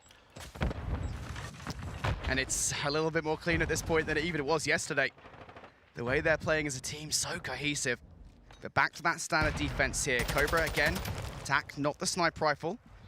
Isn't able to track Sensor on the cross, so this bomb will go down. And now it's about kind of the post plant here for Boston Breach. The retreat towards the back of the map isn't going so kindly. Nope, Brezzy's inside top boat again. We saw this a few offenses ago. Bomb may be planted. Brezzy, though, opens up the door. 2 kills in quick succession, 2v3. And these players, they're splintered as well. Abuser and Cobra will not be able to help each other out, but Abuser does catch Snoopy off guard, and elsewhere an isolated 1v1. Cobra going to take down Sensor, and now Pentagram for the 1v2 to save the search and destroy. Deddy activated, but he just got the Call of Duty timing. I don't know if he was seen, though. The reposition around, no! Pentagram gets snapped on. Abuser gets the kill, closes out the S&D on 5 in a row. And Cobra with that defuse will close out a Fortress Search and Destroy that, as I said, Andy, much, much cleaner for Wobbubbobs this time around. Yeah, I'll say. I mean, yesterday it went to around 11. This time it ends in 9. There are a few things that are certain in life. Death, taxes, and Abuser winning isolated 1v1s. You just cannot, and I repeat, you cannot give that guy isolated 1v1s. He needs to be taken down in a 2v1. Whatever numbers you may have, throw them all at Abuser. Worst comes to worst, you're able to find the trade, but so long as you're constantly giving this guy these gunfights, he will absolutely walk away with it with a smile on his face. It was not 250 to 18 in that map, number 1, I promise you that much, but nonetheless, the Wobbubbobs are going to find themselves up 2-0 in this series alone. They want that date back up with Decimate. They want that auto-qualification spot. There's the cleanup right there. 250 to 185 was that map number 1. And to be quite fair, there's a lot of different circumstances, even in those 3-round wins for Boston in the Search and Destroy, even in that first set of hard points on Mercado Las Almas, that Boston were right there to be able to go tit for tat what Wobbubbobs were bringing to the table. But then Wobbubbobs, they just find that 6th gear, brother. They just hit it to a different level. Their adaptations, their mid-round, mid-map adaptations are just at an all-time high.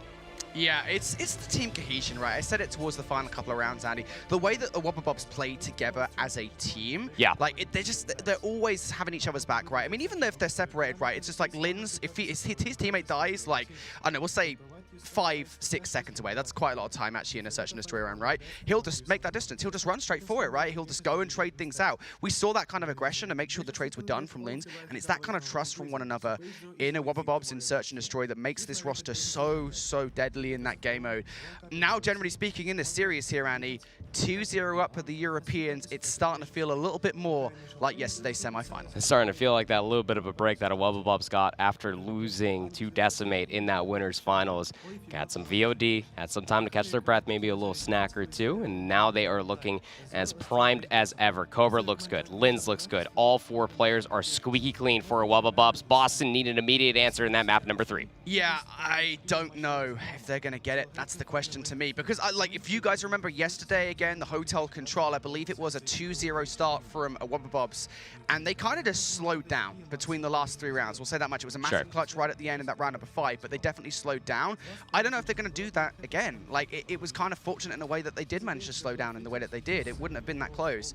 It's, again, to me, it's a bit of a head-scratcher allowing them onto Hotel control. I say this much. I know that Boston are very strong on Hotel. I get it. But at the same time, like, I don't know. There's always that conversation. There's always that question, right? It's just like, how confident are you in what you've learned from yesterday's matchup versus actually allowing the team to play that best map?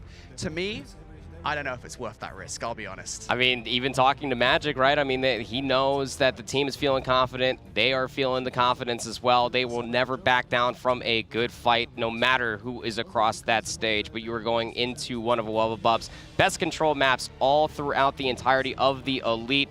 Can Boston get it done? Yeah, that's the question. To be honest, it's just, ooh, a lot of questions between these two teams at this point in time, mate. I mean, I don't know. Boston Breach Academy here, just, they're looking to try and make a reverse sweep in the series. They couldn't get it done yesterday, folks. They did get 3-0'd, although that Hotel was close. We'll see whether or not it will be the same thing again here. We'll see you on the other side of the break for that Hotel control.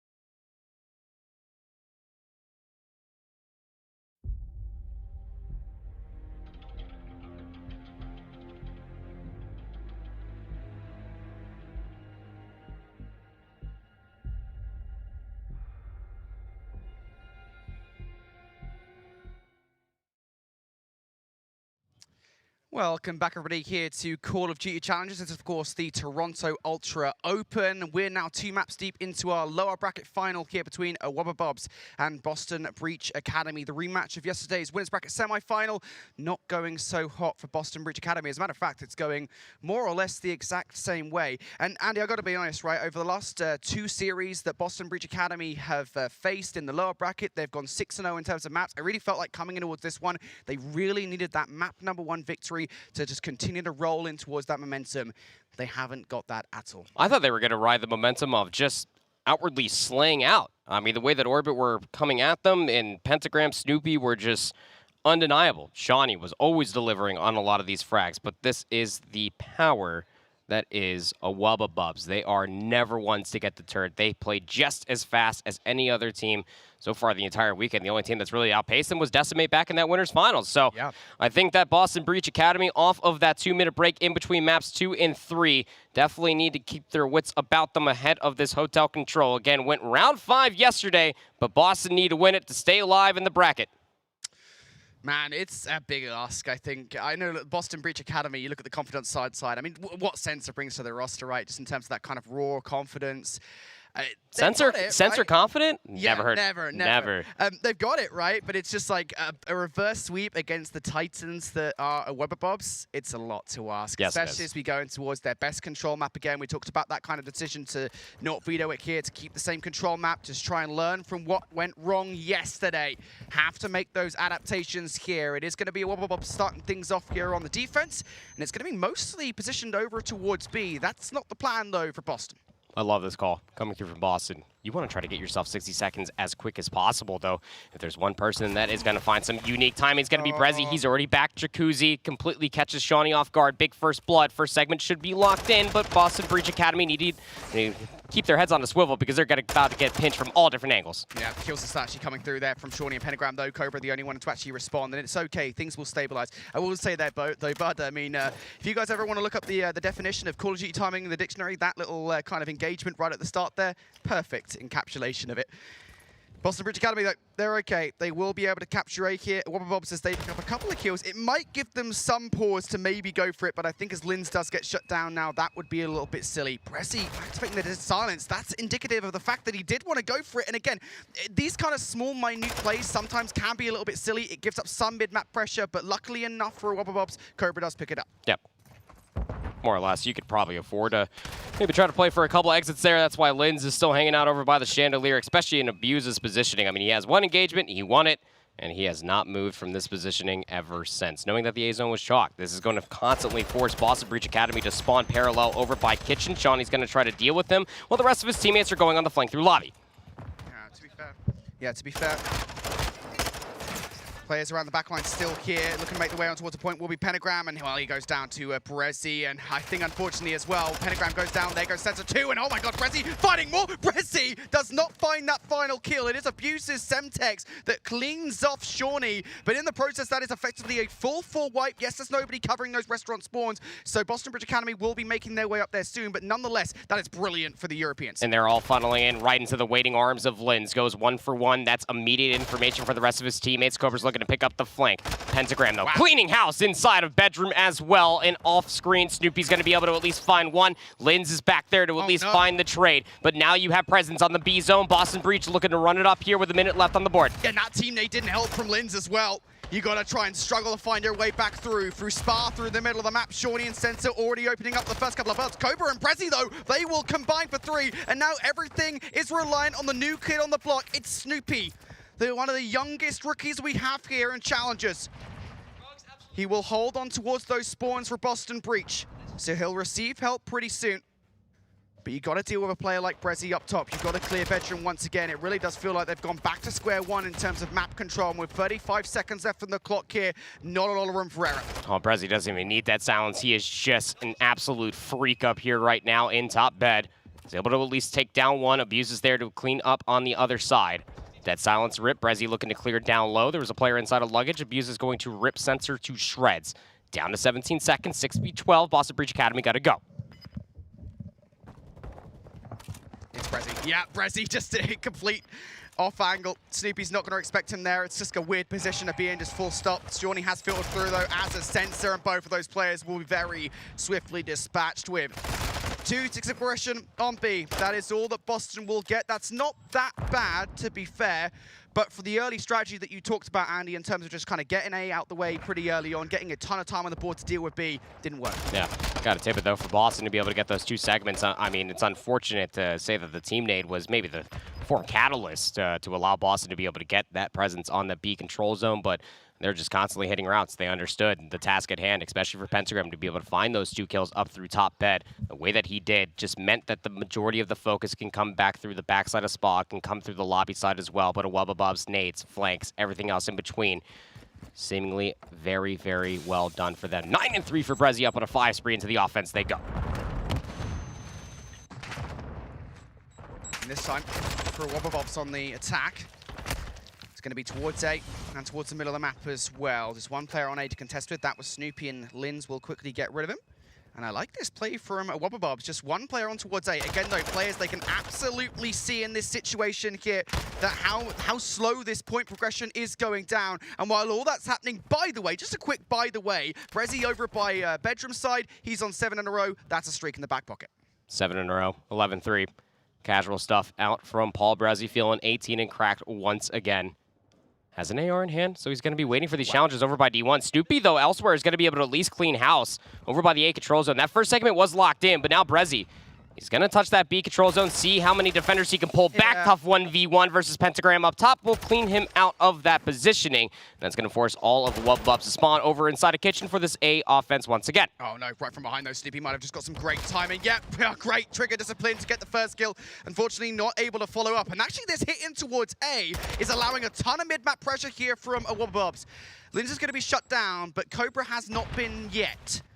Could still cause some carnage around the backline. On the other side, Boston did have somebody on their own side doing exactly that. That was Sean, and he will be dismatched with. A slow but sure capture of A is going down. But Wobbabobs, they're setting their pawns up, ready to go for this B offense. Big kill to find. I mean, they knew that Cobra was over here. You're counting names, looking for numbers. That flank is at least going to be secured. Snoopy's looking to at least flip the map once again. Tough gunfight. There's 2 players over there inside the atrium. Abuser will take down Snoopy, but the map has seemingly stabilized. You do have 2 players for Wobbabobs trying to push through Statue. Your biggest problem might just be Pentagram top bed. That's a big kill. That's a big kill from Cobra. You know how powerful this position can be. It's going to really avert the attention of Snoopy and Sensor in this position. They have to get rid of Cobra, otherwise he is going to be a problem. And around the front line, Brezzy and Abuser, they've already picked up kills. Linz goes huge as well. And now it is all on Sensor. Sensor for 2, looking for number 3. Ring around the rosy with Abuser.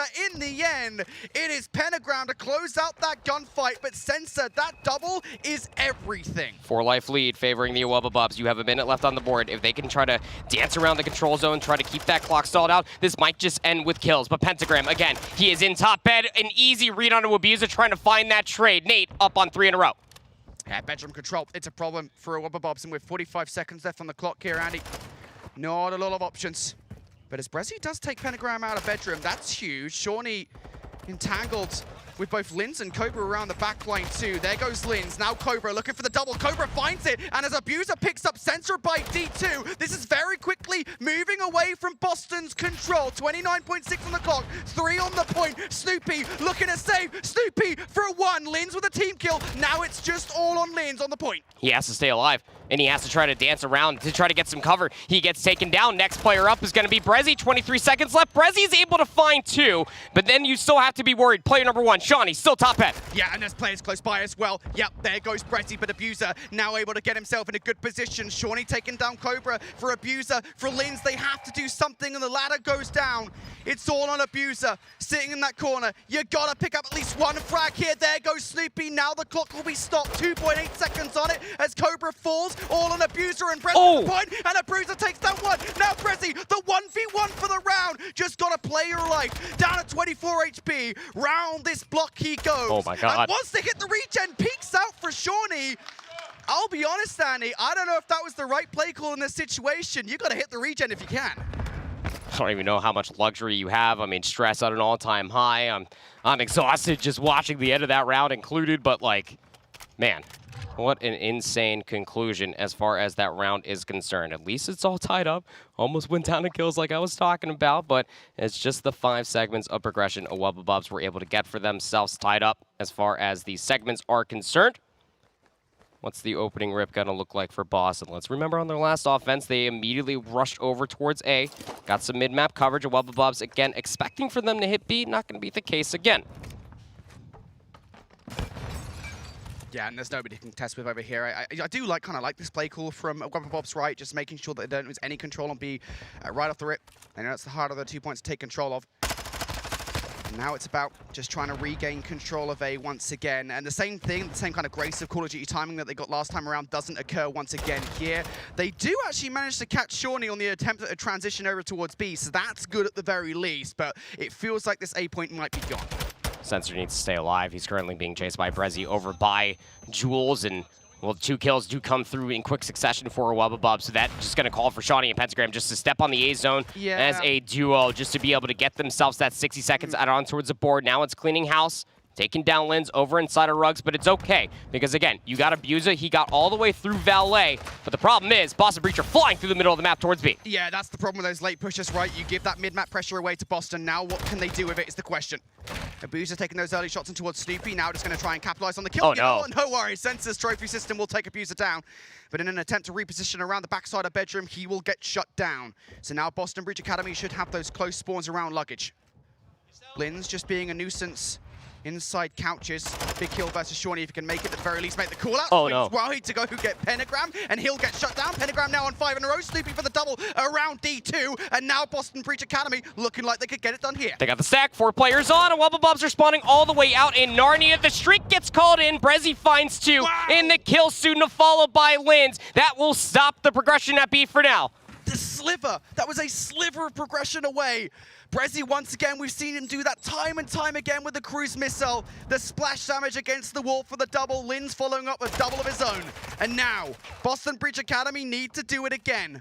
Only 1 tick of progression left to get, and they will have that capture through. And as Pentagram starts up proceedings with that kill versus Abuser, now Sensor's able to get himself in towards this power position. 2 players on each side for Boston Breach, and they're looking to really put the screws to Wubba. 1 minute left.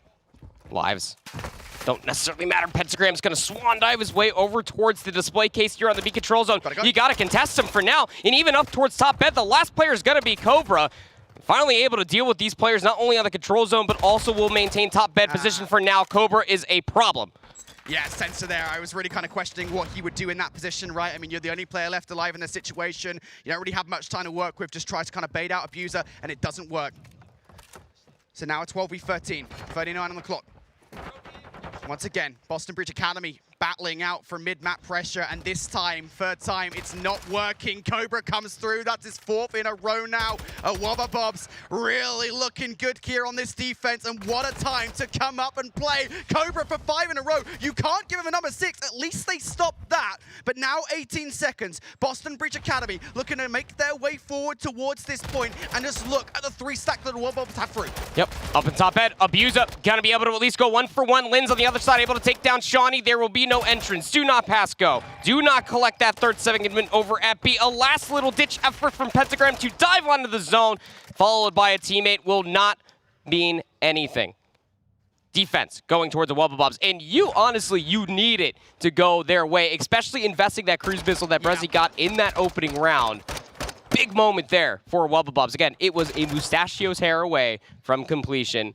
But the cruise missile finds 2. Lins, through the smoke, is able to find 2 more. That was just so close from being an offensive round win for Boston Academy.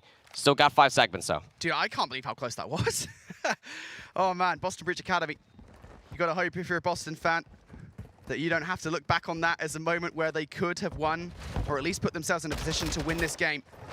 Got to have a good start towards this one on the defense. Pentagram starting things pretty strong. At the very least, they do have to deal with a teammate on the other side. That will help them out, but as Brezzy pushes through, just completely decimates Pentagram. Better weapon for the situation, we will say, but it's Brezzy wielding it.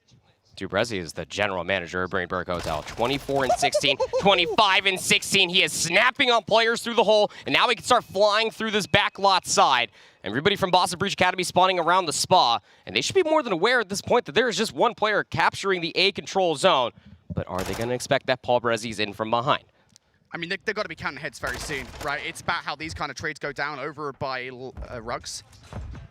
Sensor already starting up things with that kill versus Lins. This flank is coming through from Pentagram. They're not going to expect this whatsoever. Yep, peekaboo. There you go, Abuser, mate. See you later. And now the spawns should be influenced quite heavily and splits. Yeah, of course, that 1 player, Shawnee, over by Bedroom side. Not going to help proceedings, but Brezzy now slowly capturing B. 1v1 on towards this point against Snoopy. Kills being made elsewhere by Cobra, and Brezzy loses it. A massive gunfight for Snoopy. It was kind of a copy and paste of what we got in the opening offense for Wubba. Again, leaving that 1 player of Abuser, trying to capture that A control zone. Brezzy is at least trying to get over towards B to make the transition a little bit easier. Touch the B control zone, splits the defenders up, and then off the respawn again, Wubba will finally capture the A control zone. They'll get 60 seconds added on towards the board, Brody, but they are still trailing by 5 lives. Yeah, Big play around the backline here for Abuser. I mean, look at the map control that Wobbubbs currently have. Not a lot, to be honest. Lins will clear a little bit of it with that kill versus Sensor. But for Boston, I mean, they're going to be kind of laser focused on Bedroom's side. They're not going to necessarily know that somebody is this deep set in towards their backline. And you can see that with the green arrows in the new map where they're currently all looking. Number 4, Pentagram will be the player, if anybody, to check for it. And they're going to be involved very quickly here in a 2v1. Big kill for Abuser to make, and unfortunately not able to do so. But there are still players here from Wobbubbs. Brezzy and Lins, what can they do? Yeah, Lins is still lurking. Brezzy still expecting more chows to come through from the lobby side. Pentagram will chase him down. 25 and 23 now for Pentagram. The defender of the B control zone is just allowing Snoopy and Shawnee to maintain top bed and valet control. You're also going to be worried about Sensor. He was in Jules. Biggest issue now is you still have Cobra and Lins. They're on that route. They're on the B zone, Brody. Yeah, there is a streak ready to go if they want to use it. I don't think they're even going to need it, to be honest. Yeah, kills being made in all the right positions. And if you're Lins here in this situation, you're in a 1 versus 3 situation. You're nowhere near the point. Boston Breach Academy, off the last batch of kills, have been on, what, an umpteenth streak between them? It's ridiculous. No map control to speak of. You've got to be patient if you're Lins in this scenario. And if you're Wobbubbs, get control of Bedroom right about now. Shawnee, though, just continues on this spree. 6 in a row, 7 in a row. Shawnee for a crucial 3. Lins was waiting so patiently for something, and Shawnee just takes that away from him. The Scottish Cyborg shows up when it matters the most. Top lights and just delivers on an emphatic 7 spree. Wow, Shawnee just delivering the goods. Again, he was just hanging out over in Valet, just taking tickets left, right, and center when necessary. And we'll see it one more time. There's the first. That's 5. Give him 6. Lins almost had the kill, keep in mind you, but that snap was absolutely ridiculous out of Shawnee. Man, just look at that. Oh, man, Shawnee, he's been getting better and better with every event. That is just absolutely incredible. And that's a streak. Again, he already had one. It is worth saying. He did just overlap a streak, which already existed. I don't think you need streaks if Sean is shooting like that, man. He is the streak. Goodness. One of those situations, yeah, for sure. But that will be helpful here in towards this round number 5 here for Boston Breach Academy, as they are now on the defense. Segment progression didn't come through for that second one. Boston Breach Academy were able to get that defensive side. Do they even want it, though? Snoopy up on 3 in a row, trying to at least look down low over by the Jacuzzi. It is a clean wave of gunfights. The Wobbubbs have only lost a single life, and they're on the B zone. Yeah, Pentagram, that nade is not going to help him out whatsoever. He was in a great position to perhaps take on down. Shawnee brings the streak down to try and save B early on. You really want that for a clutch situation. It doesn't provide that much value, to be frank. And now you have a Wobbubbs roster that's able to stack on towards this point. Brezzy providing coverage from over the top. Snoopy and Shawnee trying to find their way through a very narrow gap where Brezzy isn't putting bullets. And the second tick in, the third tick about to be in. Brezzy trying to double up. Sensor looking to save it, unable to do so. Lins will finish the point. Big 1v1, at least for the flank. Pentagram will find his 30th kill, taking down Lins after the B zone did get tacked on over for the Wobbubbs. 22 plays up against 20. Just about 2 minutes left on the board, and man, Boston Breach Academy are really struggling just to try to get themselves some semblance of kitchen control. You have 2 players over here. Shawnee was waiting for Sensor to try to make this push happen. It's a double chow, big 1v1 did still come through. 3-for-1 trade. A Wobbubbs can touch the zone. This could be it. The Europeans now surging on the point, and this is a roster that will stack it when given the chance. They're gonna 3-stack it right about now. Can Boston even touch in time? I don't think they can. I mean, player number 3 is Snoopy. He's gonna try to flank around from the back. It's a 3-for-1 pinch. Abuser, he finds one. Abuser for the double, and Brezzy will pick up number 3. There it is. Wobbubbs will take this control once again. A round 5 victory, and once again a 3-0. Wow. I mean, the streak gets called in to at least try to get themselves back over for the B control zone, but I mean, the positioning on the map for Wobbubbs never really fell short, did it, Brody? I mean, they just always were aware of what the situation was at hand, finding kills over by the desk, finding refuge inside a spa, making sure that they always had a player around the atrium so that they could make the transition easier going over towards that A control zone.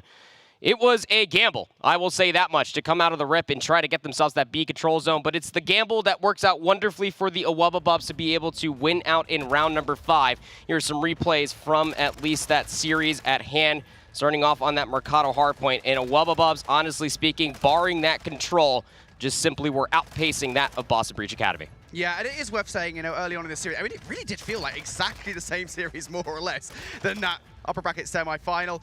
The hard point was extremely close. At one point, Boston Breach Academy did actually have control, down to early control from the SMGs, but Wobbabobs just started to walk away with it towards the end of that hard point. Again, it was that rotation from P6 to P7 that was so damaging, and then, of course, control from P1 to P2, and that great street usage that we saw at the end of the hard point. Then we got into the Search and Destroy, and this was a little bit clearer, I think, than last time around. The teamwork from Wobbabobs was just so good. I mean, it's just the way that they just manipulate Fortress as a map for Search and Destroy. Again, they make this map feel twice its size for the matter of the fact that the majority of the time we realistically only really see one bomb site being played up into and against. But nonetheless, a Wobbabobs as disciplined as you like. You definitely love to be able to see it if you are a fan of EU. They will solidify top 2, which means that we will, in fact, well, we were going to see them at champs regardless, but nonetheless, they're going to have a much easier road, a little bit of a break before then. They have a date with Destiny, with Decimate, as far as Grand Finals to be the Toronto Open. What a story to have for themselves for Wobbabobs, taking off an entire season from one another, playing on different teams. They come back in Season 4 of the Elite after winning Season 2, fall short to Aphelion. They get second place in the final season of the Elite, and now they find themselves top 2 here in the Toronto Open.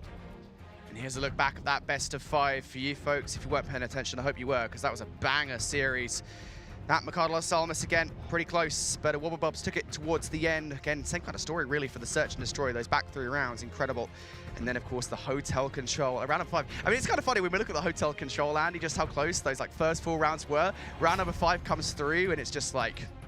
You had a 1v1 for the potential of a conclusion. That last 1v1 was the difference in between a Wobbabobs potentially winning it 3-1. Oh my god. And then being forced into that round number 5 situation. Yep. Shawnee going big as well to be able to find that 7th spree, lapping the streaks, keeping all of Wobbabobs off of the B control zone to deny even that second segment, allowed for Boston Breach Academy to be able to get themselves that round 5 defense, but it's always the argument, isn't it? Do you even want defense when it comes down to Hotel Control? It has the highest conversion rate for offensive rounds. Yep. And the way that a Wobbabobs, again, they're mid-map adaptations. We saw it in the map number 1. We saw mid-round, mid-map adaptations in the Albagger Fortress as well. And then it all comes into fruition for that map number 3. The rollout was sublime. They were always such a nuisance to deal with around the flanks that was Hotel Control. Absolutely let them have it in that final round. Yeah, you asked that question, right, about kind of do you even want defense on Hotel Control, because it can be really annoying. I mean, you can very quickly lose control of the map if you don't have control of kind of the spawn traps, especially like when you're trying to defend A as your sole point, right? And it's just like you don't have anybody stopping those close kitchen spawns from going through, which was the case. Sure. Yeah, sometimes you don't want it. I will say, I think in Boston's particular case, they did have a streak ready to go, and that can be very helpful to try and save B. I think it was just used a little bit too early, just a little bit to try and save B. It only got 1 kill. Could have been maybe a little bit positioned better, but it's okay. You know what? Whatever. It doesn't matter. I will say this much for Boston Breach Academy. This is the 2nd event in a row now. They've got top 3. And you know what? This team just continues to look better and better and better on every single iteration. Snoopy has been a wonderful addition to this lineup. And I think people really just need to keep Boston Breach Academy in their minds as we move towards Challengers Finals. I have no doubt in my mind that they will be there. It's just a question of just like, can they now make that next step, which has just been just out of their reach time and time again, of actually making themselves the #1 team, not just in North America at this point, because that's not what they'll be playing for, in the world in Challengers. Got to end up doing it through the LCQ, man. They needed that auto qualification spot through this Toronto Open. Top 2, again, will punch your ticket to champs in Vegas later on down the road. But now Boston's road becomes just a little bit more windy, doesn't it? Because now they have to go through the LCQ. Yeah, true. I mean, actually, I don't know. Do they have to go for the LCQ? They've just got top 3. I mean, yes. This is a question for yes, us. They do. Right? They do, 100%. Yeah. That's confirmed. Ooh, that's tough. That is that's math, Brody. That's maths? Yeah. You know I'm not good at maths, bro. That's why I'm telling you that it's true. I'm not even good at English. Oh, okay. It's crazy. I'm not good at anything. But yeah, Boston Breach Academy, man, it's going to be a tough LCQ then if they do need to go via that process. Regardless, though, top 3 for them, they'll at the very least be happy with that placement, 2nd event in a row for them. For Wobbabobs, on the other hand, though, they make it to a grand final. They go head-to-head with Decimate Gaming in a rematch. And Andy, I will say this much while we've still got a little bit of time here. I honestly think they can do it, because it was only a couple of things they need to fix, really. I mean, you go back towards that upper bracket final, the Expo Control, that was really close. And then, of course, that LSELO Search and Destroy. I kind of don't want to see an LSELO Search and Destroy again. I hope they don't play it in the grand final. I mean, it's a best of 7, Brody. I mean, like, this is where you have to flex how diverse your map pool honestly is. I mean, you're only going to miss out on maybe one control map. Obviously, the 2 vetoes when it comes down to Hardpoint, but this is going to be a grueler and a half. It is an absolute marathon. Is these Challengers Opens? It all amounts to this: the #1 seed of Wubba trying to defend that #1 next to their name versus Decimate, who have been white hot this entire weekend. Yeah, absolutely. Well, that's the grand finals, folks. We've got it. Once again, it's North America versus Europe. Only one will become the Toronto Open champions. Who will it be? We're going to go to a very quick break. On the other side, it's going to be that matchup, a grand finals here at Toronto. All right, chat, here we go. Game face on. I got the game on smash on lock. Dedication, prepare to be locked. Got my 10 toes grinding on the concrete. I go show them that me on the block. Run them, all I'm boss. See them times I run to my boss. See them times I'm begging for favors when I know get the food from my pot. Table don't turn. With the big friend, but the reach don't burn. Game face on. Game face on. They're really on. Let's go, baby. I know what it is.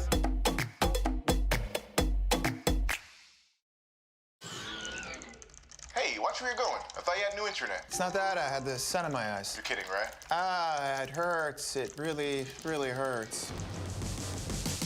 With the best internet for gaming, you'll need new excuses. Dude, you're playing like a chump, and we both know you can't blame it on the internet. Sorry, my cat jumped on the keyboard. Well, that's interesting, since you don't have a cat. What are you talking about? Of course I have a cat. Dude, we're roommates. With the best internet for gaming, you'll need new excuses. Hey, you! What the is this? Brain adapt? Really? Look at me. I'm an NPC, a mob, already at a disadvantage. And now you're creating headsets with some new technologies that helps humans listen better? Hands off that button. I want to speak to your manager.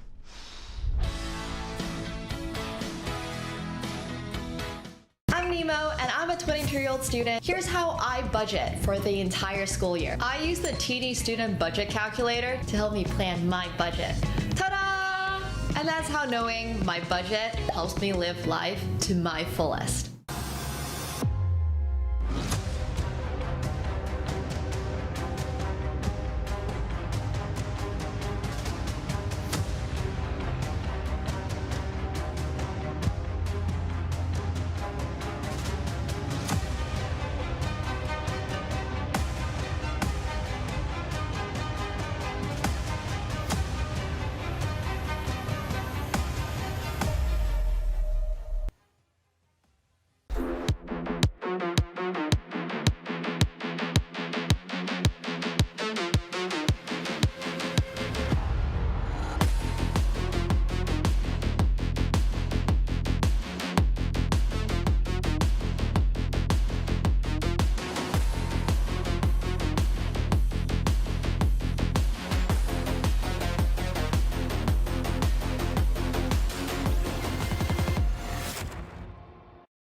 $1 million on these, it's crazy.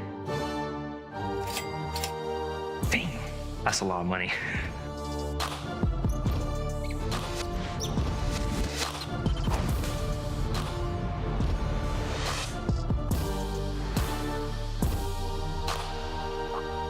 Sweet. This is insane.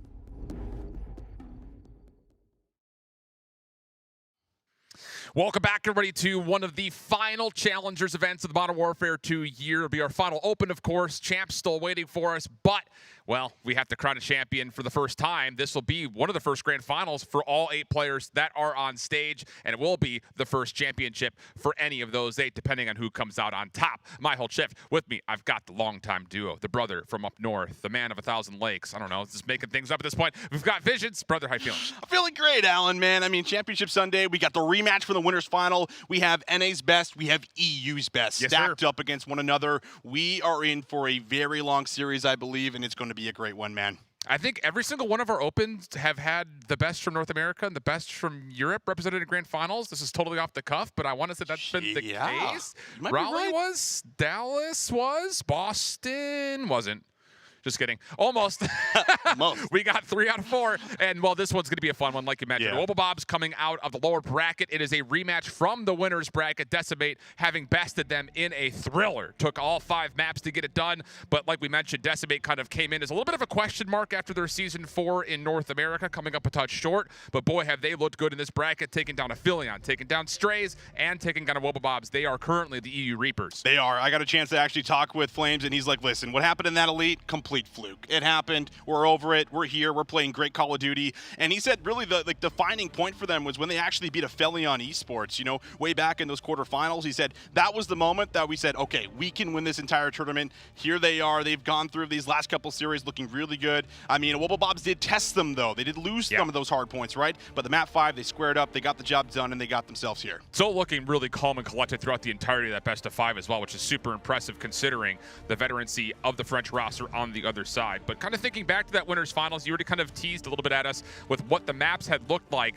I want to just kind of pinpoint a couple of high-level performers. I thought Noisy played extremely well. He's been playing great all weekend long. I think Bink, we've mentioned, he's possibly one of the most underrated NA ARs throughout the entirety of the last 3 years, and he has definitely kind of made us reconsider that topic of conversation again. But for the Wobblebobs team, how about Linz in their most recent series for lower finals? He was looking like he was absolutely on form. Yeah, Linz has been looking incredible, I think, this weekend. And, you know, we had a lot of questions, you know, about Linz, you know, coming back into this team, how he would play on LAN. I think he has shown up completely. I mean, this kid, obviously, his rookie year has just been completely electric throughout the Modern Warfare 2 season. And, I mean, he's a big factor on why Wobblebobs, you know, find themselves in favorable positions. And he's probably going to be the reason why we see them potentially win some of these hard points if they're able to. Yeah, absolutely the case. I mean, he's been really influential on terms of, like, keeping the pace even. Yeah. But you also have to give a lot of credit to Abuza and Cobra, who also have had to kind of step a bit more forward and faster to try to keep up with Decimate's very rapid pace, especially with how quickly they're moving around the hard points in particular. So that's going to be, I think, a big point of conversation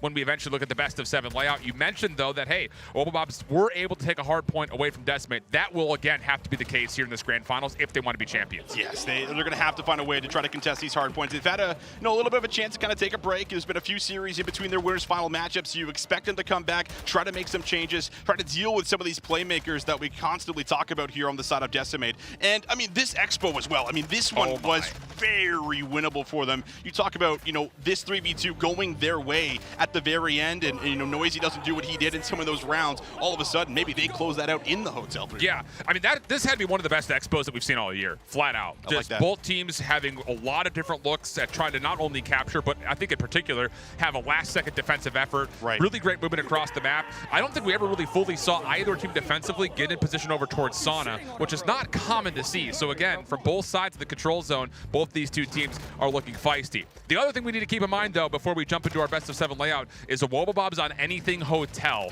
You have to always be cautious about what they do, because that feels like Brezzy was born and raised there. Yeah, they love checking into the hotel, Al, and that's where they find a huge amount of their wins. It's where they've dominated, you know, pretty much this entire year, so they can constantly rely on that. But I mean, this is kind of the problems that you're seeing, and well, we're going to see probably a lot of those smiles throughout this best of 7, I think, as well. But you know, these guys are just so in tune with each other, and it feels like the system, you know, that they have put in place has just been working, and no team has been able to find any kind of a counter, at least so far, you know, outside of just that one map really on the hotel. Yeah, what a story it's been, though, for both these two teams. Decimate, again, long-standing, I think, as far as how the individuals have tried to compete through challengers.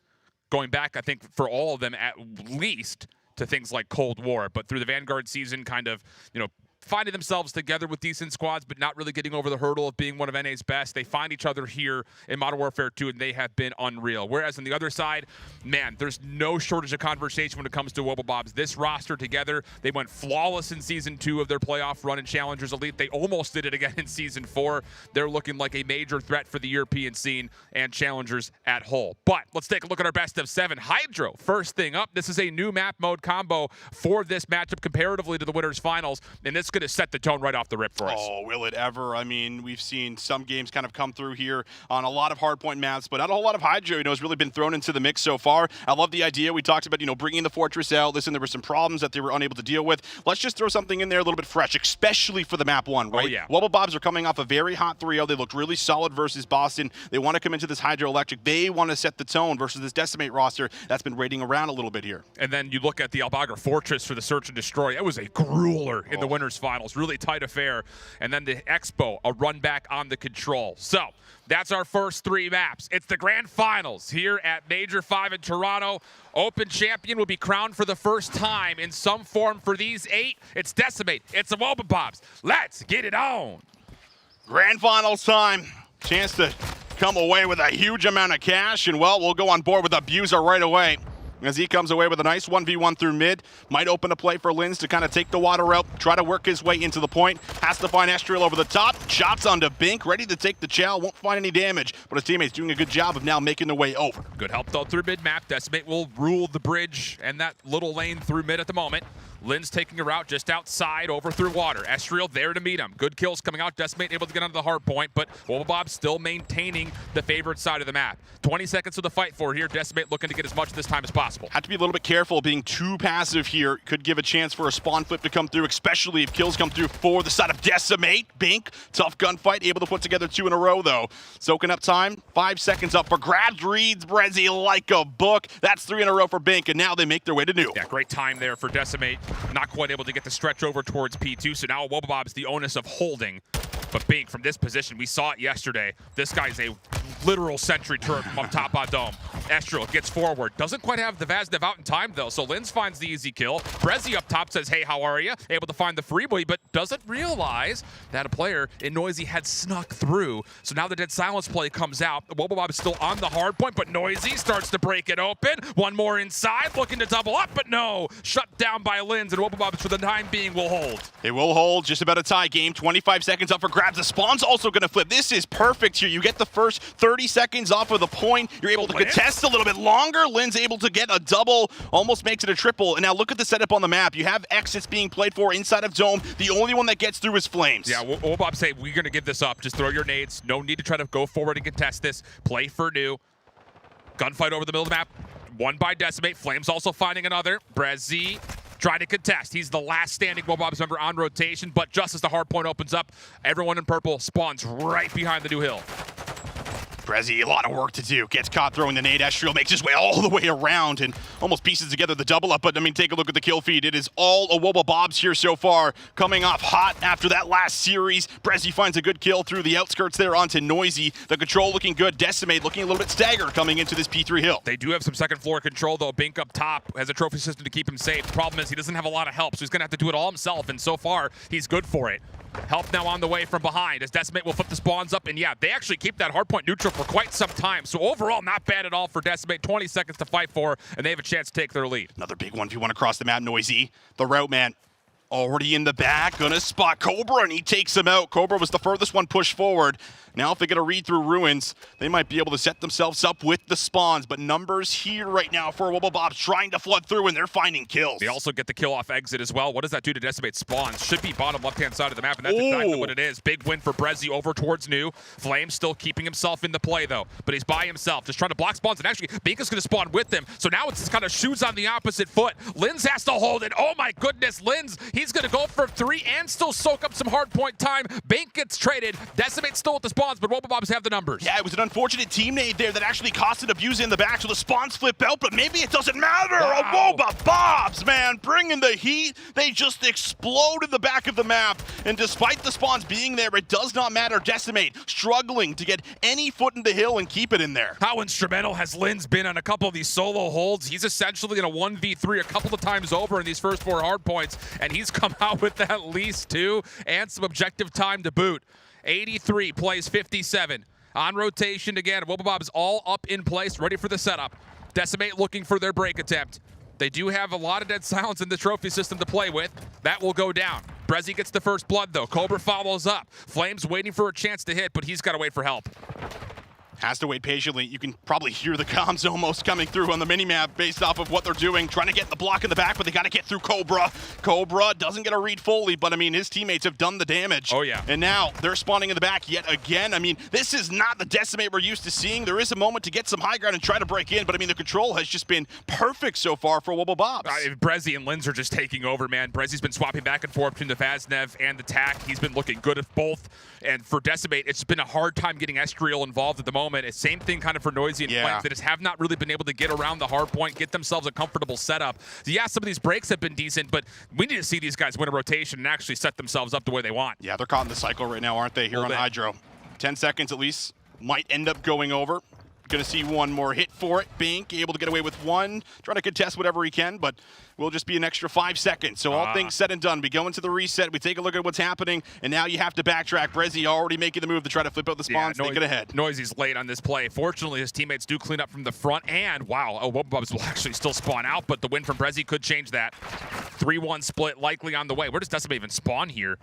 They're going to be all the way out left side. Oh, goodness. This is not what you want to see for Decimate. Wobbubbobs can control the map, and also with that, the hard point. Oh, and Flames, he gives it up at the... Oh, it's just bad timing there. Brezzy just waits so patiently. He says, oh, you got the spawn. Okay, green light. Let's start to push forward. Let's grab some of this control around P1. Still lots of time to fight for. 30 seconds up for grabs. Estriel trying to work his way into the point, and he does come up with one. Maybe a good moment for Decimate if they're able to push through. Yeah, Noisy's able to get a kill on rotation. This is going to force a 1v1 between Noisy and Cobra. Oh!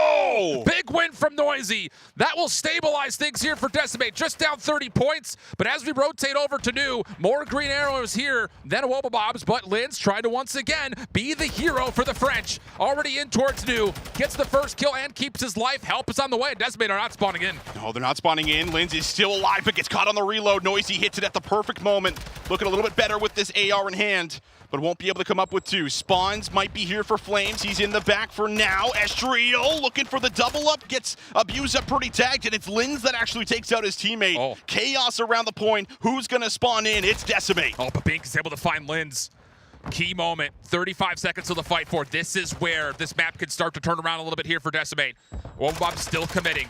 Brezzy over through Ruin side, shut down by Estriel. Nade to follow up. Estriel can't quite get the kill with the weapon, but does do it with the Semtex. So everything will hold. Decimate will bring this back right to about a 5-point game if they soak up every last second here. There's a lot of room, a lot of time to rotate across the map. If you can start to find some kills, you might even be able to spawn them at the old hill.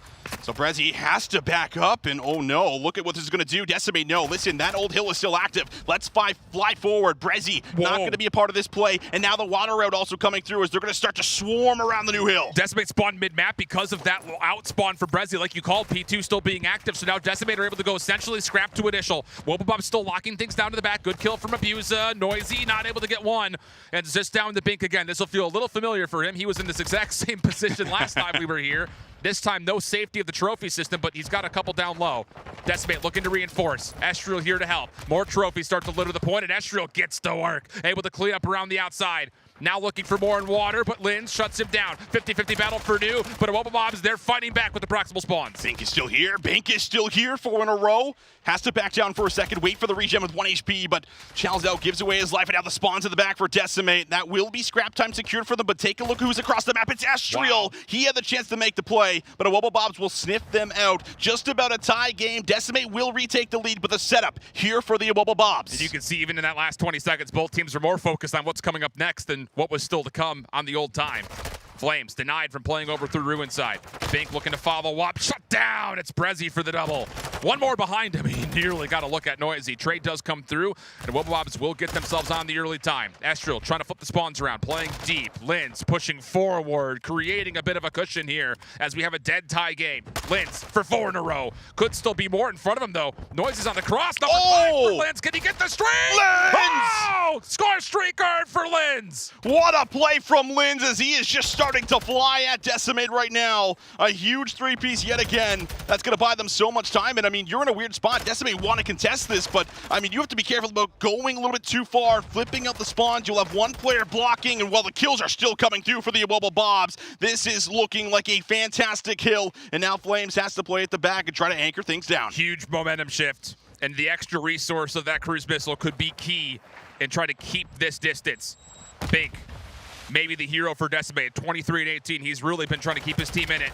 Could he try to spur some inspiration? First kill good, second on the way. Brezzy wants to maybe give it an offer, but Noisy will meet him there, and how about it? The spawns will still be anchored. Decimate looking good. Yeah, I like the idea there. Flames just kind of trusting in Bink to do what he needs to from the back, and he'll make sure that things are blocked. Link's going to take a long route here and see if he can try to influence the spawns potentially.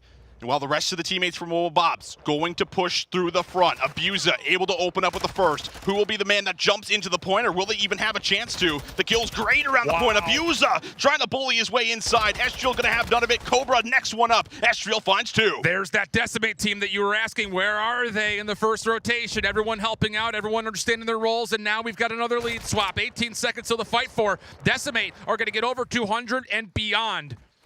Bink looking to play forward. Noisy doing kind of the same. A push through, pretty much individual gunfights all over the map right now. Brezzy takes one down over towards Old, but every single second of scrap has been earned up, and Decimate will have right at a 20-point lead. This is a big moment for Bink, and well, they know he's back here, but no one has thrown a challenge just yet. He's still just trying to work for the spawns. P1, though, very much active. There's the chow. Brezzy will make sure things are secure to the back. Noisy, really one of the only ones up alongside Flames, and well, Flames is shut down. Noisy's got to take a route. He might be looking to flip. Yeah, big 3-for-1 exchange right there for Wubblebobs. They are now also over the 200-point threshold. Brezzy trying to cut things through middle, but he gets shut down. Flames will find a key elimination, but abuses double, allows Wubblebobs to stay on the hard point. Rotation also stifled. Flames clearing out the hill, but still so many Frenchmen to deal with. 213, 213. Cobra still fighting for this back 20 seconds, but Decimate, they get the kills to at least neutralize. What happens here for Noisy? Has to find a way through right now. Once again, a situation where you need to get a flip because the Wubblebobs, if they lock this down, they can win it on this P2 hill. Noisy only able to come through for one. Spawns Water route coming through here for Flames. You talked about the spawns. Spawns are okay for Wubblebobs. They still have all four members set up in the back. Who holds? Who breaks? Bink for the first. Here comes Estriel flying forward. Abuza there to meet him. Damage coming through. Trade is in.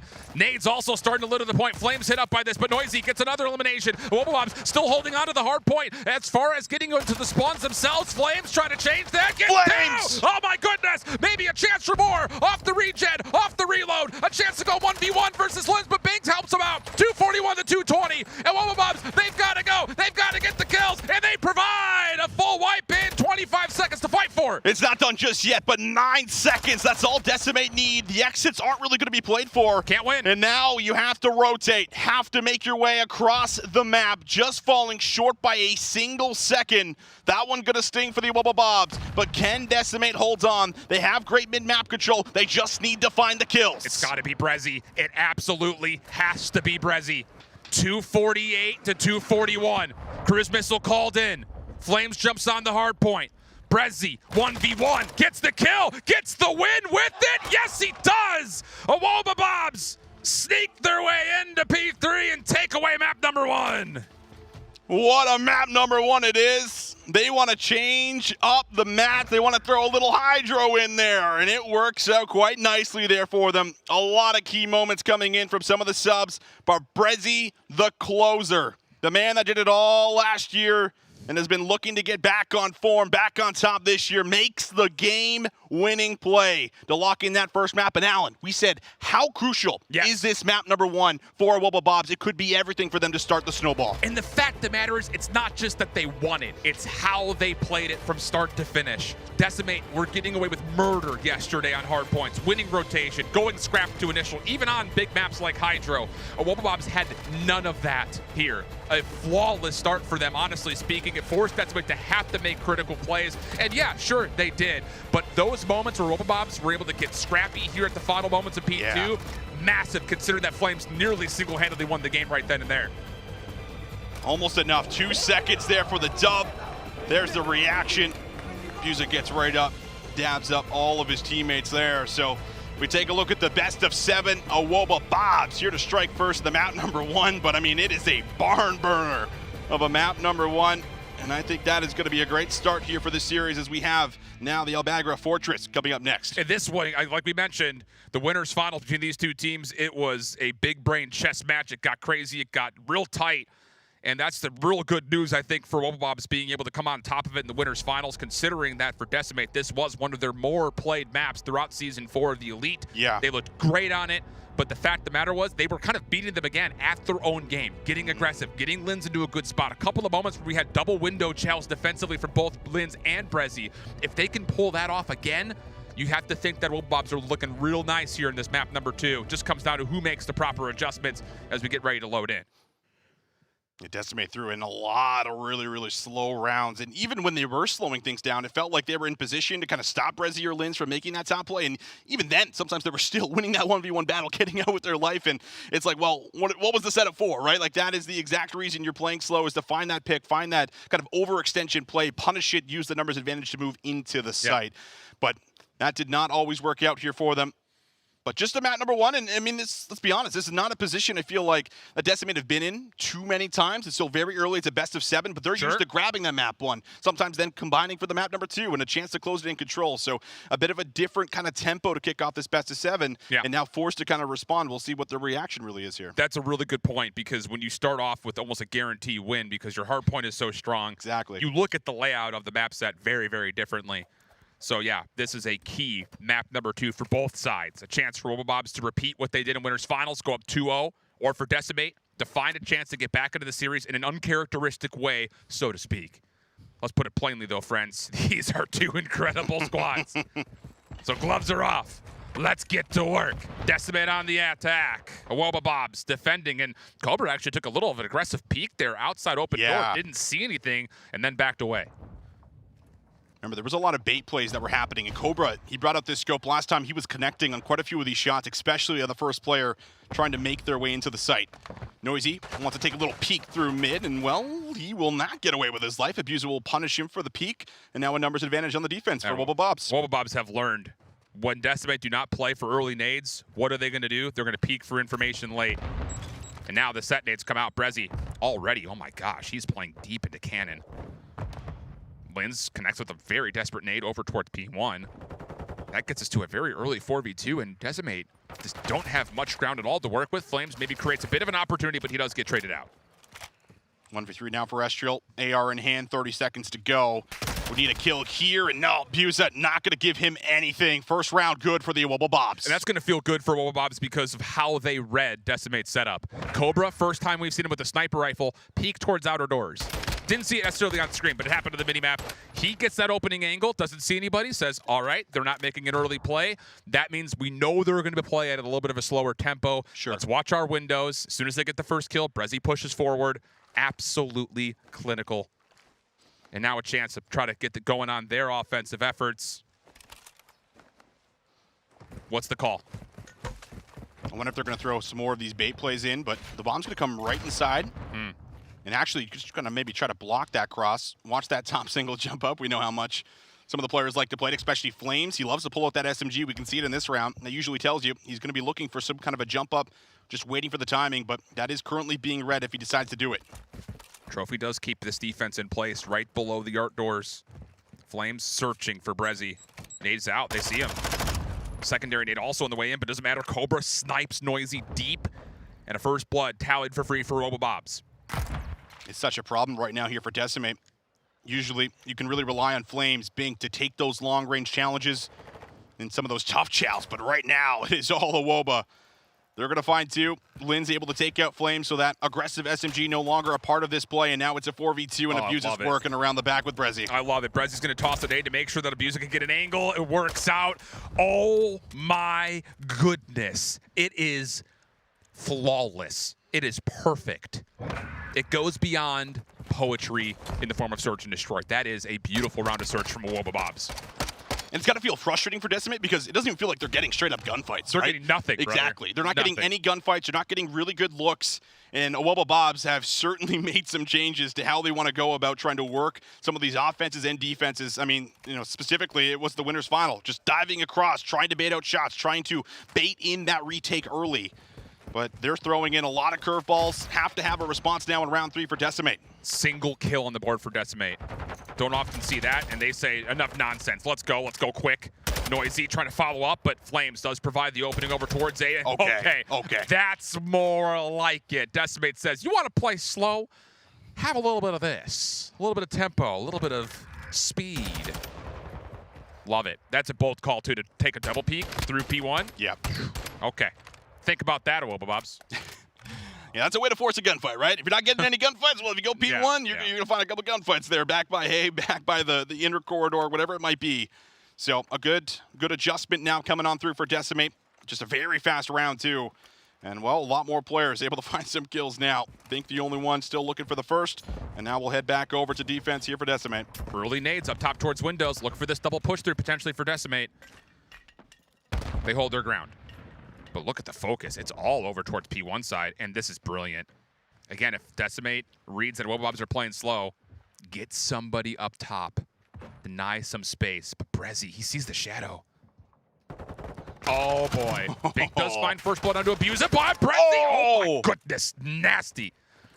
And that'll lead it to numbers now for Wubba Bobs 3v2. Disgusting chow coming on through for Brezzy, but Estriel might be able to surprise them here. The dead silence still active. Brezzy reads it. He knows someone's following up on that play. He's ready for it. Noisy will basically do the exact same thing except from the low ground. He does find the first. The bomb is just going down. This is a winnable 1v2 now. It's just such a tough position, though, with the Vaznev in particular. How do you get your way back through Cobra and Linz? Cobra in particular. He'll play back logs. No nades. Dead silence is going to expire. This is going to have to be a miracle from Noisy. Not going to work out. No chance, no way, no how. Wubba Bob's still clean with it, saying, all right, you want to play quick. We have responses for that in our own right. So, again, the chess matches continues to go from 2D to 3D to 4D throughout these rounds. It certainly does. Brezzy also with a great secondary chow, right? I think that was what might have been on to Bink, who was just sitting at the top of the truck. He was ready. He had the information, and Brezzy just snaps on him.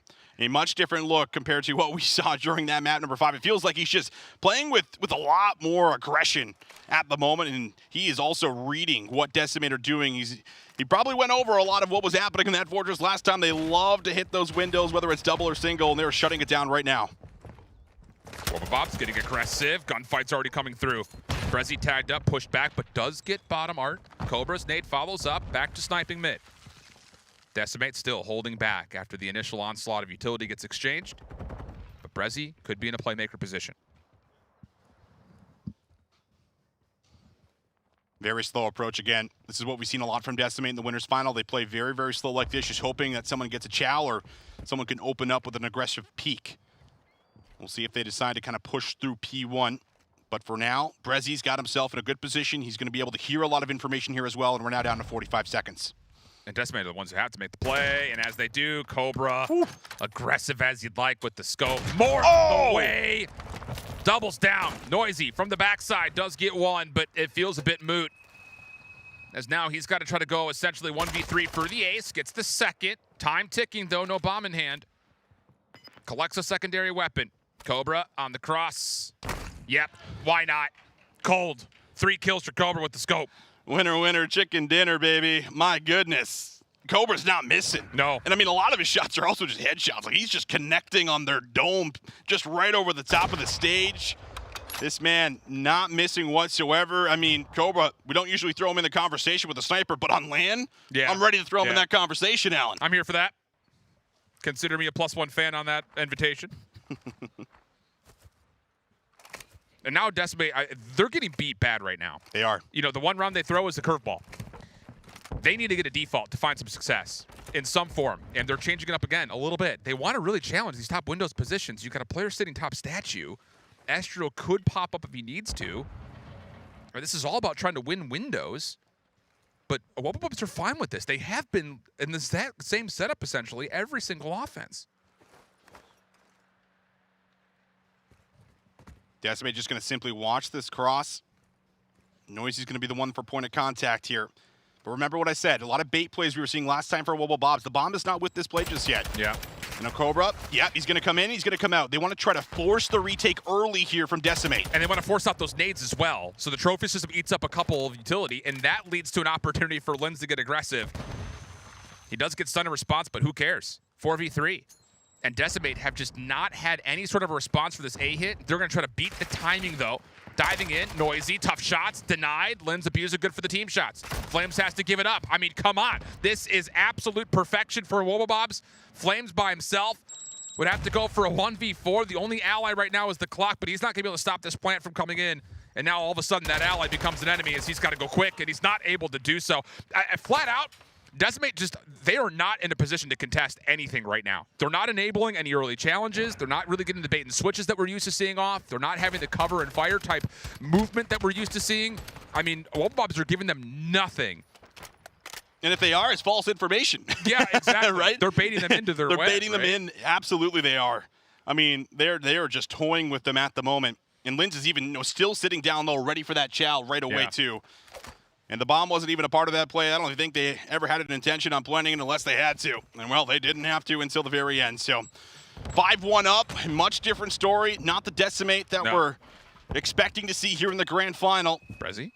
But Brezzy wants to get a little mixy with the dead silence. Looking for the hop up, but thinks otherwise. Lots of nades being denied by trophy system. So now Brezzy is going to essentially see this dead silence come without any real cause of effect. One little shoulder over towards the bottom side of P1. Not going to work out. Trophy system being shot at. Denied.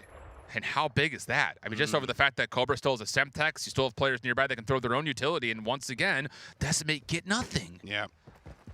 And there's going to be no option for B based off where Abuse is. No way. Brezzy, another one down low. I mean, this is his playground right now. I mean, how often do you see players like Noisy and Estriel not find favor in these positions? It just feels like they have not been able to find it. And now Flames just trying to clear out space, trying to work into the site. The bomb's going to follow. They just have had they haven't had a single engagement, flat out, outside of the one round where they forced the play. Bomb will be planted. Bink trying to flirt with the flank, but he's taken out. And now it's on for the 4v2. Estriel's going to hold site. Lynn's first contact, denied. Ooh. No trade on the way. Hold on a second. Flames, well, he's trying to keep the backline safe, but Estriel trying to dive into cover through cannon will not be able to get there. Now Flames is going to have to move. And oh boy, he is going to be completely overwhelmed. First kill good. Second almost on the way, but no. Brezzy, 7-4, ends 3 in a row. Cobra didn't miss a single shot with the sniper rifle, including the 2 on the trophy system. And Wobble Bobs go up 2-0 early quick in this grand finals. I know we said they had to try to grab some of these early maps, but I didn't think they were going to grab both of them out. I definitely did not think they were going to grab both. But that is just one of those situations where they are just outplaying, outmaneuvering. It feels like there has been nothing that Decimate have been able to do. And I mean, it is got to be frustrating to an extent as well, because you're just not getting the gunfights that you want. You're being outworked. Yes. And even when you do get a look at some kind of a gunfight, it feels like there's always like a double up coming through for Linz or Brezzy in some of those key positions. They can't win right now. It's a difficult scene. And my goodness, a 6-1 victory. I mean, they just gave them a slapping from what they received in the winners final. And the thing about it was, it really did look like in that winners finals, Wobble Bobs were learning what Decimate wanted to do. Again, play early, get kills in the first 30 seconds. And they were adjusted to it in the winners finals. But here in the grands, they took it an extra step further.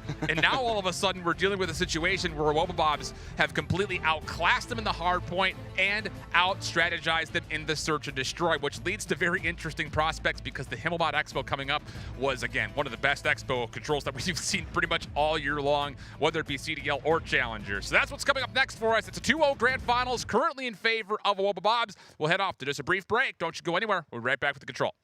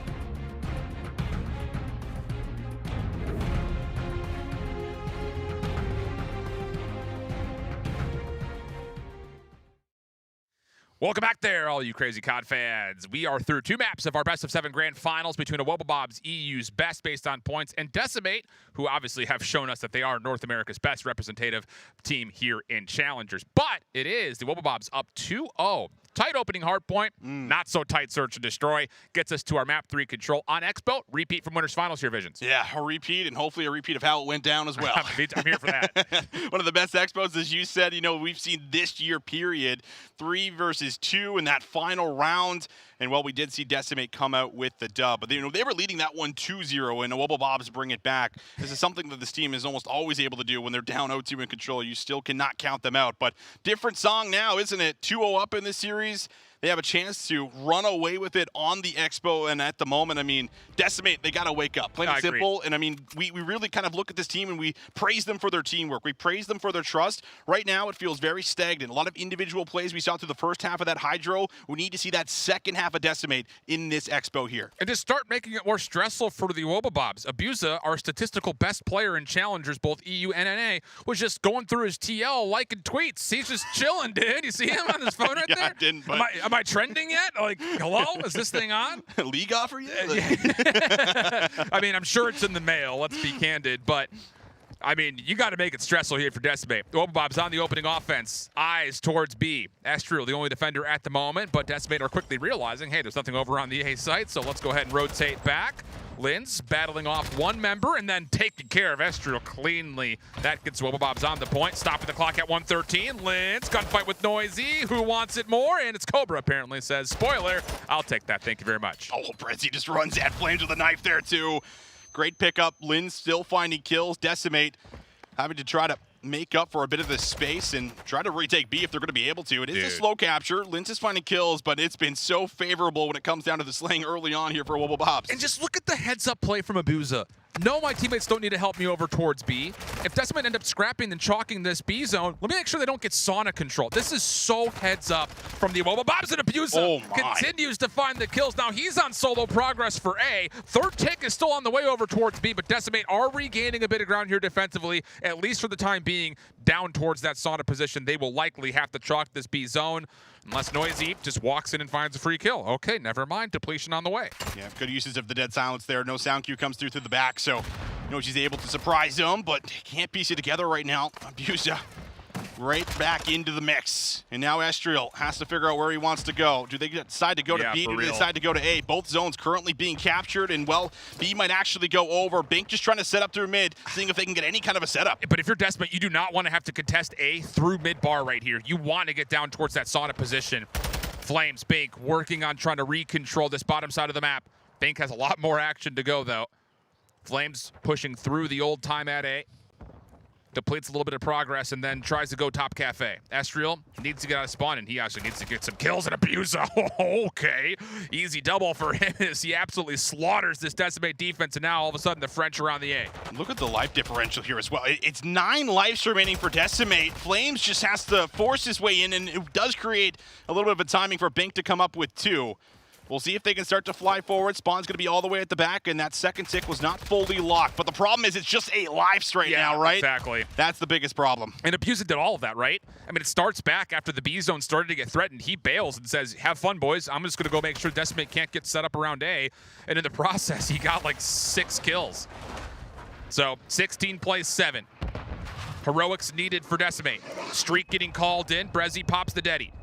Flames trying to work out this outside angle. Brezzy has not been able to see anything as of yet, but tracks down Noisy. First kill good. Abuza following up, and Cobra's in the mix. 3 straight kills, and on to A they go. Estriel, he's on 1 and 7. He's going to have to do way more than that, and he does at least force the team kill, but it feels like it's already too late. 15 playing 2, and a Wobblebobs showing no mercy here in Expo. That is an attacking round, and they almost just about had half of their lives left. Exactly. And they full captured both, with also killing off the entirety pretty much of Decimate. That's unreal. Man, that is just... I don't even know right now, man. This is Decimate just coming out completely flat. Yeah. And you got to come back to my point I made that in that map number 1. How deflating was the map 1 that they're so used to winning? The hard points, almost a guarantee outside of the hotels that we've seen. And now you've seen it. 0-2 down in the series. A very concerning first round here in the Expo. I mean, they got to get it together quick, or this is going to be a quick series. I agree. The French are looking real good. Wobobob's playing some real polished Call of Duty at the moment. Estriel only a single kill in the first round as well, which is not what you want to see. And it may not get any better here. Oh, maybe it gets way better here. Impressive gunfight win versus Brezzy. 3 straight kills for Decimate, and the offense will have a chance to hit both sides at the same time. Lynn's going to come all the way around the back, though. It is just Estriel that's here. The rest of the players over on the 8 point. Lynn's does come behind the play. Estriel doesn't get the sound cue. And that means it's going to be an easy pickup. But while this happens, third tick well on its way. They've let a lot of this time go over. Abuza waiting patiently for the chow, and it's Brezzy from the inside that at least gets them out. But those are 2 ticks very early on in A. That's great. Yeah, but the same point, Wobobob's cleanly wiped, and now they got a spawn trap in play. This is not good for Decimate. Sure, the 2 ticks feels okay, but you just got obliterated trying to hold on to that A setup. Brezzy still trying to play spoiler, and he's good for at least 1. 11-3 start from Brezzy. Now pops towards Street. He's got Linz working with him. Flames cut on the cross. Stays alive, but Abuza still trying to contest the safe zone. Third tick is on the way, but the kill's coming through for Wobobobs. Noisy trying to hold. Trying to get it done all by himself, but not going to get the turn, and depletion will come through. Oh, but it at least buys time for them to get over to the B point. However, numbers not necessarily there as of just yet. First tick being worked on. Bink has just about secured it by himself. And well, he's a little bit worried about players being behind him, and he's losing the reinforcements also. They're just being completely cut off here through the middle of the map. I mean, Estriel needs to slow down and start playing with teammates. He's got 16 engagements. He's 3-13. Not good news here. Second tick of progress locked. Bink trying to get it done himself, and okay, maybe there's a little bit of inspiration there for Decimate. Wobobob's not fully committing towards trying to contest. I mean, they've got a 5-life lead, make it 6. Lynn's tried to give it one final effort, but no, extra 60 seconds are tallied. Decimate, minute 42 to work with. And that zone I talked about, that was great, getting those first 2 ticks. Now you just need to get there once. Even just about 2 or 3 kills to get onto the point. Might be able to secure it. Lots of time to work with. Have to try to find Cobra. He's got a read on Estriel, throws the Semtex right after, and well, he's just playing his life at the moment. However, Flames works his way all the way to the back. He's blocking this back spawn, but they stiff him out. Lynn's with some great awareness. I mean, look at the line of scrimmage. It's just a horizontal 50-yard line across the map. Wobobobs are controlling everything around this A zone. Noisy trying to change that. He's also had a little bit of a slow start here. I mean, really the whole team has, if we're being candid. But a kill from Noisy in towards Bar. Maybe leads to an opportunity for a route to open up. Spawn still in for Linz. Abuza doing the exact same thing that Noisy was doing, but on the other side of the map. And this continues to be punishing for Decimate. They just do not have a lot of lives to try to get this third tick. Just the 9 lives, and they've still struggled to establish any kind of an offensive push. Onto this A point. We'll see what can happen here with 40 seconds left, but the lives are becoming a problem. Bink does answer back, but he needed that second. Abuza still alive in the back line. Abuza on 5. He is 18-4, Allen. Unbelievable. I mean, what do you say, dude? I mean, if you're tuning in just to watch this finals, you're probably thinking, oh man, Decimate just not putting up a fight. This is very opposite from what we saw in the winners finals. Not just against these 2 teams, but even on this map. I mean, every single round came down to like 3 versus 2, 4 versus 5, like things like that. We have a 13v2. You want to talk about a smoke show? I don't know what French barbecue tastes like, but they're showing us how they prep it. Are you kidding? Oh my goodness. Wobobobs, they want to just get out of here as fast as possible. It's a long flight home. Oh, it is. It is a long flight home. Man. Abuza is just completely in takeover mode right now, man. Yeah. This is just ridiculous to watch him. I mean, it looks like he has a public match KD at the moment, a rank play KD, whatever you want to say. Like, this is ridiculous. No one is trading this guy. I mean, no one's really trading anyone at the moment, right? Yeah, when you've only got a total of like 30 kills through 2 rounds, right? I'll say. And they have less than 30 kills. No, just a little over. Just a little over. 32 total kills for Decimate. 6 in a row for Abuza. Decimate already being tested over towards this B defense. Noisy trying to take a long route. I mean, goodness, there is just a difference on the server right now. And it is all turning up. Well, the blue, white, and red of France. I mean, this is I have no words. This is a absolute stomping. Yeah, this is the beating. This is the beating. Decimate from that map 1, losing by 8 points. Oh, man, to what is looking like a primed and ready 3-0 in the control. Abuza finally goes down. That's just his 5th death. I'm sorry, what That's did you great just to say out loud, right? Just his 5th death. I'll say that again just in case. Jesus. But my goodness. Extra minute already secured. I mean, the first attempt is great. It's successful. And now they got 2 minutes to start to work into work a day. Yeah, Decimate just look out of sync, man. It feels like everyone's trying to force individual plays. Now you can see it. I mean, Noisy goes 1 for 1. Estrel's kind of on his lonesome. Bink trying to hold on to street side. Maybe has a beat onto Brezzy. Careful. Brezzy's primed to take this gunfight. Semtex pushes him off, but he keeps his life. Wubba still hold a small life lead, but Decimate starting to grow some legs here defensively. They've got Sonic control. They've got mid control. Now it's just about, can you start winning some freaking gunfights? Abusa still has that streak in the back pocket, too. So just in case there is a play, chance for information, chance for kills. Bink does find a good one. 3 in a row now for him as he's starting to light it up a little bit. Trying to backtrack and just try to keep them in the spawn as long as possible. But you're looking at Abusa, the one that is through. A lot of players going to be looking for him, and he's able to find another one under Noisy. And Bink's in trouble here. He does not have the ability to come help this defensively. Now you've got 2 down. Abusa still working from behind, and Brezzy now from the front clears things out. And look how good Wubba are just isolating these kills. Decimate are trying to play in these cheeky positions, but Wubba are just not interested. And now the double stack comes through. Decimate have to get their stuff together, work on making their way back in. Flames for 1, tags onto the second. That works out. Trades though back and forth, and Lens gets 2. But finally, Noisy jumps back in, and it's a gunfight win for Decimate as they hold on to this A zone. Holding on. Life's at least a little bit more even in this round number 3. 18 playing up against 16, still in favor of the Wubba, but the biggest factor, they've been able to take a lot of time off the clock. Under a minute now, and the control is still here through the back, at least for some of the members for Decimate as they cut through mid. And Noisy, he's got himself a good position, but they know where he is. We'll see the legs of Brezzy, takes him out for 2 in a row. And look at Abusa's position. He's just waiting for his teammates to get a single kill, although Bink has the beat on where Abusa's been positioned at. Cruise missile stole at the ready, but he does fall to the Semtex of Bink. Stunned up, Noisy doesn't care, and okay. This could be a shift in momentum. 15 plays, 11, only 30 seconds left in the clock. Final chance here for Wubba if they want to try to 3-0 the control. Sometimes it just takes one good moment to get everyone back in sync, and while Estriel's putting it together, Alan, we saw what happened yesterday when we heard 3 deads in a row from Flames. Maybe something similar happening in the round number 3. A chance to at least hold on. Here we go. Only 8 seconds to go. Estriel's on 7. Have to make a point. Have to get yourself into A. And we'll see if they can even get it. There is a touch, but Brezzy's going to go down. Only 4 lives remaining, but nobody can touch. And Decimate still alive in the Expo control. So much better from Decimate in terms of helping each other, too. It's not just solo plays that are coming through. Take a good challenge, back off, wait for help, take the second if you even need to. Much more controlled here from the side of Decimate. Streaks also earned to counter what has been already earned up for Abusa, so that's also going to be key in trying to go cruise for cruise. But still, I mean, that's just one hurdle, and it's a very low-lifted one. Like, they're going to have to go through a multitude of obstacles here if they want to really convince not just us, but I'm sure those that are watching that Wubba still are not dominating this matchup. Agreed. Bink has really been the guy that's at least been the anchor here for the squad. 18-8, doing what he can to keep them in the game, and everyone else slowly picking it up. But a great offensive attack right away onto a zone with some success is kind of what you need. Noisy trying to push forward and take away space. He's tagged up pretty heavily. Abusa ready to give him the challenge, but Noisy not able to finish off the kill. And now there's a touch on B as well. Abusa, rest of Wubba still focusing on making sure they control the A side of the map. First tick of progress is going to get locked down by Flames, but he is here by himself.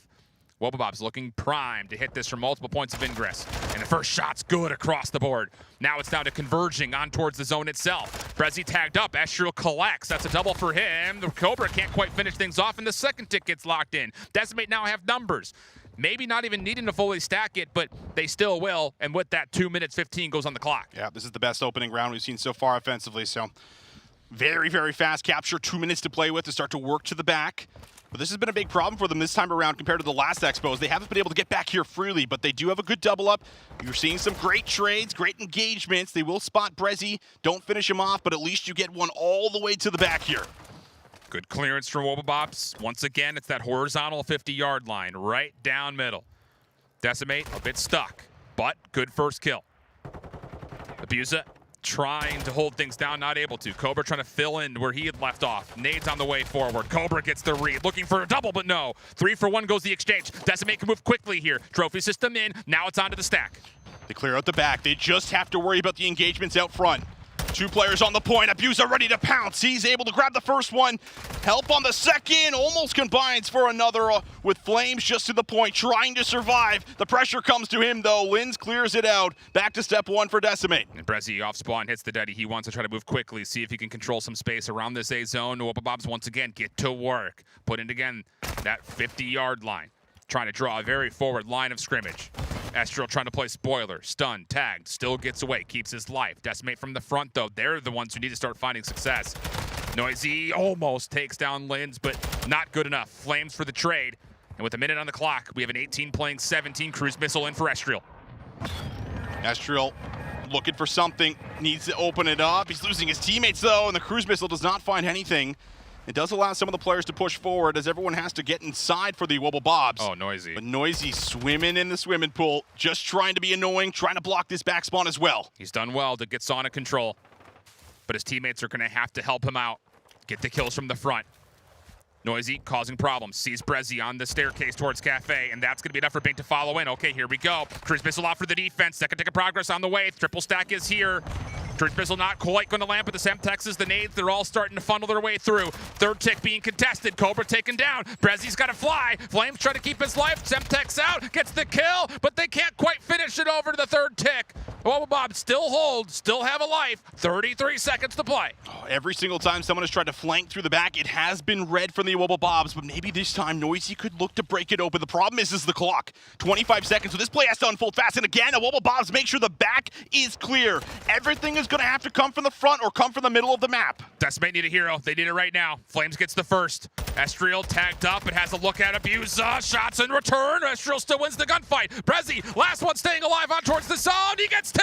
Brezzy does get traded out though. 3 seconds, now 5 as it's 6v7. Numbers for Decimate. Double stack in. Can you get there if you're Abusa? No, shut down. Let's go to round 5. That's the energy that you needed right there, Alan. Something to get them back into this game. Oh, he's just like, okay. He's like, all right, we're here. We're ready to play. The series is not done and dusted by any means.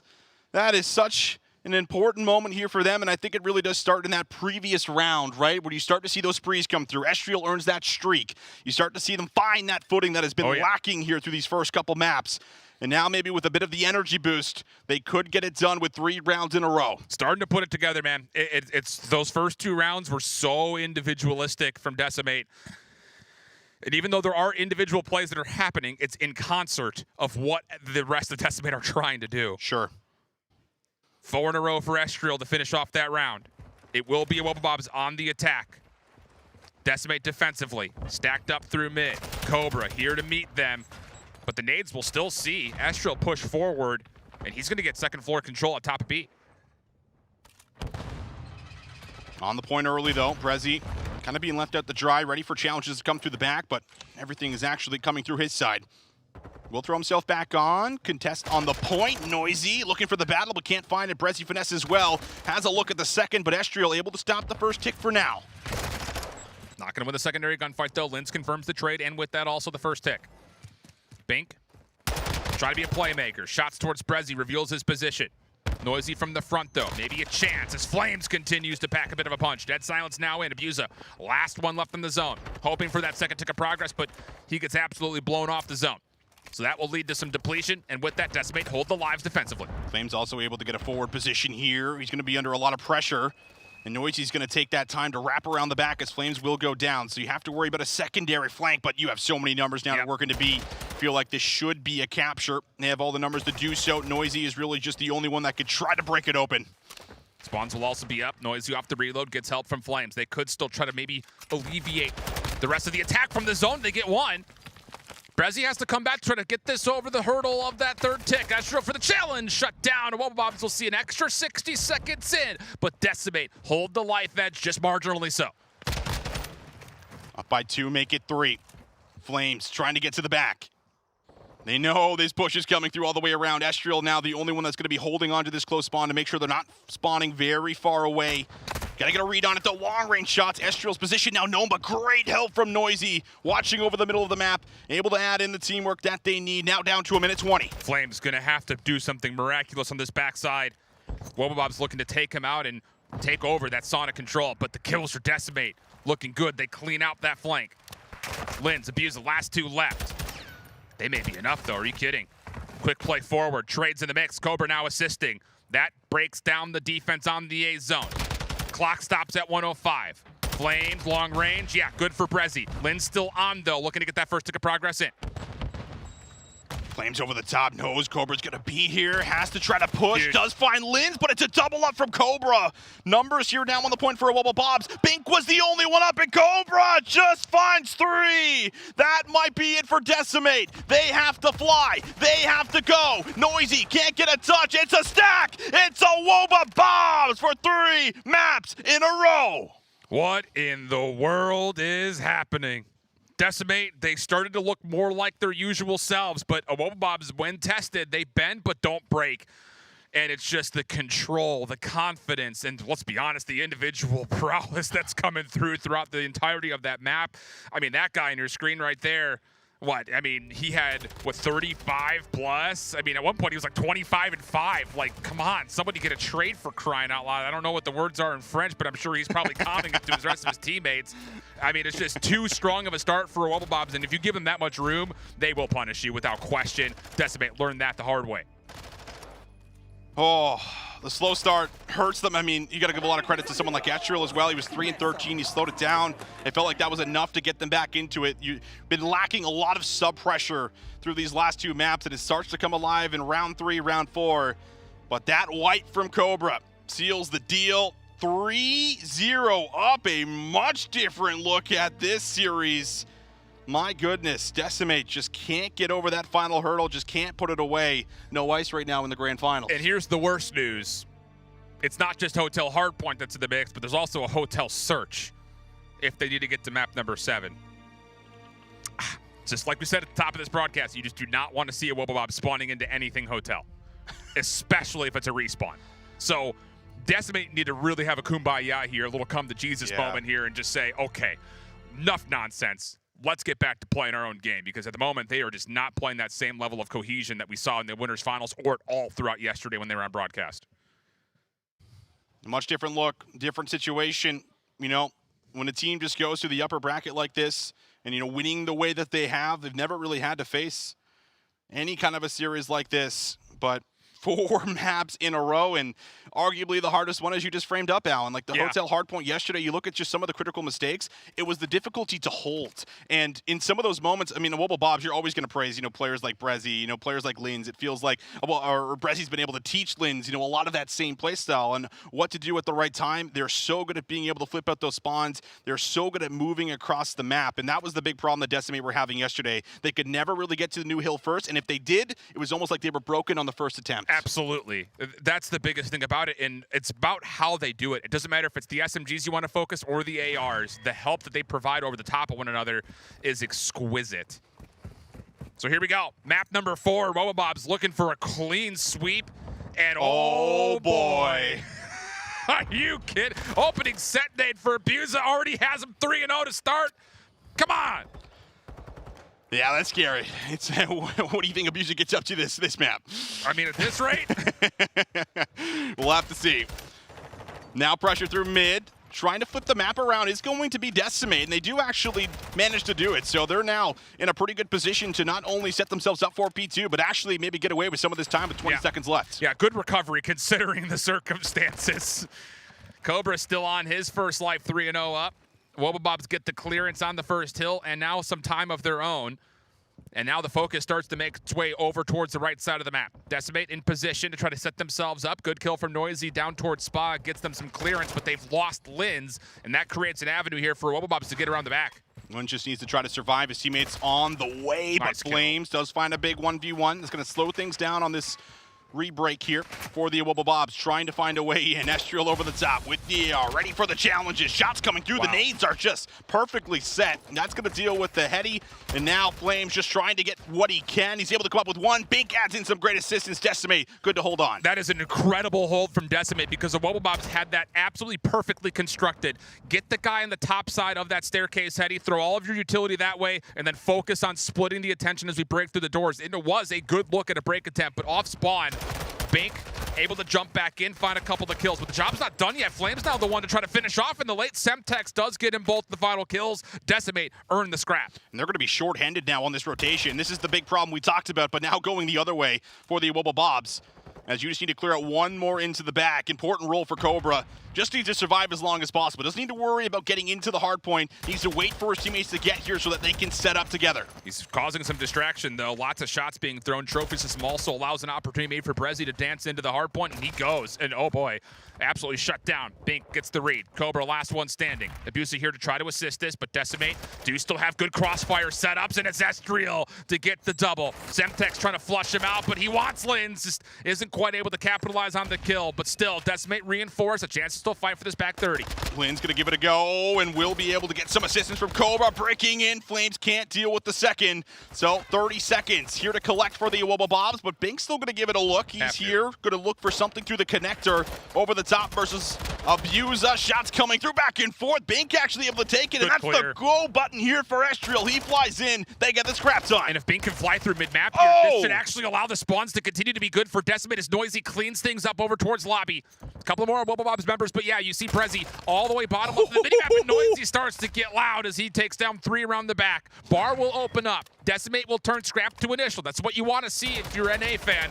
But Abusa and the Western Wobblebobs quickly able to recover as they break on their first attempt. Down by 40. Abusa putting up 11, but the big problem has really been Brezzy and Lynn so far. Slow start, 2-8 right now for Brezzy. Lynn's at 4-7, did find a couple kills in Kitchen. But the subs have not produced a whole lot as of just yet. Now the attack coming up through main. Shots coming through. Estriel and Bink have been able to open up enough space. They get themselves in for a second, but Brezzy here to respond. And he's looking to go. He's got a little bit of help. Lynn's actually gets a bit of a weird split spawn situation, and they use that to completely overwhelm, but Estriel may be able to do the same thing from behind. Estriel looking for the double, but Brezzy jumps out of there, tries to hold his life, and good support from Abusa allows this hard point to still stay neutral. The French battling up. Semtex down kind of post-mortem from Flames. Bink trying to follow in, 1v1 with Brezzy that he takes, and scrap time goes to Decimate. Gunfight's starting to go the way of Decimate. They're starting to really hit that form that we're used to seeing, up by 50 points, running away with it a little bit.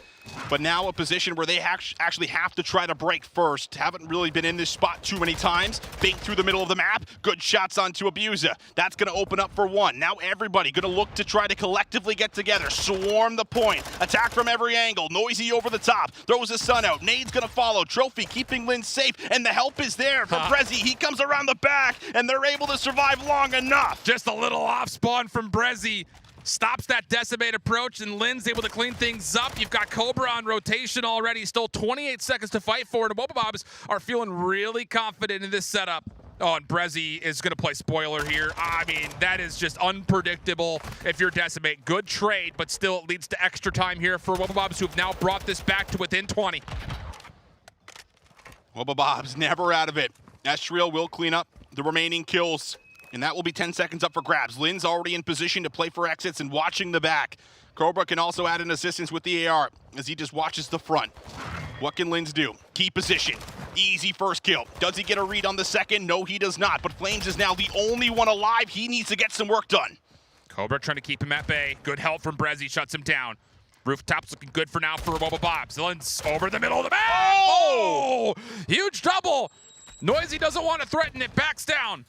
Decimate reeling at the moment as Wobblebobs get their first lead, and they're making it convincing. Flames from one side. Help from the rest of Decimate, but Noisy gets shut down to the back, which means Cobra could assist the hill. He's already here to help out for this hit. Nade's coming through as well. Wobblebobs looking good here on roofs. They continue to dominate the hard point. Through the back, shots coming through from Noisy.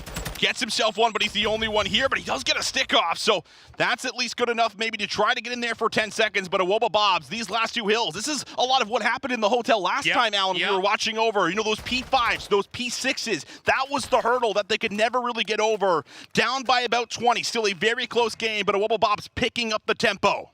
It's what you want to see if you're a fan of this Wobblebobs team.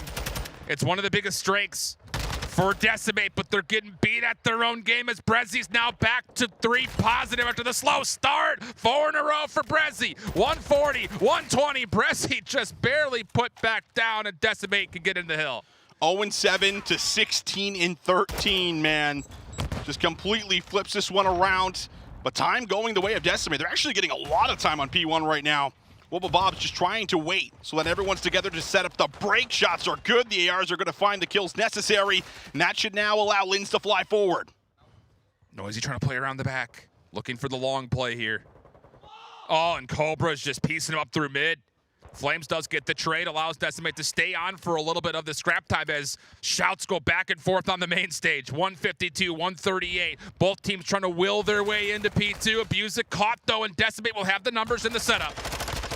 Noisy on the back steps, doesn't have the weapon he wants, but he is tagged up heavily here. You're going to see a very interesting kind of moment happen right here from Flames. He's going to actually pinch this play up. It's going to be red, and yeah, he finds two. So that is a huge moment for Flames from the side, but Lins is able to survive in the back. Man. Spawns are now in, and they can just flood the point. This is a monumental last 35 seconds. Bink realizes it. Bink! With the help of Flames, they go 2v4. Decimate continue to grow their lead. 30 seconds still to fight for, and Wubba Bobs are not done yet. Looking to hit through old. Decimate, only a couple of troops still standing on the hard point, and that is, again, monumental scrap time. Flame still fighting for his life, but Wubba Bobs look good for the back 15, except for when Bink spawns back behind it. And now Decimate have a chance to kind of fight the war on two fronts, but Brezzy holds on to Kitchen for now. Oh, Flames is here, but all the assistance, the shots come through the back. It sets up an easy kill for Brezzy, who's now on 21.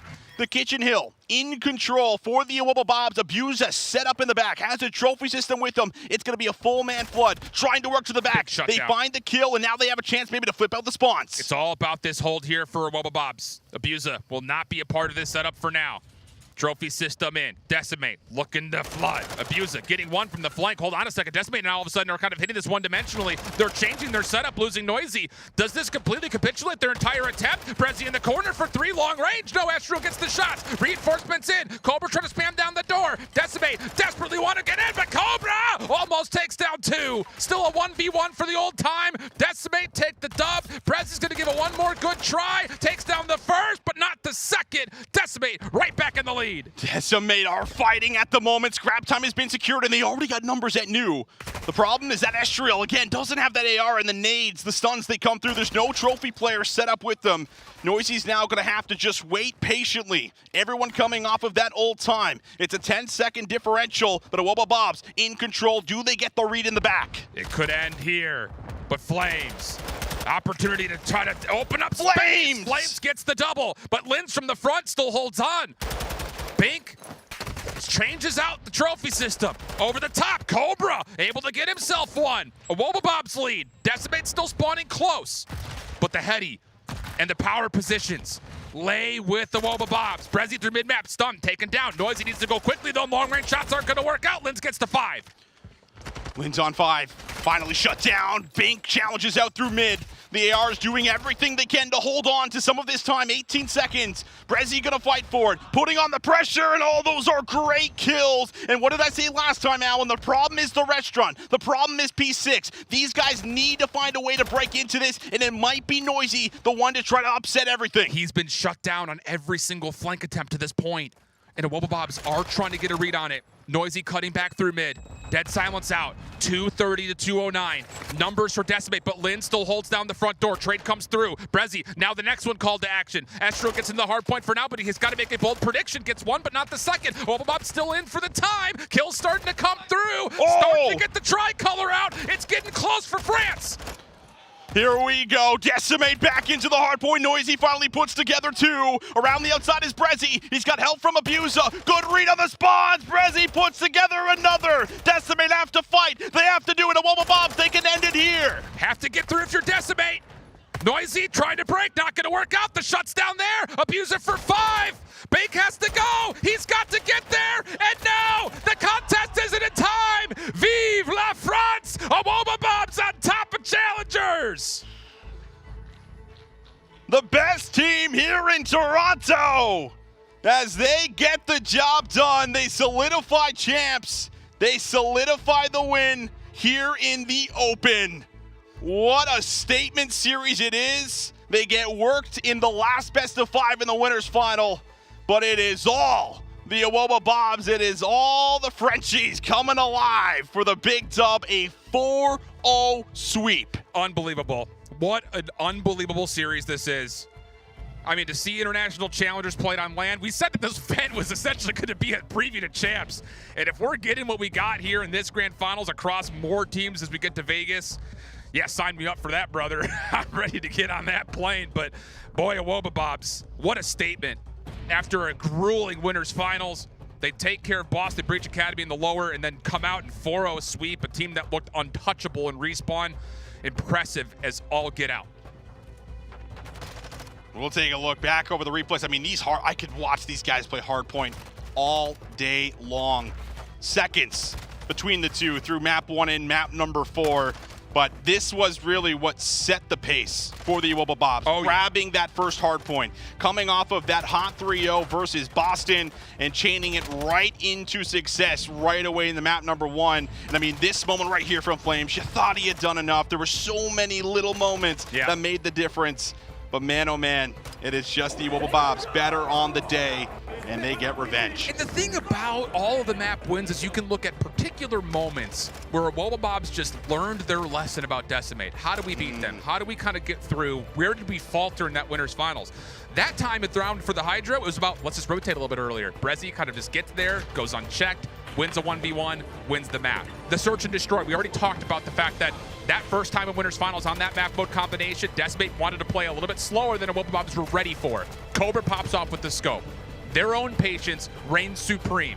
We get the rematch right here on the Himmelad Expo, and Awobabobs just dominate full control. I mean, you talk about that 50-yard line split. They were controlling more than half the map at almost any given moment in time. And then, of course, you get over to the hotel where, again, it just feels like the Awobabobs were born and bred on that map, and you see exactly why in those finishing moments. Those P5s, those P6s, Decimate never found an answer through the last series and through this set as well. Man, I thought this one was going to go the distance, Alan. I really was ready for a Game 7, a Game 6 to come through. It's not the case. It's not what ends up happening. Man, that's got to feel great. I mean, they have gotten so close so many times this entire year. It's been a grind. And for people that don't know, I mean, these guys split. These guys split in Season 3. They all went kind of separate ways, and then they all came back together. And I was like, all right, the boys are back in town, ready to go. They come to the Toronto land, and they get the job done. Got to feel great for these guys. There is something very poetic about it, right? Because I think all of us, we were all scratching our heads like, you went flawless in Season 2 of playoffs. Why bother with the split up? They get back together. They nearly do the exact same thing in Season 4. Maybe there was just a little bit of a question mark of, is this team the actual solution to win a championship? Right. And boy, did we get our answer. I mean, you see the full sweep here through 4. Yeah, the respawn's all tight, but I still have to give a ton of credit to what Awobabobs did in the adjustments from winners finals to grands. They are on top of the challengers leaderboard internationally, and they will be running as a high, if not top. They should be the #1 seed coming into champs now with this win and their current pro points before this event. Yep, absolutely right. Man, what a tournament it has been over these last 3 days, man. Wow, Decimate all the way through that upper bracket. They were just looking like the team that was going to take everything. They were going to take it all. And we thought maybe the same thing would happen over again. They get that 3-2 victory. But it is just the Awobabobs just building up that momentum. I mean, that series they played versus Boston was very clean. I think you started to see them really polish up a lot of the mistakes that they had made previously, and while they translate that right into the grand final too. I will say though, you know, you go back to that upper quarterfinal match. Look at all the Game 5s that we had. Oh, yeah, all of those teams, well, not all of them, but a vast majority of those teams are for sure going to be at champs. Right. A couple others will have to qualify through the LCQ next weekend, especially from the North American region, and things like Team Strays out of EU, for instance, will have to re-qualify through the LCQ, but we'll likely see the vast majority of those boys in Vegas again. And if we're getting map 5s across those teams, you're going to be getting a lot more of that when we eventually get to that Challengers Finals, simultaneously ran as, of course, the CDL Championship. What an event. Toronto never disappoints. We had it last time through. You know, Brack kind of took a group of pick-me-ups, right? Beat down Toronto Ultra NA in the grand finals, but here, France runs the day. Vincent, give me your thoughts. Man, I'm just happy to be here. It was a great time, obviously. I mean, it's always great when you get into the environment with these players, right? And, you know, this is the biggest Challengers tournament we have ever seen. The best of the best came out here. This is the most EU teams that we've had, at least, you know, within the top 16. Everybody was putting it on the line. Everyone knew the importance of trying to qualify for champs, but only 2 teams could do it. This has just been an absolute gauntlet, man, but I'm just happy to be here, happy to do it with you, brother. $30,000 richer, though, are the Awobabobs. France is feeling good, and that flight's going going to feel just a little bit shorter, I imagine, for those boys. Pop the champagne on the way home. You guys deserved it. And, of course, for you guys who stayed along with us the entire way through, of course, we say thank you. But do not beware or be curious, because next weekend, like we mentioned, LCQ across all 4 regions will be broadcasted right here on twitch.tv/Call of Duty Bravo. That'll be a Saturday and Sunday broadcast. It'll be going for pretty much 24 hours. Actually, more than that. It's going to be a 24/7 almost type thing, because we've got APAC, we've got EU, we've got LATAM, we've got North America, and we need to finalize who the final 4 squads will be to make up our 16 teams at Champs. But for us here in Toronto, we have to say farewell. Before we do, a massive, massive thank you to the Waveform production team for holding things down at the back end. They always take good care of us, and hopefully you guys enjoyed the broadcast all the way throughout. That's been Austin Visions Neil. I've been Alan Eichholz, Chef Donofrio. We'll catch you guys next week for LCQ. Till that point, bye-bye.